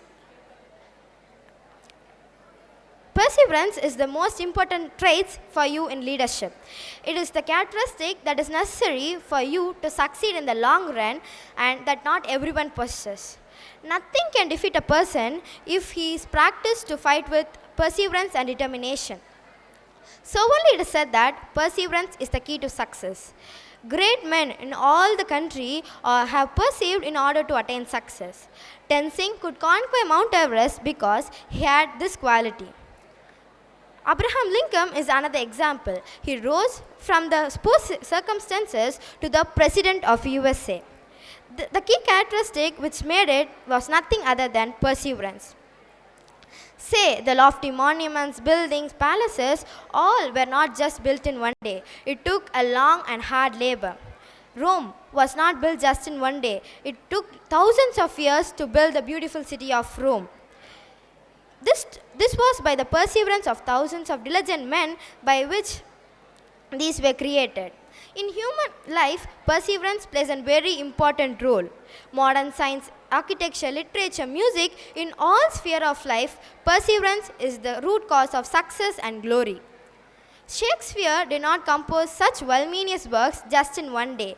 Had to work hard during days and nights with his tremendous perseverance in order to create such great masterpieces. Modern scientists too had to work hard during days and nights in order to attain success. If one look at his own life, he can clearly understand that whatever he so far gained, it was by his perseverance and was not by someone's grace or magic. For example, Thomas Alva Edison. He was the founder of the light bulb which we use today. But he failed first hundreds, perhaps thousands of times before he invented it. When it is asked, he says that, I did not fail, I just found thousands of ways to invent a light bulb which does not work. So, if you had given up, we will be sitting in a dark room every day. Henry Ford is another example. He was the inventor of the assembly line, and it is he who revolutionized industrial production. Therefore, the perseverance must be practiced from the very childhood so that this noble habit will become the part and parcel of one's life. By this great asset or goodwill, one can travel on his hazardous road of his life journey very easily, and success will be his and his only. So always remember that perseverance is not a long run, it is a short run, one after the another. Thank you. Great achievers were having nothing. Nothing in the sense, no food, no shelter, no money. But they was having one thing, that is hard work. Greetings to all. I'm Snafia and today I'm here to tell you about hard work is a key to your success. Life is full of twists and turns, but everyone has to struggle to get your success. Hard work is the main thing to your success. So let me tell you about the history which have been proved again and again. Hard work people is never failed to get success. Thomas Alva Edison, who was working for 21 hours a day and 2 or 3 hours sleep in his laboratory as books as his pillows. A great Pandit Jawaharlal Nehru, who was a prime minister, was working for 17 hours a day and 7 days a week. A great freedom fighter of our nation, Mahatma Gandhi ji, was working ceaselessly day and night for our country to get freedom. Let me tell you about present. Let us take a businessman, Bill Gates, who is a billionaire of America. Do you know the history of him? He was just a son of a woodcutter. But being a son of a woodcutter, he came to the range of a billionaire. See what a great achievement is. One day, interviewer was taking interview to Bill Gates that she was asking a question. Sir, what is your main thing to your success? For that he told, opportunities and hard work. I don't miss any opportunities and I hard work to come to this position. After telling this, suddenly he gave a check of $1 crore to that interviewer. Seeing this, the interviewer lady got afraid and asked, Sir, did I ask anything wrong? So he told, now you missed your opportunity. I don't miss any opportunity. If it is low or if it is high or if it is not equal to me, I just grab it off. Let me tell you about another present example of hard work. He is Elon Musk. When he was like 18 years old, his complete share was like $5,000. But now his share is like more than $450 billion. See, because of his hard work, he came to this position. Let me tell you about a sports personality who hard worked. She is a six-time world amateur boxing champion and who won gold medal in the Asian Games held in 2014. Yes, she is Mary Kom. You all know the achievements done by her. Do you know the failures and hard work done by her in her childhood? Let me tell you. Like when she was like asked, like on the age of 13 or 11, she have to do so many works. Like she have to help her parents in the field, and she have to do works in the house, and she have to take care of her siblings. See how many works, even though she have to go to school. After, when she was like 15 years old, this boxing came. But that time, all the society people, even though her parents was thinking that boxing is only for men. Boxing is men's domain and women can't choose it. But she don't know how to convince her parents that the boxing is made for her. At last, she convinced that she have to go to the training. But she go to the training, she have to pay money, right? She have to do all those works. So the medals won by her been kept and all the she went to work to get money for her training. See how hard work she have done.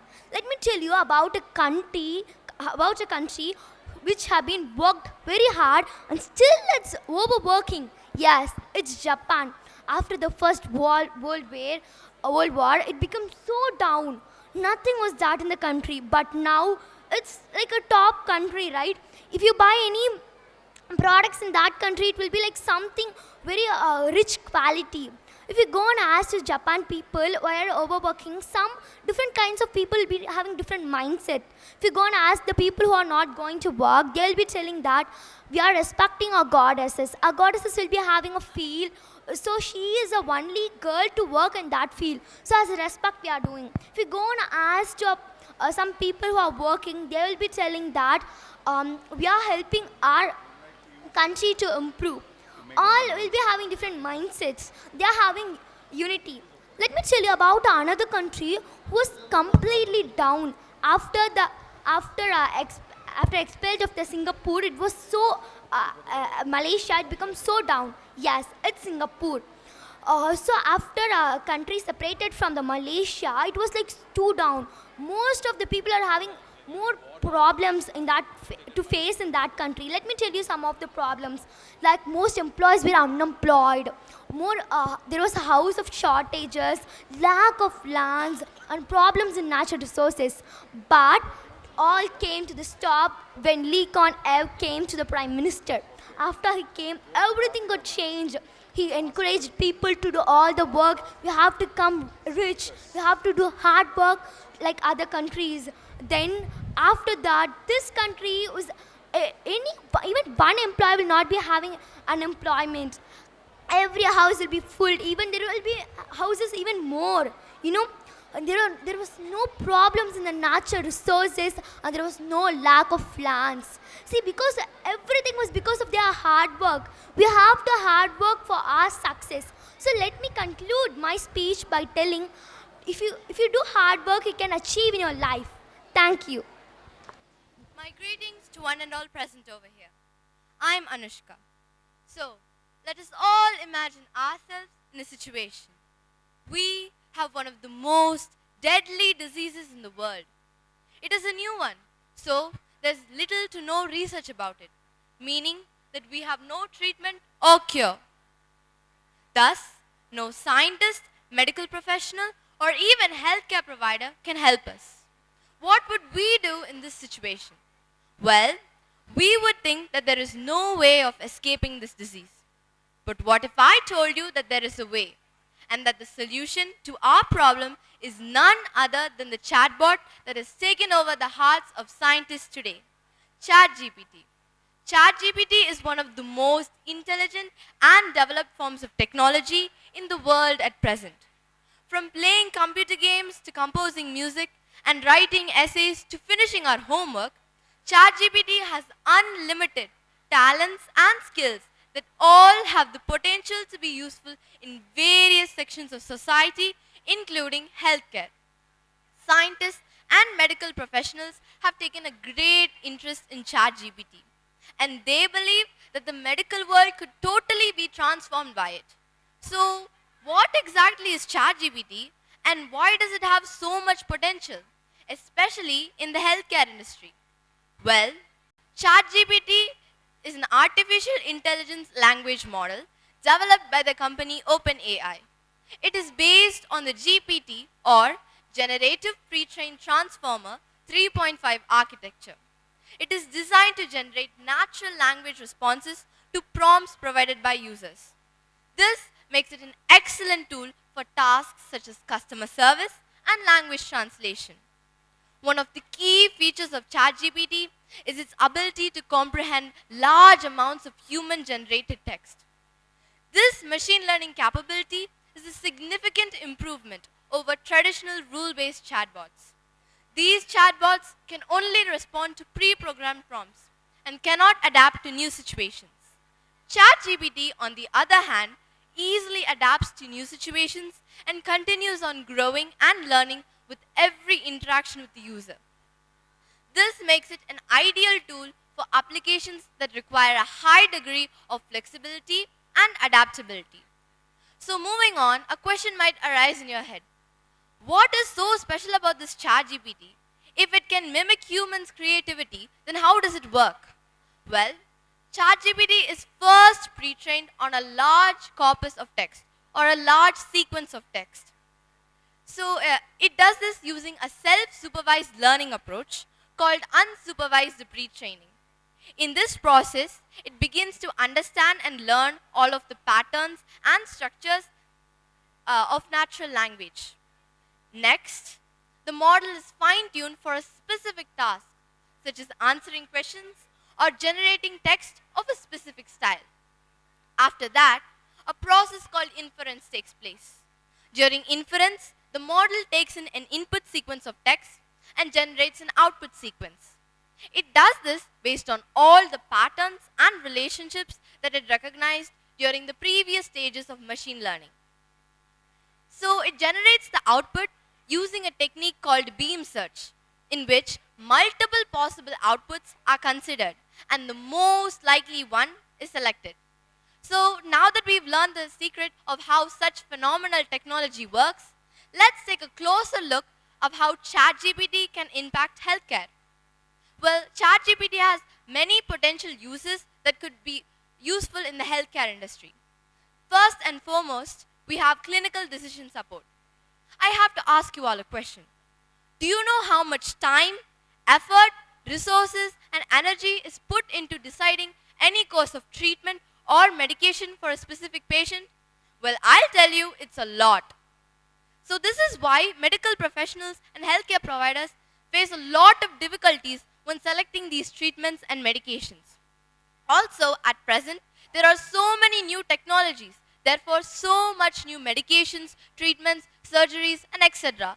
This makes the healthcare professional's task even more difficult. ChatGPT can help in these instances by providing evidence-based recommendations to healthcare providers, based on which they can make evidence-backed decisions for the future healthcare of their patients. Moving on, we have medical translation. Have you ever felt that feeling where you're in a new place, where you know one language, but everyone else around you knows a completely different language? You will be speaking in one language, but they won't understand you at all. They will be speaking in some random other language that you know nothing about. You are so confused. Well, this is the situation of most patients when they step into hospitals. They can't understand all of the difficult words and medical terms used by the healthcare providers to describe their diseases and symptoms. So, in these types of situations, ChatGPT can help improve communication between patients and healthcare providers by translating difficult and hard to understand medical terms into easy to understand layman language. Next, we have disease surveillance. So just now we had an outbreak of a very dangerous disease called COVID-19. Before that, many other outbreaks such as chickenpox and smallpox had also occurred. So we all know that such things are very dangerous and result in a lot of loss of lives. To prevent this, Many scientists and medical professionals think that ChatGPT can help provide alerts about these diseases and prevent us from getting them. So this is about all the health benefits of ChatGPT. It also has many risks, such as technical limitations, legal issues, and misinformation. But despite all this, ChatGPT has the potential, yet it is too risky to be used now. So I conclude my speech by saying that even though technology has the potential to transform everything as we know in the world, it should still be used with caution. Thank you.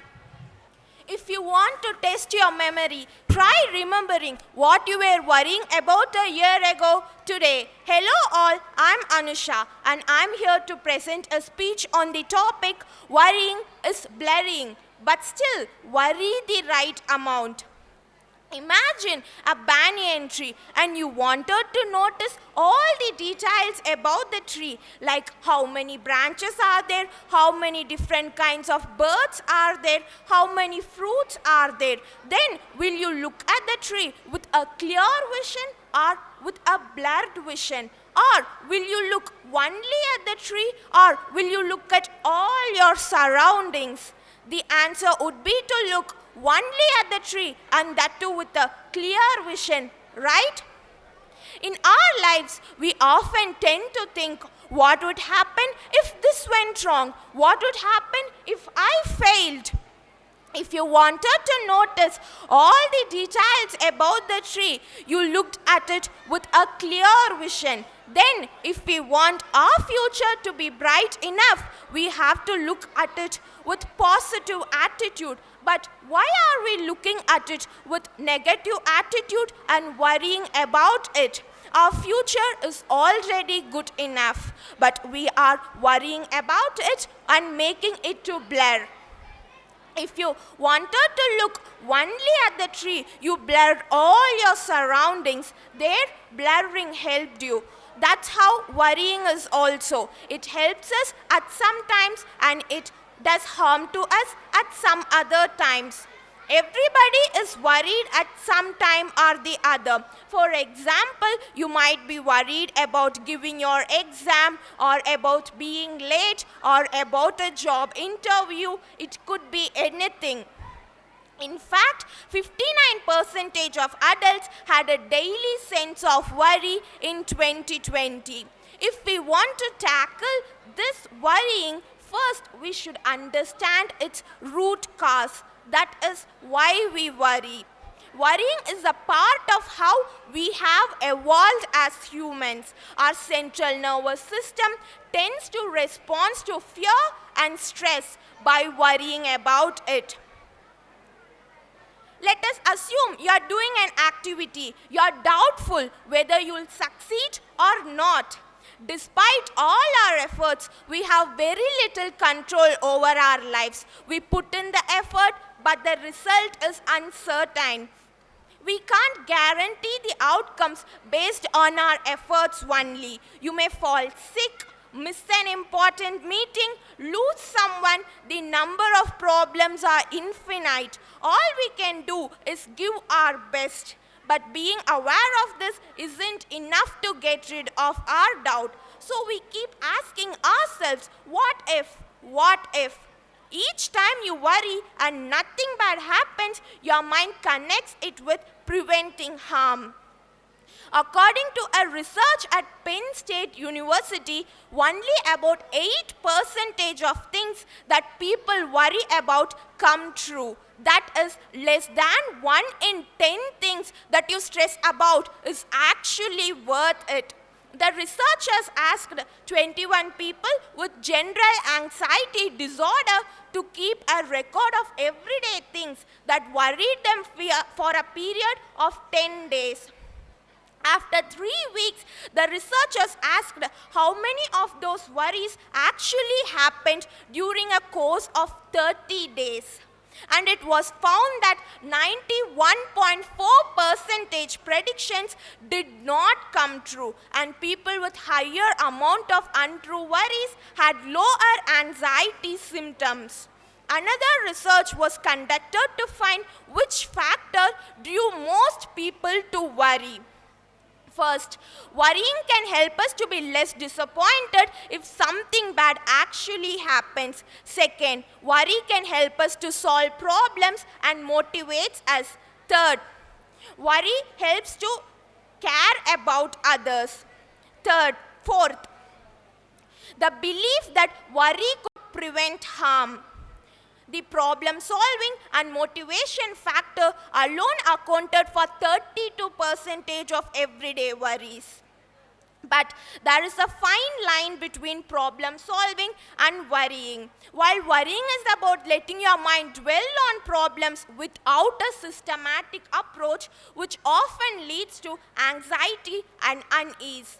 Sitting with a notepad, pen in hand, ready to sketch a mind map, finding the solutions, this is problem solving. So how to convert our worry into problem solving worry? How to get rid of this useless worry? Here are a few techniques which you can follow to feel less worried over a period of time. First, awareness. Notice when you are worrying, and instead of trying to change the way you feel, simply study the feeling.